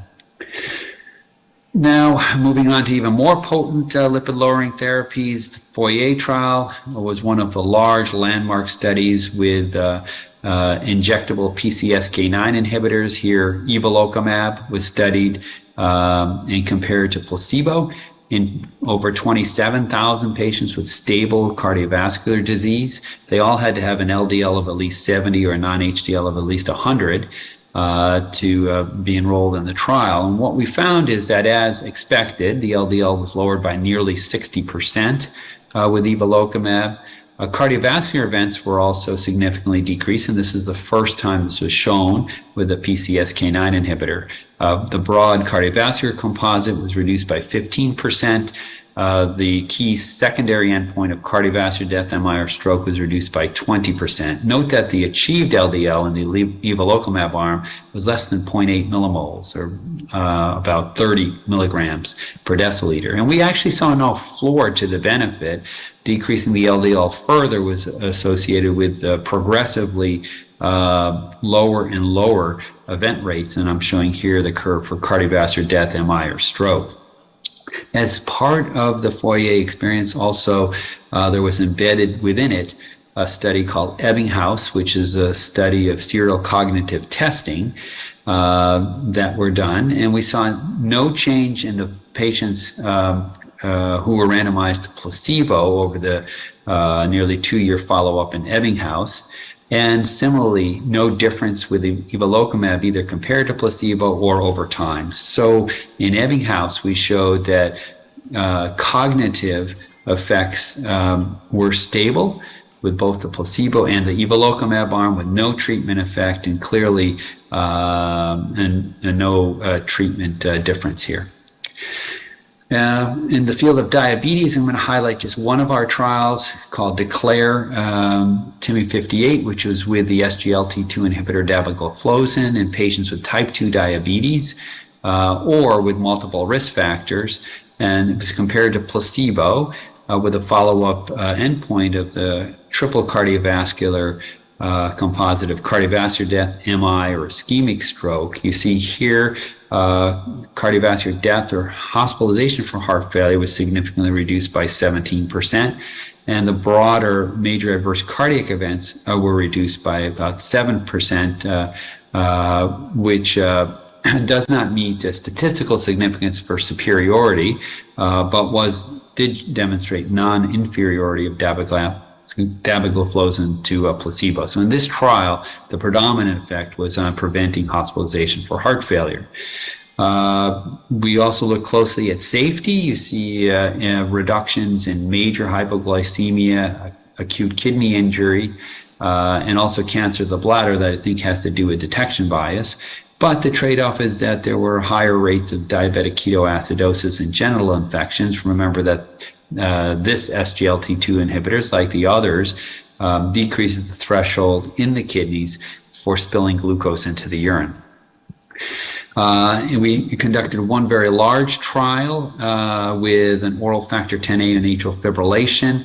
Many of you have heard me speak about this before. The ENGAGE-AF TIMI48 trial was the largest and longest trial with a NOAC compared to warfarin in patients with atrial fibrillation. Over 21,000 patients were randomized to one of 3 dose arms: warfarin, a higher dose edoxaban regimen, which is the currently worldwide approved regimen, or a lower dose of edoxaban, with dose adjustment in each of the 2 edoxaban arms, depending on the criteria shown here. The study went on for a median of 2.8 years of follow-up. The primary efficacy endpoint was stroke or systemic embolism, and we looked at the major bleeding as the safety endpoint. The primary results, and remember this is compared to well-managed warfarin with a time and therapeutic range of over 68%, was that both edoxaban arms were non-inferior to warfarin. If you look at the higher dose regimen shown in pink, there was a 21% significant reduction in stroke or systemic embolism compared to warfarin. This is in the on-treatment analysis. And there was no difference between the lower dose regimen and warfarin, although the hazard ratio was slightly unfavorable at 1.07. And with bleeding, both regimens significantly reduced major bleeding by 20% for the higher dose, the approved regimen, and by 53% for the lower dose regimen. Now moving on to heart failure, we've worked with the neprilysin inhibitor in a small study called Pioneer Heart Failure, in which patients with acute decompensated heart failure with a reduced ejection fraction were stabilized while in hospital and then started on either sacubitril/valsartan, so-called ARNI, or enalapril. And the notion here was to look at early biochemical changes. So we had serial assessment of the BNP over 8 weeks, and as well as looked at safety, tolerability, and clinical outcomes. And you can see here that there's a decline in BNP with enalapril, but it's much greater and starts much sooner with sacubitril valsartan, with a more than 50% suppression in BNP by week 8. Comparatively, sacubitril valsartan reduced the BNP by 29% on average, more so than enalapril alone. Now, somewhat surprising, we saw a reduction in a composite clinical endpoint of death, heart failure rehospitalization, or more severe left ventricular dysfunction requiring left ventricular assist devices or listing in a transplant. So the rate was nearly cut in half from 16.8% to 9.3% with sacubitril valsartan as compared to enalapril. Hazard ratio of 0.54, and you see a very small number needed to treat of only 13. Now, we've been very busy in the prior year, and we have several important studies I'll just touch on briefly. The FOIA-OLE trial was an open-label 5-year follow-up after completion of the FOIA trial. The OCEAN-A dose-TIMI 67 trial was a phase 2 dose-ranging study with olpasiran. This is a small interfering RNA inhibitor directed at lipoprotein a. And then the COVID-PAC trial was a comparison of a 2-by-2 randomization of either prophylactic or full dose anticoagulant, and then a second randomization to clopidogrel or no clopidogrel, and this was conducted in very sick patients with COVID who were admitted to ICUs. Let's start with the open label extension of FOIA, also called the FOIA-OLE trial. You know the main trial comparison I showed earlier. The parent trial was a comparison of evolocumab or matching placebo in stable patients with ASCVD and an LDL of at least 70 or non-HDL of at least 100. These patients were on optimized statin, the vast majority on moderate or high intensity statin. Well, at the end of that trial, which went on for an average of 2.2 years, patients who wished could participate in an open label extension study that went on for an additional 5 years, and there were some 6,635 patients. Now, now I'm showing you here the outcomes in the FOIA-OLE trial, starting with the time that they entered the open label extension. The primary efficacy endpoint was reduced by 15%, the key secondary endpoint by 20%, and cardiovascular death now is seen to be reduced by 23%. So while the cardiovascular death endpoint was not any different during the main trial where placebo was compared to evolocumab, when all patients then switched to evolocumab and we continued to follow up, you see that the curves diverge, reflecting the earlier 2.2 years average where placebo was compared to evolocumab. It just takes some time for the mortality curves to diverge. Second study of 2022 I want to share with you is the OCEAN-A dose-TIMI 67 trial of olpasiran. This is the lipoprotein a inhibitor. It works through interfering with the RNA production of the LP(a) protein. And with the 3 higher doses, there was near complete suppression of LP(a), more than 90% lowered compared to baseline and also placebo, whereas the lowest dose, only 10 milligrams every 12 weeks, reduced the LP(a) levels by about 75%. Then moving on to the third trial, major trial of 2022, I want to share with you the COVID-PAC study of prophylactic versus full dose anticoagulant, and a second randomization of clopidogrel versus no clopidogrel in patients admitted to the ICU with COVID showed that the standard dose prophylactic was not as good as full dose anticoagulation. Full dose anticoagulation reduced any venous or arterial thrombus by 44% and reduced symptomatic venous or arterial thrombus by 55%. In contrast, the clopidogrel versus no clopidogrel randomization showed no difference in these endpoints.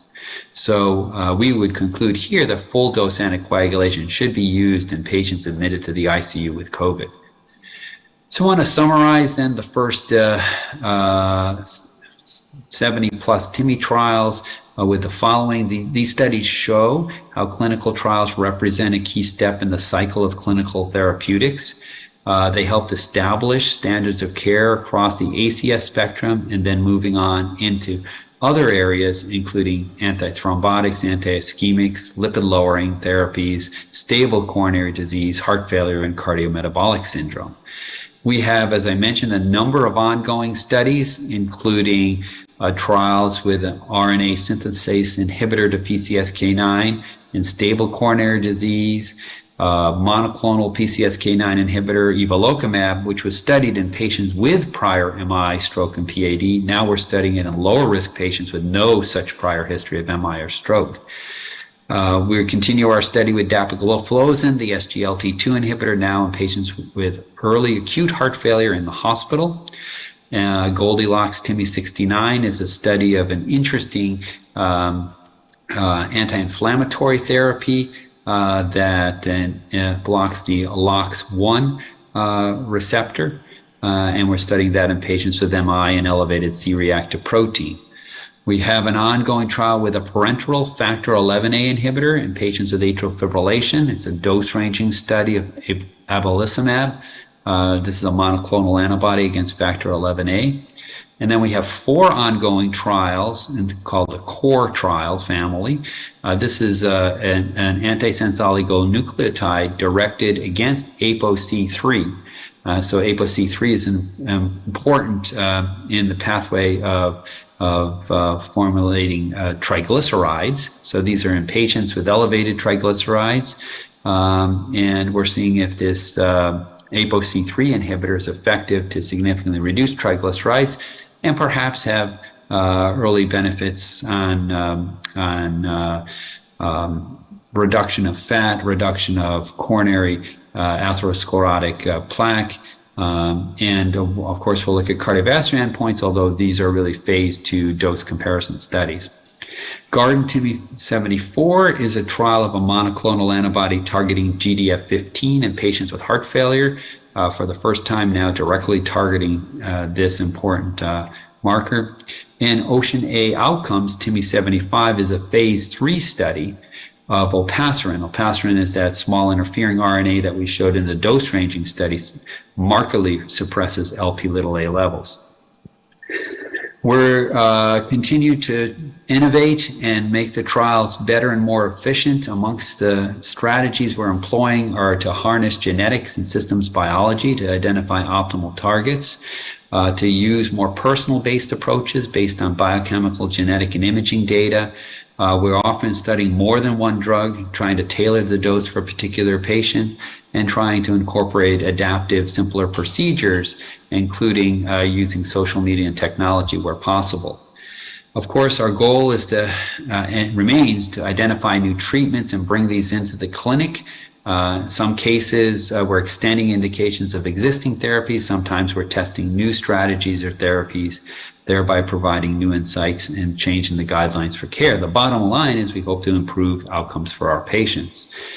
This nice diagram from Rob Califf from over 20 years ago shows exactly where clinical trials fit in the cycle of clinical therapeutics. Someone comes up with a bright idea, a new therapy or treatment. We test it in clinical trials. If it's successful, this makes its way into guidelines. It results in change of practice, which can be then measured through performance indicators and then subsequent outcomes, and then things get refined and improved further and the cycle continues. For those of you interested in hearing more about the TIMI study group, I encourage you to take a look at this paper published by Mark Sabatine and Jean Braunwald in JACC, entitled Thrombolysis and Myocardial Infarction, the TIMI study group, and is a focus seminar that goes through the key findings from the TIMI studies. It was published in 2021. Thank you very much for your attention. I'm glad I could join remotely, hopefully next time in person. Thanks and have a good meeting. Excellent. Thank you so much, Professor Robert. Now, I wonder will the TIMI trial will ever age, because you said middle age, but I don't think it will ever age. So it will continue and continue like this forever, it seems. Yeah, it's been quite a ride. I must say, when I joined as a senior fellow, research fellow in 1996, I had no idea what the future ahead would look like. And it's just been a wonderful experience. I work with a tremendous group of individuals. I'm proud of our work. And one of the very nice aspects I had no way I could envision is that I would have the opportunity to meet so many excellent people from around the world and participate in conferences like this. So it's been a really good ride, and I agree. I don't see an end in sight for this group, and I would like to work hard over the next few years to collaborate more in the Gulf region with respect to the TIMI trials and the lessons we learned. Thank you, that's fine. Please, my colleagues, I have some. Thank you, Dr. Robert. It was really great experience to go through the journey of TIMI trial. The whole world is indebted to you, your group, the TIMI trials, for improving the survival of the cardiology patients, for guiding the whole medicine. Thank you very much. We are greatly indebted to you. Thanks again for a wonderful journey which you have shown our TIMI group starting from last 39 years, and given how the TIMI group is performing and changing and shaping the guidelines which are practiced all across the globe and improving the lives of our patients all across the globe. So thank you again, and we learned a lot from you. Indeed, yes. If anybody else, any comment or any question from Professor Robert, want to discuss something, you are most welcome. Professor's time is very valuable. He has given us so much time. We are so much indebted to you. And thank you for joining us. And maybe every year, year after year, we'll keep inviting you, and you will spare time for us. So Thank you. Thank you all, and I hope to see you soon in person. Thank you. Most welcome next year, for sure. Yes. Thank you. Bye-bye now. Thank you. Yeah, after this keynote lecture, let's move on. And now we will have Dr. Khujam, and he is going to talk on improving outcomes in high-risk interventions, current therapies. Dr. Khujam, please.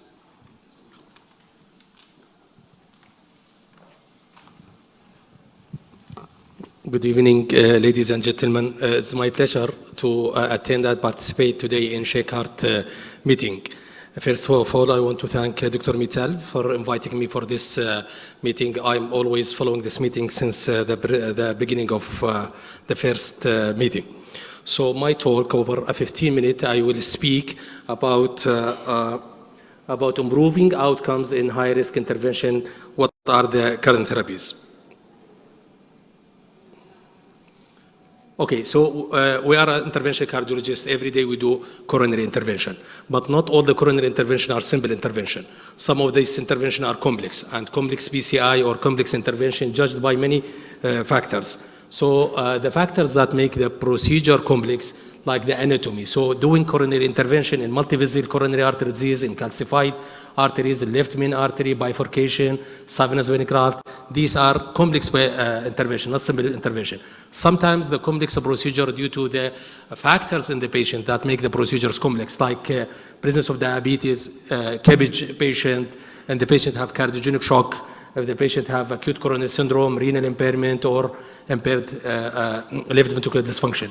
Others, if you use certain equipment, this will make the procedure more complex because the complication will become more, like the use of atherectomy, like the use of covered stent, using of intravascular imaging, use of embolic protection devices, or use of mechanical circulatory support.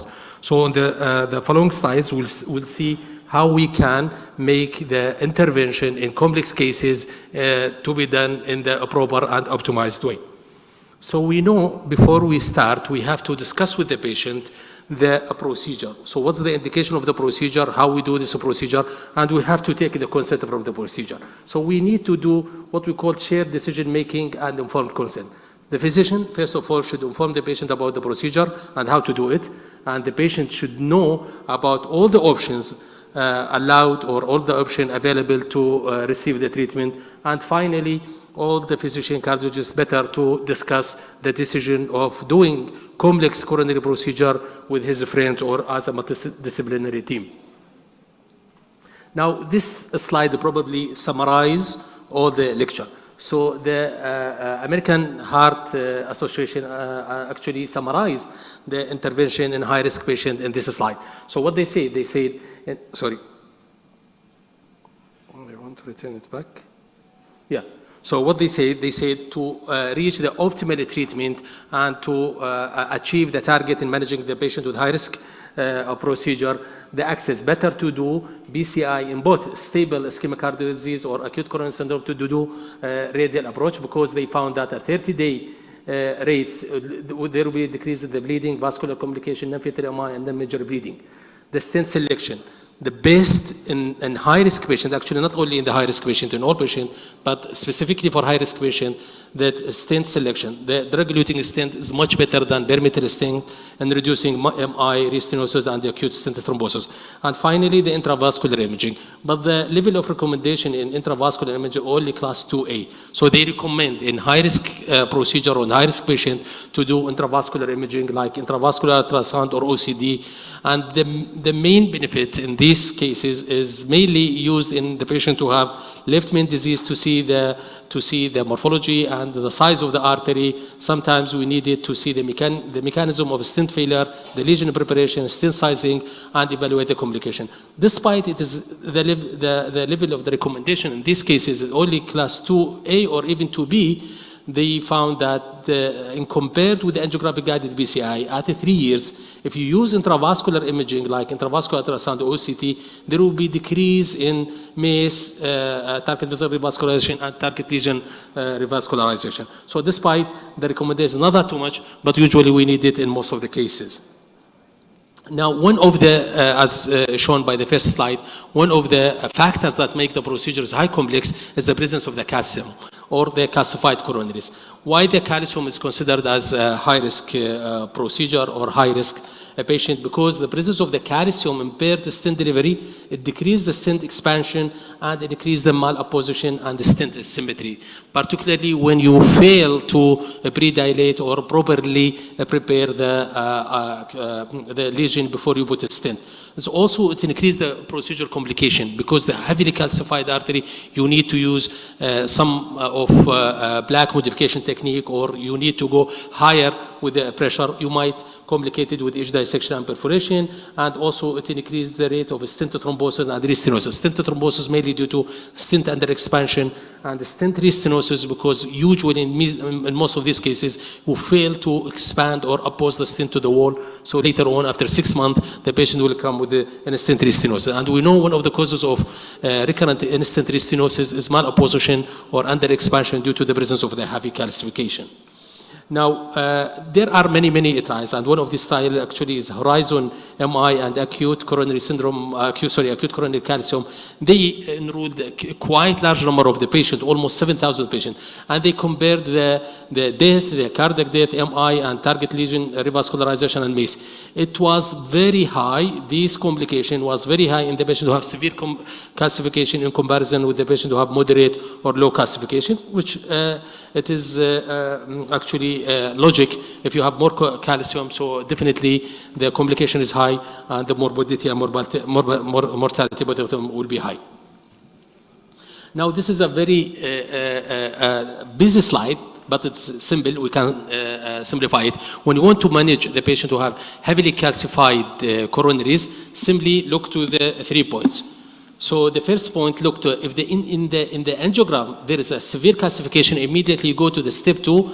So no need even to do imaging. Go to the intravascular lithotripsy, or orbital atherectomy, rotational atherectomy, or laser. Now, if there is no angiographic evidence of severe calcification, but the patient is high risk, go to the step 2. Here we usually need imaging. Now, if you do coronary angio and there is no calcification, the coronary angio and the patient not high risk, usually we don't need these complex devices. Usually we go with the stenting and imaging guided optimization. Most of the time we need some ballooning like OBM balloon, cutting balloon, or NC balloon. We see it later on. Now, after you do all these procedures or devices like intravascular lithotripsy, orbital atherectomy, rotational atherectomy, and laser, each one has its own indication. If you reach, after you did this one, go and dilate the lesion by the NC balloon with the size 1:1 to the vessel. If it is a proper dilatation and there is no wasting, then immediately go to the stenting. If still there is wasting after you did the rotational, orbital, or laser, then after that you need to go to the second option, which is intravascular lithotripsy. However, in the patient who have intravascular lithotripsy, after you do it, after that you have to expand the lesion with the using of NC balloon 1:1 size, and most of the time after intravascular lithotripsy you will get fully expanded artery. Then after that you will go to the stenting. So simply, if severe, go directly to the procedure, even no need to do imaging. If it is moderate, then you have to do imaging, then judge your procedure after that. If it is mild, you can do imaging or not, but most of the time you will need simple procedure like just ballooning. Now, the indication of imaging, as I said in the first slide, that like IVAS or OCT, we need it actually. The proper procedure usually requires the use of the intravascular imaging like IVAS or OCT. However, in the recommendation, still it is not a strong recommendation, just only 2A. And we can use it in, each one has its own indication. Mainly the IVAS, we use it in left main because OCT cannot be used in left main intervention, which is one of the complex procedure. And now there are many studies over many years to prove the benefit of this intravascular imaging from the old days. Till now, there are many studies to prove the benefit, particularly of the OCT. Mainly in our daily practice, we do either OCT or IVAS. Usually, in most of the time, we need OCT, which show the pictures more clear, and actually it is more accurate than IVAS. But IVAS has its own benefit, mainly in left main, in the patient who have high creatinine, or in the patient who have CTO intervention. Now, the indication of the plaque modification technique or the calcium fighting devices, despite it is very beneficial, despite it improve the stent delivery and the result, but despite that, still the recommendation is only 2A. So they said 2A recommendation in fibrotic or heavy calcific lesion, plaque modification with rotational atherectomy. It is improved procedural success, but doesn't have any impact on clinical outcome. So there is no improvement in the mortality, but there is improvement in the procedural success, 2A. Surprisingly, orbital atherectomy is only 2B. So 2A for rotational atherectomy, 2B for the other modality like orbital, like balloon angioplasty, like laser, or intravascular lithotripsy. Now, after you do imaging and you optimize the procedure by doing either plaque modification technique like balloons or rotational atherectomy or orbital atherectomy or intravascular imaging, you have to decide what to use. Drug-eluting stent, and most of the time we use drug-eluting stent. However, there are some recommendations. If you do all these technique like intravascular imaging and plaque modification technique, and you get acceptable angiographic result, then even DCB can be used. So most of the time we need drug-eluting stent, but sometimes even DCB can be used, and this will be shown in our case. I will discuss it at the end of the lecture. So this is one of our cases. He's a 75-year-old man, diabetic hypertensive, and he has end-stage renal disease, transferred to us because he has chest pain during dialysis. Definitely he has high creatinine, high troponin, but low hemoglobin. So the echo showed LVH with the preserved ejection fraction, and the ECG, there is no significant changes. So we take the patient to the cath lab, and as you see from the cath lab, even before we give injection, there is heavy calcification, mainly in the LAD and in the left circumflex. The RCA also calcified, but there is no significant lesion. So we decided to go with the guidelines, trying to optimize the management for this gentleman. So we know in our hospital, we have mainly to assess the calcification either by the coronary angio or by CT, sometimes IVAS or OCT. Each one has its indication, but the best one for this procedure is OCT. IVAS is recommended in the patient to have renal failure, but this patient have end-stage renal disease. Already he's dialyzed. So there is no difference between using IVAS or OCT. So we decided actually to use OCT in this patient. And the current devices available to manage the patient who have heavily calcified coronaries are these mentioned in front of you. Traditional balloon like non-compliant balloon, some specialty balloon like scoring balloon or cutting balloon, atherectomy devices like rotational atherectomy or orbital atherectomy, or we use intravascular lithotripsy, this shock wave, or we can use the now recently available balloon, we called it high pressure balloon or OBM balloon, and finally, and this is probably not available in every places, which is laser atherectomy. Now, balloons, the recommendation in the balloon is to use this balloon. There are many types of balloons to use for treatment of the calcium, either cutting balloons, so multiple blades seen over the balloon. Once you inflate the balloon, the blades come and cut the calcium, or angiosculpted. There are multiple wires around the balloon. Once you inflate the balloon, the wire go and cuts the calcium. Usually indicated that the patient have superficial calcium or mild to moderate calcium. The other one is laser. Laser is not available in many of places, and actually we don't have such experience on this device, but it is used mainly in treatment of in-stent restenosis, mainly is used for treatment of moderate calcific lesion, ocell lesion that previously failed, or CTO, transversable by guide wire, occluded SVG, or when there is long lesion more than 20 millimeter. These are the main indication for the laser atherectomy. And there are many studies. The two well-known studies is Carmel study and Coral study, despite both of them used in acute coronary syndrome, but they prove that this device, very important, improving the success in the procedure in the patient with the high-risk intervention. The other one is rotational atherectomy. Simply, this is a diamond microchips. It can go and rotate and it can cause destruction and breakage in the calcium. Mostly it's used for treatment of superficial calcium. The study well known about this one is called Rotaxas trial. And Rotaxas trial, it actually enrolled 240 patients. And at the end, despite that the routine rotational atherectomy didn't improve drug-eluting stent efficacy, but it is a very important device to improve the procedure success. Doesn't reflect it in the outcome, but actually the improvement on the procedure success. The other one is orbital atherectomy. We called it as a diamond back. It is the same like rotational atherectomy, but it comes in orbit. It has certain indication of a rotational atherectomy because usually we can use it in large vessel, not like rotational atherectomy. And there are many studies on this study and on this device. The famous study is orbit study, and despite it, again, it didn't shown in clinical practice that improved mortality, but actually they found that using for orbital atherectomy and drug-eluting stent, it will reduce target lesion revascularization. The final or probably the shockwave lithotripsy, and this is now available in many of the hospitals, but even inside the UAE. Is simply we put a balloon, we inflated the balloon, and this balloon gives some waves to distract the calcium. The well-known study to prove this device, the management of the coronary calcium is called disrupt coronary artery study. Disrupt coronary artery study, many types of study, and this type of modality for treatment of coronary calcium is used mainly for treatment of deep calcium, which is the only modality can improve the management of the deep calcium. So this one, I'm finishing.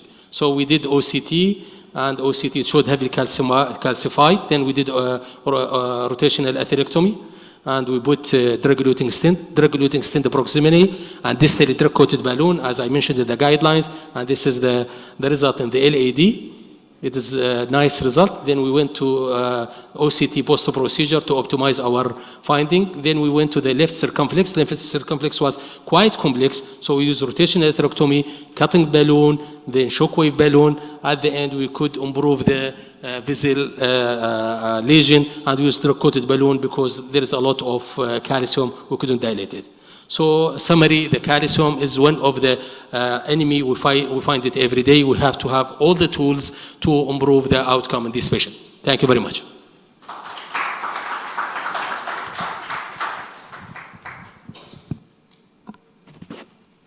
Thanks, Dr. Prasad, for excellent lecture, highlighting the importance of various devices and modalities in tackling the complex coronary lesions, especially the calcified ones. Any comments or questions from the floor?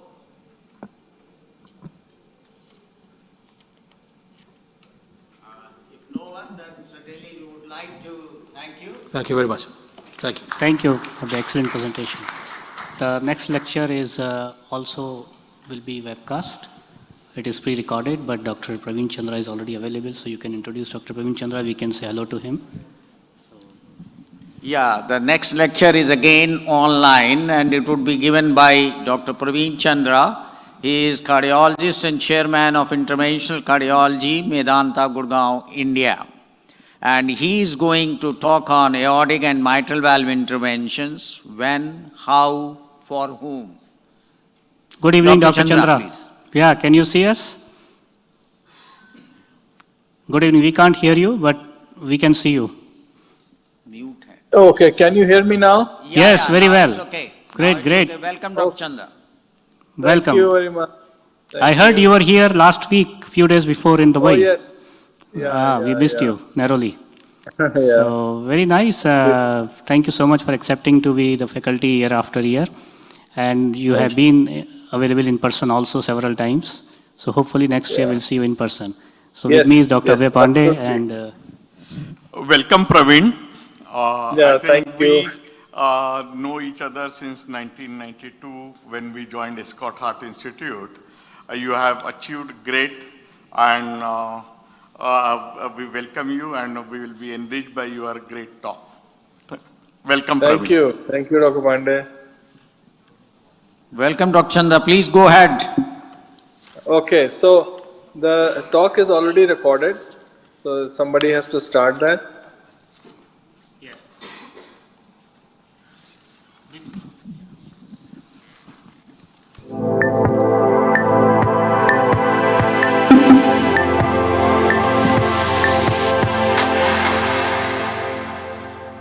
Hello. Very good morning to all of you here in Dubai, and I'm so sad that I cannot be here during this meeting, but it is a pleasure to be participating here through virtual. So today I'm going to share with you my journey and also the data, the evidence behind the new therapy, which is the structural heart therapy, which has evolved over the last 10 years in the field of interventional cardiology. So I'm going to go step by step where we started. So we started with treating the coronary artery blockages, then we went to carotid, and of course the entire body, anywhere where there was atherosclerosis, we started treating. But now we have moved from the arteries to the vessels, the valves of the heart. So which valves are we treating now? We are predominantly, I'll talk about the aortic valve and treatment of severe aortic stenosis, then mitral valve using MitraClip, mitral valve-in-valve implantations, and also about the tricuspid valve and LA appendage closure treatments for the prevention of atrial fibrillation, stroke and atrial fibrillation. So as you can see here, that these are the therapies for aortic valve. We do TAVR. For valve-in-valve, both for mitral and aortic, where a prosthetic valve has been implanted in the past, we can do a valve-in-valve implantation. For native mitral valves, we can do TMVR or MitraClip, and also other devices like paravalvular leak closures for severe mitral regurgitation post-valve surgery. Then doing a LA appendage closure in patients of atrial fibrillation, where we have to prevent stroke. So these are the interventions which I'm going to cover today.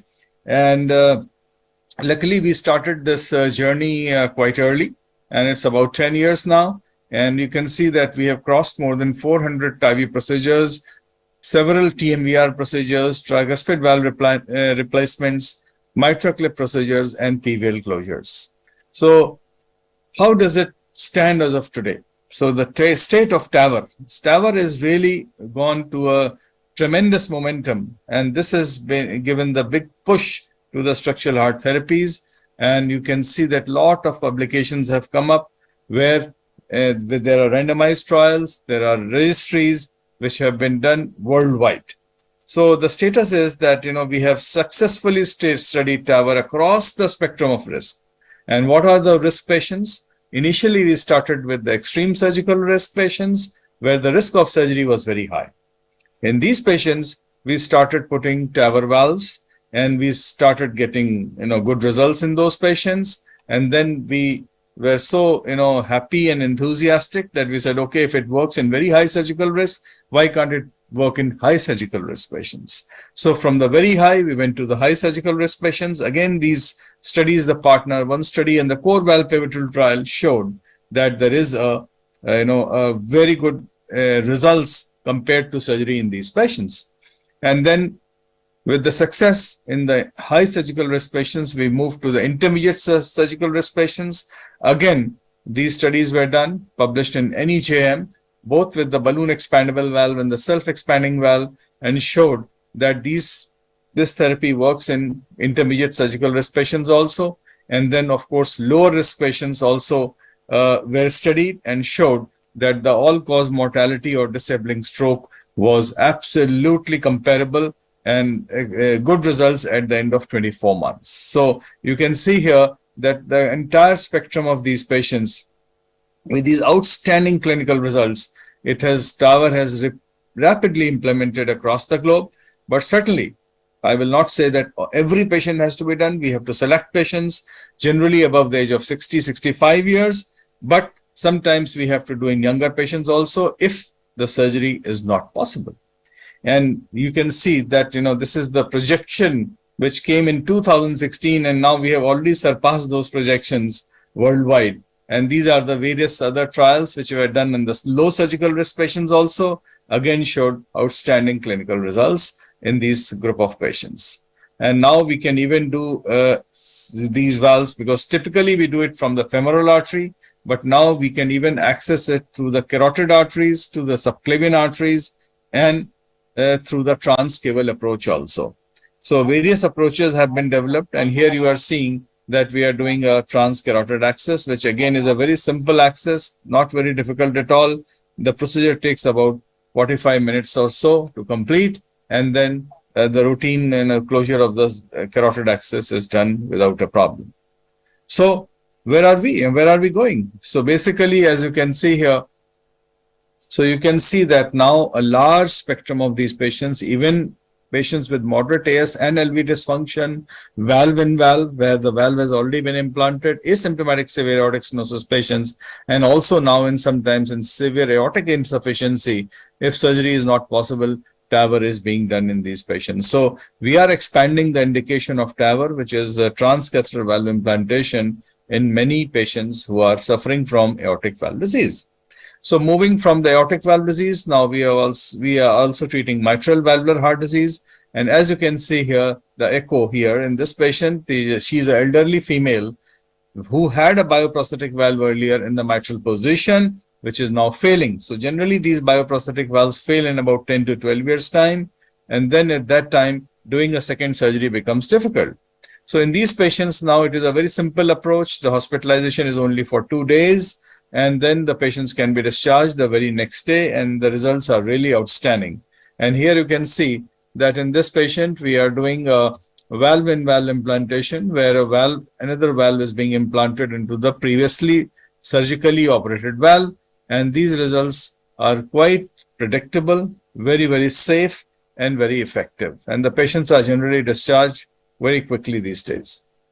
Now, MitraClip is another treatment modality which has come for treatment of severe mitral regurgitation. And this has been found to be very safe, effective, and durable. And there is the data on the both degenerative valves with severe MR and functional mitral regurgitation in patients with compromised ejection fraction. And this is the clip we are using. This is the MitraClip, which comes from Abbott Vascular, and this is the gripper, which actually grips the mitral valve leaflet and brings them together. So that is the the way it works, and it is a transcatheter approach. The patients are taken in. This is a typical patient where we are doing this procedure, where surgery is contraindicated or cannot be done, and patient has low ejection fraction, severely symptomatic. These patients are put under general anesthesia, and then we, of course, these patients are on medications. Then we have to do this treatment with the help of a transesophageal echo. So you can see that it's being done through a transesophageal echo approach and through a 3D reconstruction. And also you can see severe mitral regurgitation in this patient, and which is completely cured almost by putting clips. Sometimes we have to put, this is the clip being put. There is the T picture where you can see the clip is in position, and then we close the clip, see whether it is reducing or obstructing the MR or not. Once it is done, and if we are happy, then we stop. Otherwise, we can sometimes put a second clip also. You can see after the second clip, the MR is almost gone. And this is the owl's eye picture of the mitral valve. You can see it becomes like a 2 holes of the mitral valve rather than 1 hole. So this is a typical case, and the patients who are declined for surgery with degenerative MR or who do not want to have surgery at all, these patients can be taken up, and also patients with previous bypass surgeries, severe LV dysfunction, and if the risk of surgery is high, these patients are treated by mitra clip. So this is the mitra clip. You can see here the mitra clip, and here the results are really quite acceptable and very safe. So now, after the successful outcomes with the the severe mitral regurgitation, we can also now treat the tricuspid regurgitation. So as I was mentioning about the mitral regurgitation treatment, now we can also treat tricuspid valve diseases where there is severe tricuspid regurgitation, can also be treated by a tricuspid clip or a transcatheter tricuspid valve replacement, which is the trick valve as of now. This is a bicable valve. We put 2 valves, one in the SVC and then one in the IVC, to protect the the liver and also the side effects of severe tricuspid regurgitation. And here you can see that in this patient, we did a PVL closure and PPI was removed, and 2 tricuspid valves, these bicable valves were implanted. So with this, I will move to the last part of my presentation, which is LAA occlusion. In patients with AF who cannot take anticoagulation therapy, in these patients, we can put these devices known as appendage closures. We do the measurements through a transesophageal echo, rule out the clot, and then put this device. So this is done again through a transfemoral venous puncture, and the procedure is rather simple, takes about 45 minutes, and the patients can be discharged the very next day. So this is the complete scope where we can treat mitral regurgitation, severe aortic stenosis, tricuspid valve, post-surgical patients, and also in patients with AF using LAA appendage closure. So this is the entire spectrum, wide range of cardiac procedures which can be done, and very positive results have been obtained with the TAVR, and this has stimulated a lot of interest among cardiologists. So I'm sure many of you already know about this and would be interested. If you have to know more about this and if you need to contact me, please do. You can do that. And of course, if you have a hard team, a teamwork, this is how the advancements in technology can happen. Thank you very much.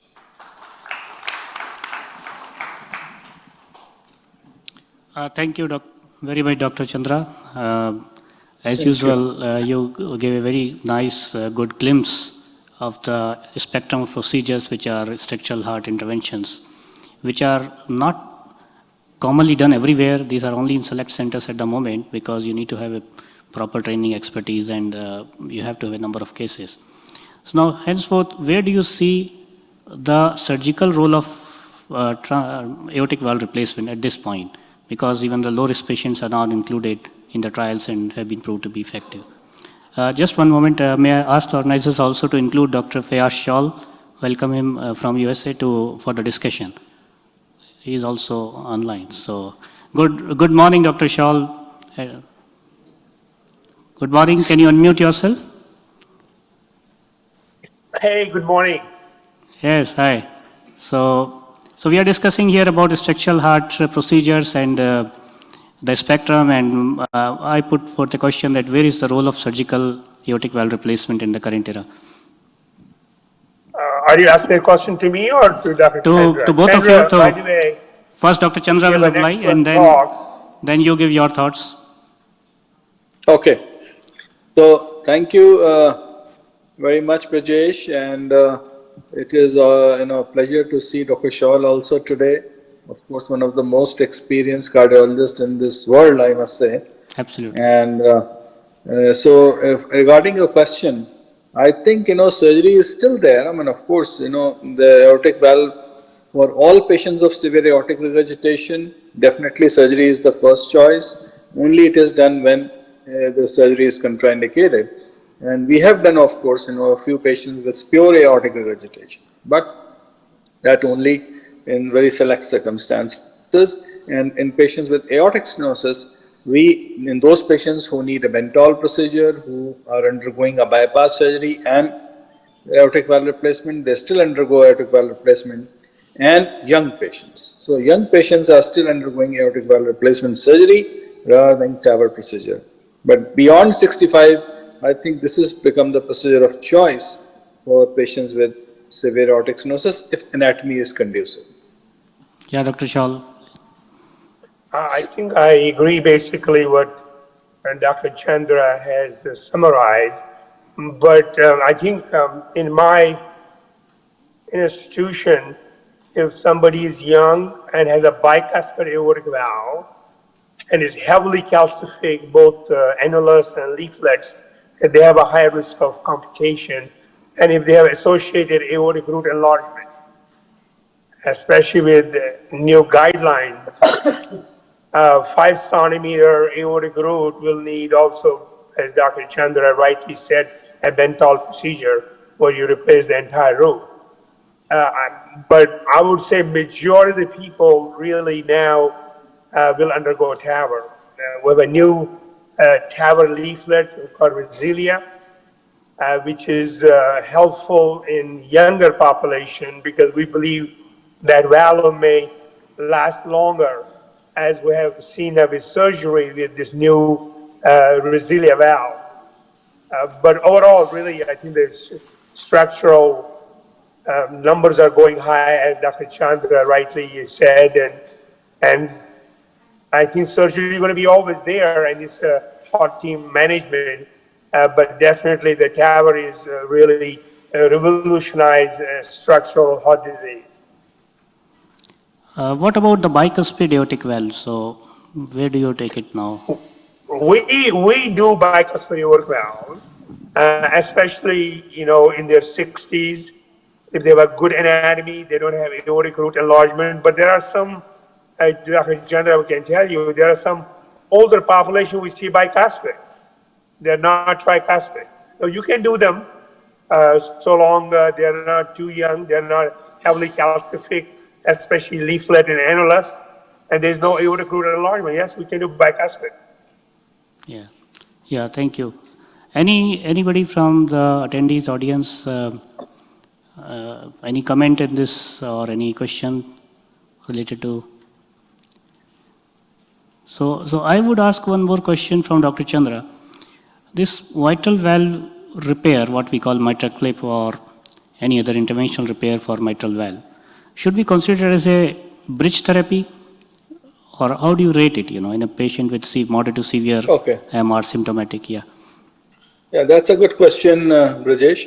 I think, at this point in time for degenerative mitral valve disease, where there is severe mitral regurgitation like prolapse, it's almost, a final therapy. I mean, once you put a clip, the regurgitation is gone, and these patients are doing well for more than 10, 15 years. So there's nothing to, think as it is a bridge therapy. But in those patients who have functional mitral regurgitation, which means they have, severe mitral regurgitation with low ejection fraction, and in these patients, definitely treatment of mitral regurgitation is one part of the treatment. The second is these patients will need, biventricular pacing. These patients will eventually need a LVAD implantation or a transplantation. So that is the entire, way we look at the mitral regurgitation treatment. But definitely for degenerative valves, it is quite a very effective therapy, and we have seen, several patients now being treated, and they do very well. And of course, it's such a simple procedure, and now with the new valve, new clip, which is the G4 clip, we are able to treat even the more complex patients. Well, that's good. Yeah, that's nice. Anybody else from the audience? Yeah, Dr. Yeah, first with Dr. Chandra, then with Dr. Shawl. What anti-thrombotic regime you follow after TAVI? Okay. So for TAVI, it's a very simple, no antithrombotic therapy. Only aspirin, and sometimes, just aspirin alone is good enough most of the times. But in some patients where they have associated coronary artery disease or a stent implantation, because about 20% times we are doing a combined procedure where we are putting a stent or two and then doing the TAVI at the same time. So these patients continue taking dual antiplatelets for the next 3 to 6 months and then continue on aspirin alone. So that is the usual antiplatelet therapy in these patients, and no anticoagulation like Coumadin or warfarin or Noax. So that's where we are. But if the patient is having associated atrial fibrillation, they can be given Noax. There is no problem. I hope Dr. Shawl. Yeah. Well, I agree with Dr. Chandra. Just plain aspirin, unless they have associated intervention with DAP, or if they're atrial fibrillation with NOAX. All right. Thank you. Thank you so much. Thank you. Dr. Shawl, I suppose you are also there at the preceding presentation for complex PCI, complex scenarios. So any thoughts and any comments related to that? No, I'll be there. That's tomorrow, right? Yes. So I'm sure. Yeah, I'll come on live. Wonderful. So thank you so much for joining online this time. Maybe it will be in person next year. So. Well, I do this to learn more. Thank you. We learn from you. Thank you so much. We learn from each other. Dr. Shawl has taught 90% of the world cardiologists, I can tell you. Yes. And 100% of Indian cardiologists. Yes, me too. It's so nice of you, Parveen. Yeah. I remember I went to his place 25 years back. That was the time when I first saw angioplasty being done. Yeah. Yeah. So very nice. Thank you, sir. Thank you. Thank you. Thank you very much. So we proceed forward and see you, Dr. Shawl, again. Yes. So. Definitely. Thank you. So just be seated. So we have all the assigned talks of the evening. I want to give an opportunity because we have some remaining time. To all youngsters, we have some students here, some interns here, some internists here, many non-cardiologists here. We have a great panel of cardiologists here. Any question related to lipid management, hypertension management, common questions, post-PCI, we can utilize this time. If you agree with me, if you have time, it will be a wonderful experience because last few lectures were a bit more complex, more technical, so we can be a bit generalist for some time and we can utilize this time before we go for or start our inauguration process. So anybody, anything, any random question, anything related to cardiology? Yeah.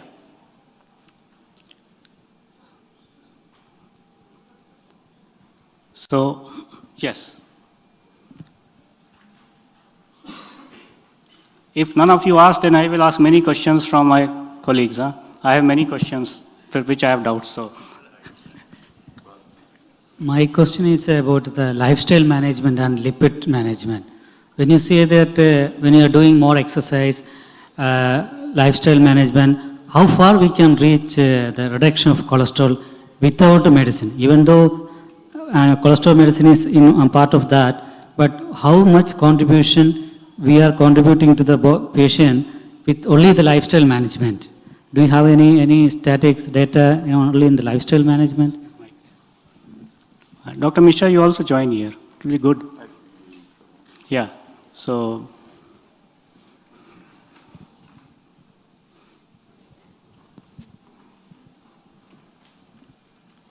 Yeah, this is one of the very common question asked by every second patient. Now, the question starts when you see your patient, his total cholesterol 8.5, LDL 5.9, HDL 1.4, this is all in millimoles. And then he asks, no, I want to just continue with lifestyle. Obviously, you always encourage to go for lifestyle, but from your experience, you know that this kind of figure cannot be controlled by lifestyle. As we know, what we see in our LDL, this is all coming because from the liver, what is your liver is producing. We all have a different receptors, HDL receptor and LDL receptors. So we get all the food with the different time which is combined in your intestine, gets in the chylomicrons and a free fatty acids, supply as a nutrient to the liver, and liver is going to produce the what we see in the blood test.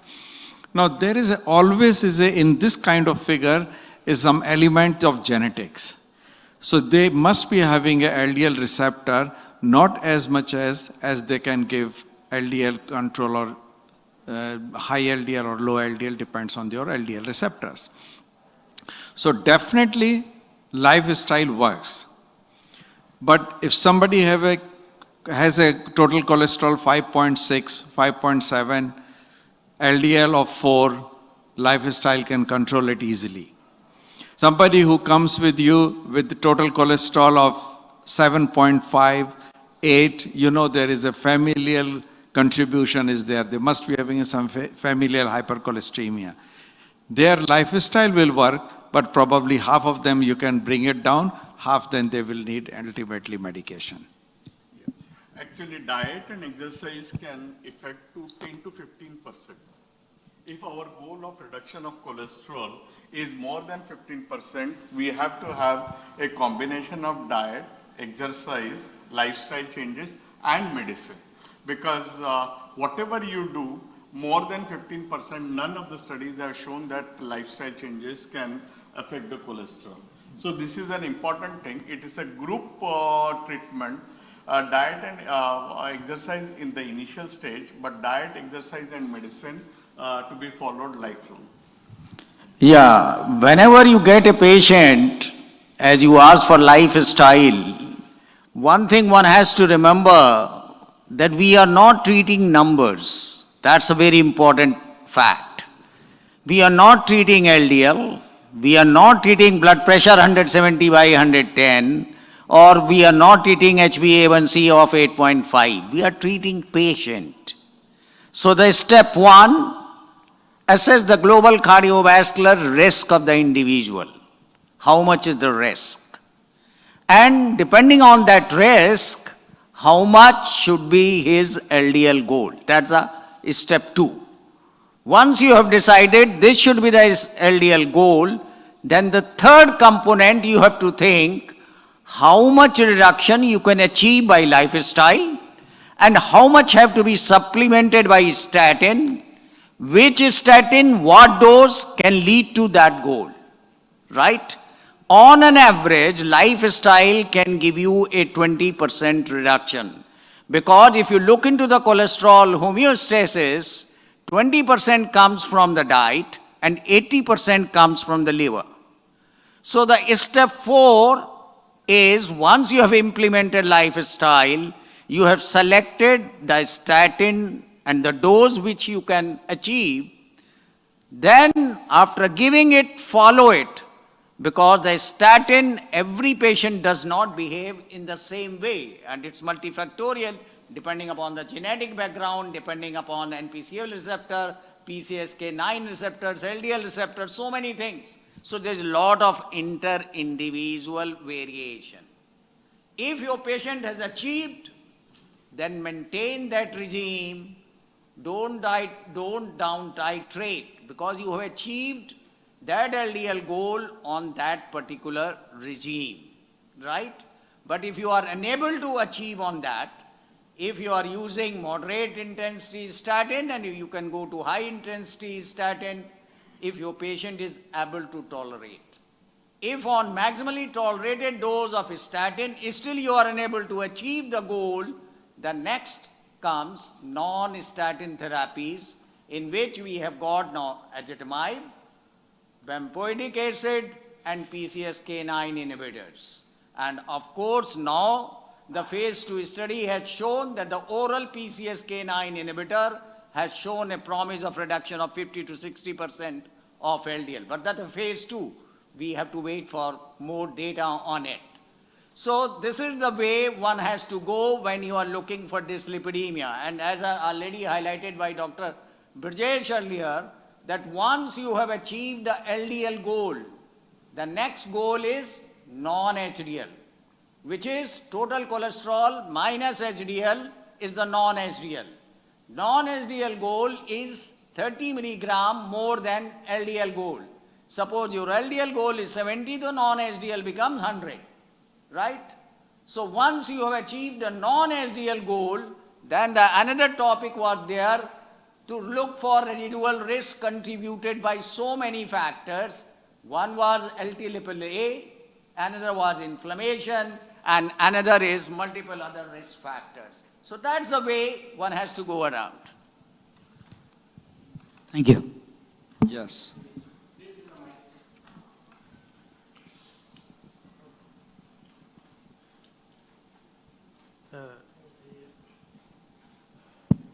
Okay, in the lipid management guidelines, they talk about compelling indication for the statin, like LDL superior to 190 milligram per deciliter.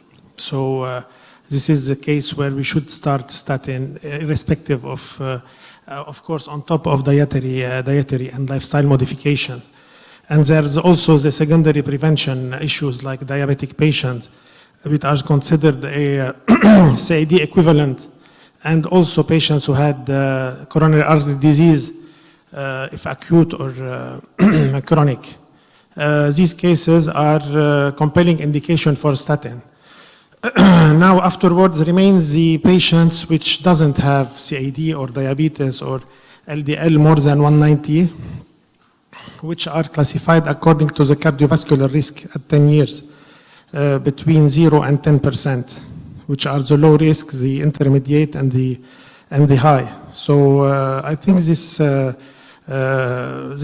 do you think? This is a classification adopted by the American College of Cardiology, and maybe we should think in this regard. What do you think?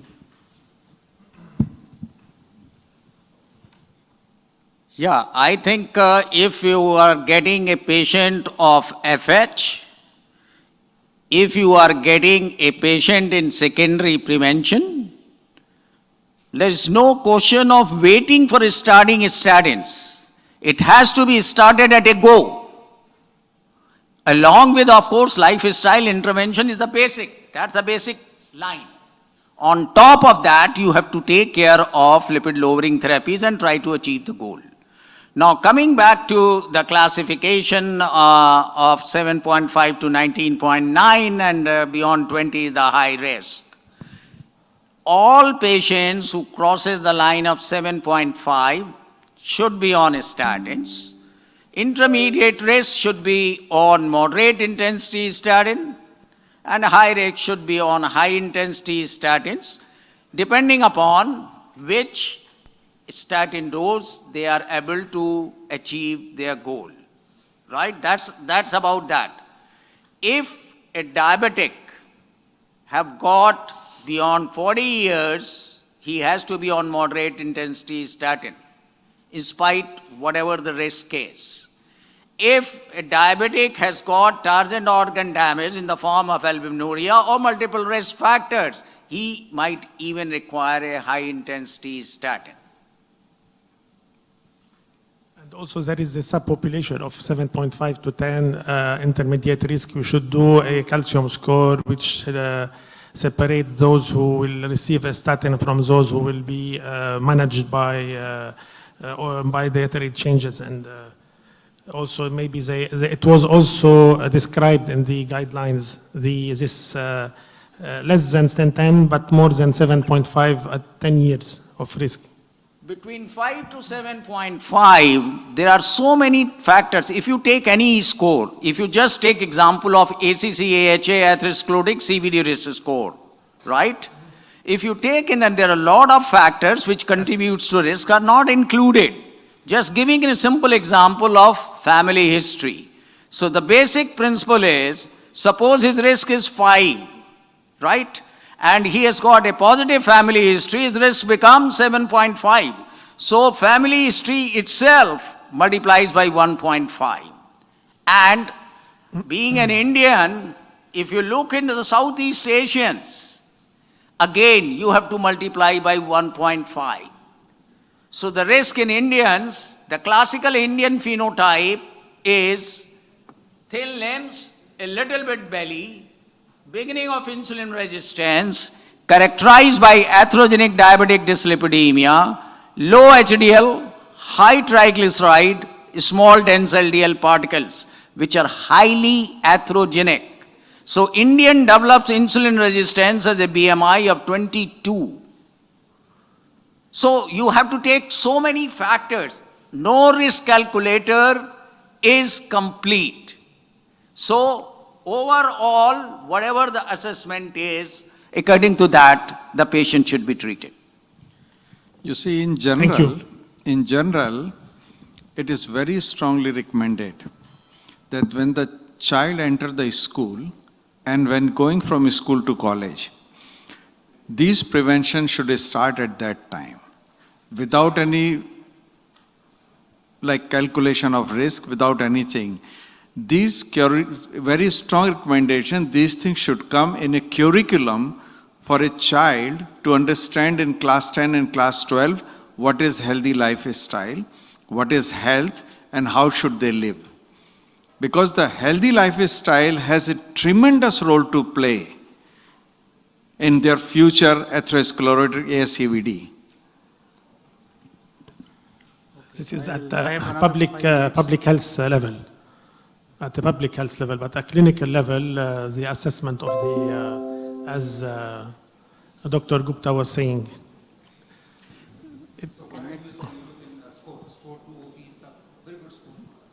The European?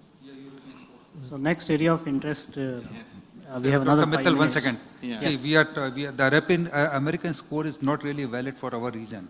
Our regions are more applicable, the European scores, because European score divides into high, middle, and low risk group.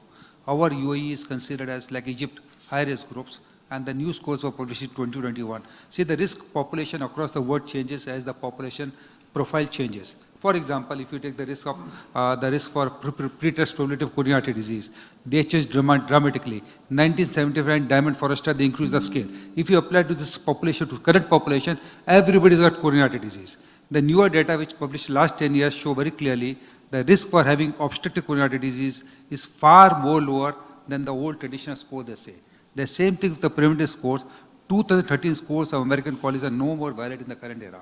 I think probably European score 2 and score 2 OP are much more valid in our population. Okay, another question which will be of interest for everybody, and I will use your opinion because I wanted to put a talk on this, but we could not. So in one line, every one of you will tell the role of aspirin in primary prevention. It's a very controversial topic. Some patients say, I'm eating aspirin because my uncle told me to eat. So just one line, any one of you. My personal opinion is the risk versus benefit offered by aspirin in primary prevention leading to the net clinical benefit is not in favor of using it. So I don't recommend to my patients. I always advise them, if you are eligible for a statin, that will give you a much better benefit than the net clinical benefit of aspirin. If you can stop smoking, that will give you a much more benefit than the aspirin. If you can reduce weight and do exercise, that will give you a much more benefit than aspirin. So I'm not a proponent of giving aspirin in primary prevention. ISIS-2 trial, which is one of the very old trial, which came in favor of aspirin long before. And last 30 years, 35 years, it's been used extensively. latest analysis, which has published, I think, more than a year ago, has clearly shows if you have a classical atherosclerotic disease, proved either by CT angio or coronary angio, or you have a stent or PCI, then there is a role of aspirin. If you have no classical atherosclerosis, just want to take as a prevention, there is no role of aspirin. What about diabetics, Dr. Jabbar? Should all diabetics without any cardiovascular disease should take aspirin? No, ASCENT trial, which was conducted basically in diabetic, and ASPRI trial was conducted in non-diabetics, and both the trials, ASPRI as well as ASCENT, were negative. After that only, the healthcare professional people, they started thinking, are we really benefiting our patients by giving aspirin? And then gradually the consensus built that it's better not to give it. And probably we have to make the patients aware about the side effects, and probably 1% increase in intracerebral bleeds and others. GI bleeding. GI bleeds. Very high. With this. And when you explain to them, most of the time they will understand, because they will not like to have a stroke then.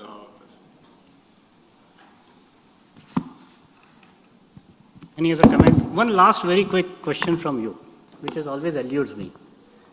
In your presentation, you said anything above 5.7 should be curbed. One has to be at the 5.7. On the other hand, when we treat diabetic, we say the target is 6.5 or 7. So it doesn't go well with me. The very quick last comment. People ask me this question. Just to elaborate,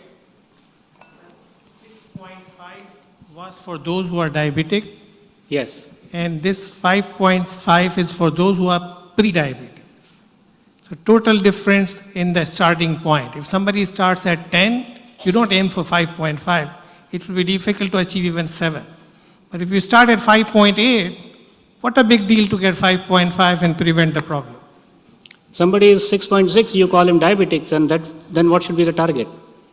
6.6, nowadays with the data available, the lowest which is possible to be achieved without problem to your patients.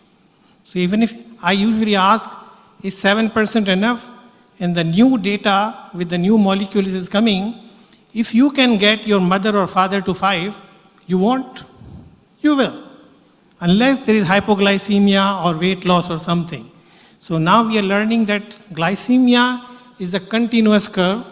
The lower the better, unless your body shouts, I am hypo, I will die. So that's the message for everybody. Good, thank you so much. So, as there is an ongoing continuum of hyperglycemia, take another example of microalbuminuria, right? We say microalbuminuria when the albumin-creatinine ratio is beyond 30, but those who have got in the normal range of 0 to 30 is also at risk, but lesser than micro and macro. So it starts from normal range to micro and macro. Same for lipids. Yeah, same for and same for weight. But you don't say your weight should be 0. That's right. Right? You can't achieve that. okay, so thank you very much. We come to the academic conclusion of the evening. And thank you so much for... Yeah. Okay, one last comment. Just last thing I would like to add for the lipids. Recently, there was always a hue and cry about the statin treatment and the side effect. So last year, we started our latest research along with the UAE University Professor of Genetics, which is going on, already recruited about 250 cases. What we are doing, every patient who is on a statin, we are doing their genetic analysis. And these genetic analysis is coming back to tell us whether this patient is high risk for myopathy or side effect of the statin or not. Preliminary data I can just share with you, still it's not yet published because our target to take at least 500 cases. We found out nearly 2% people have a deficiency of the enzyme which put them at the risk of the myopathy. Now this categorized into the 3, mild risk, moderate risk and severe risk. We color coding it like yellow, orange and red. The one which is targeting in the red, which is severe, where definitely if their dose is high, they will go for myopathy, is coming less than 1%. So there is some cases which now we are targeting and we tailored made. If he is deficiency for atorvastatin, we switch them to rosuvastatin. If he deficiency for both the enzymes which metabolizing their statin in their genetically, they cannot be changed because genes we cannot change. So all this will come in publication in next 1 or 2 years time. But yes, we do have in society those genes available which are deficient in these enzymes.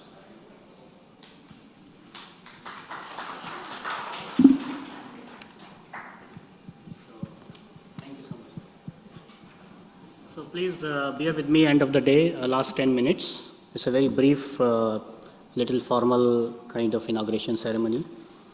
So let's start with some introduction about Shake. If many of you do not know.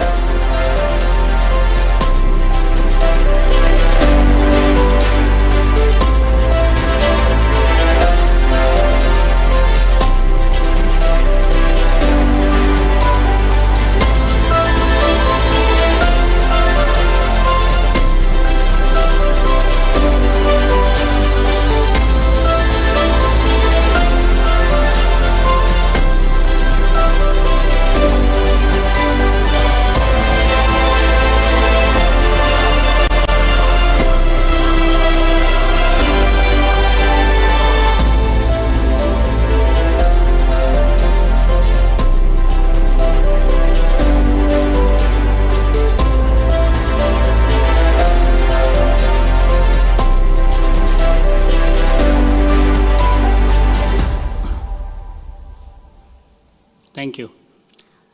So I'm actually indebted to all of you who could come, who could spare this time, and especially the faculty members who came all over from different parts of Dubai, other parts of UAE, as well as from abroad. This endeavor is not possible without your immense contribution, your patience, your listening to my demands and requests time and again. Good evening, ladies and gentlemen, my colleagues, my friends, dear esteemed faculty members. You know that this is the 7th annual meeting. And the first one was done in the month of November 2015 when I had first started this program. And the name of the program was different that time. It was changed in 2019 to Shake, a more generic name. Since then, we have done this 3rd annual meeting in last 3 years. And this is a mainly in-person meeting this year.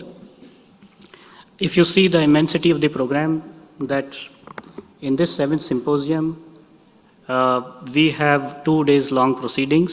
So until 2018, we used to have one day lectures and 1 day proceedings. It is divided in 7 sections, today and tomorrow. 30 lectures, and 40 distinguished faculty like yourself. And I would like to say that we have faculty from east to west, from Australia, from Singapore, from India, from UAE, from Germany, from Serbia, from America. So this program is getting enriched day by day by the contribution of all of you. And each and every faculty has contributed well. You can say this is my obsession to keep the timing in check. So it was actually overchecked. We landed before time, which sometimes happen in the good flights. So we could complete our today's work very nicely, very meticulously, and well before the given time.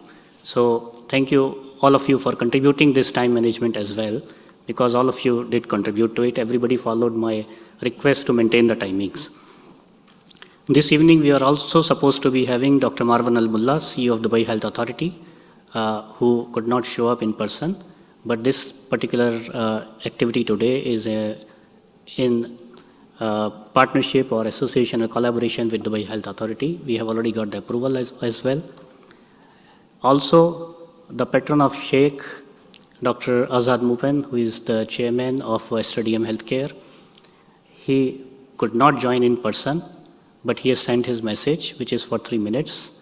Please listen to that message. After that, we'll proceed for dinner. Thank you so much. Good evening, everyone. It's my great pleasure to speak to you on this very auspicious occasion of the inauguration of the Sheikh. So this is something which has been going on for last 4 years under the dynamic leadership of Dr. Brijesh Mittal, who is our respected and renowned cardiologist. Dr. Brijesh has taken up this as a mission, and he has driven it forward with indomitable determination, and his efforts are bearing fruits. I remember participating in some of the earlier conferences physically, and I'm sorry that I can't be there in person this time. What is very important and what he wants to spread, what we all want the world to know, is the importance of identifying cases of heart attack, acute myocardial infarction, when it is quite early and easy to treat, or when we can actually provide the best medical care. We know that as we go late, there could be issues like the myocardium not being salvaged fully, which leads to many of the complications like cardiac failure, as well as it will be even lead to mortality, which is very, very unfortunate. So as doctors, we have to educate along with the media the importance of identifying the symptoms, initial symptoms, and then acting on it, bringing the patient to the hospital very promptly and getting the treatment. And also about the importance of preliminary treatment of the patient, sometimes even going to a cardiac resuscitation. So as we are going ahead with this Sheikh program year after year, I'm sure that there will be more of awareness about this, and which will lead to more of people being saved. Let us all try hard to support this movement and save more lives. The incorrigible optimism of Dr. Brijesh Mittal is the one which is driving this forward, and we all have to stand with him. Thank you. Thank you. Thank you so much. Before we break, I think it would be a good gesture from all the delegates to respect and felicitate our faculty. So I would request all the faculty members, either today or tomorrow, please come over the stage. Let's have a photograph together. And I would suggest and request the delegates to clap for them, for their so much efforts and endeavors put in by them. Thank you.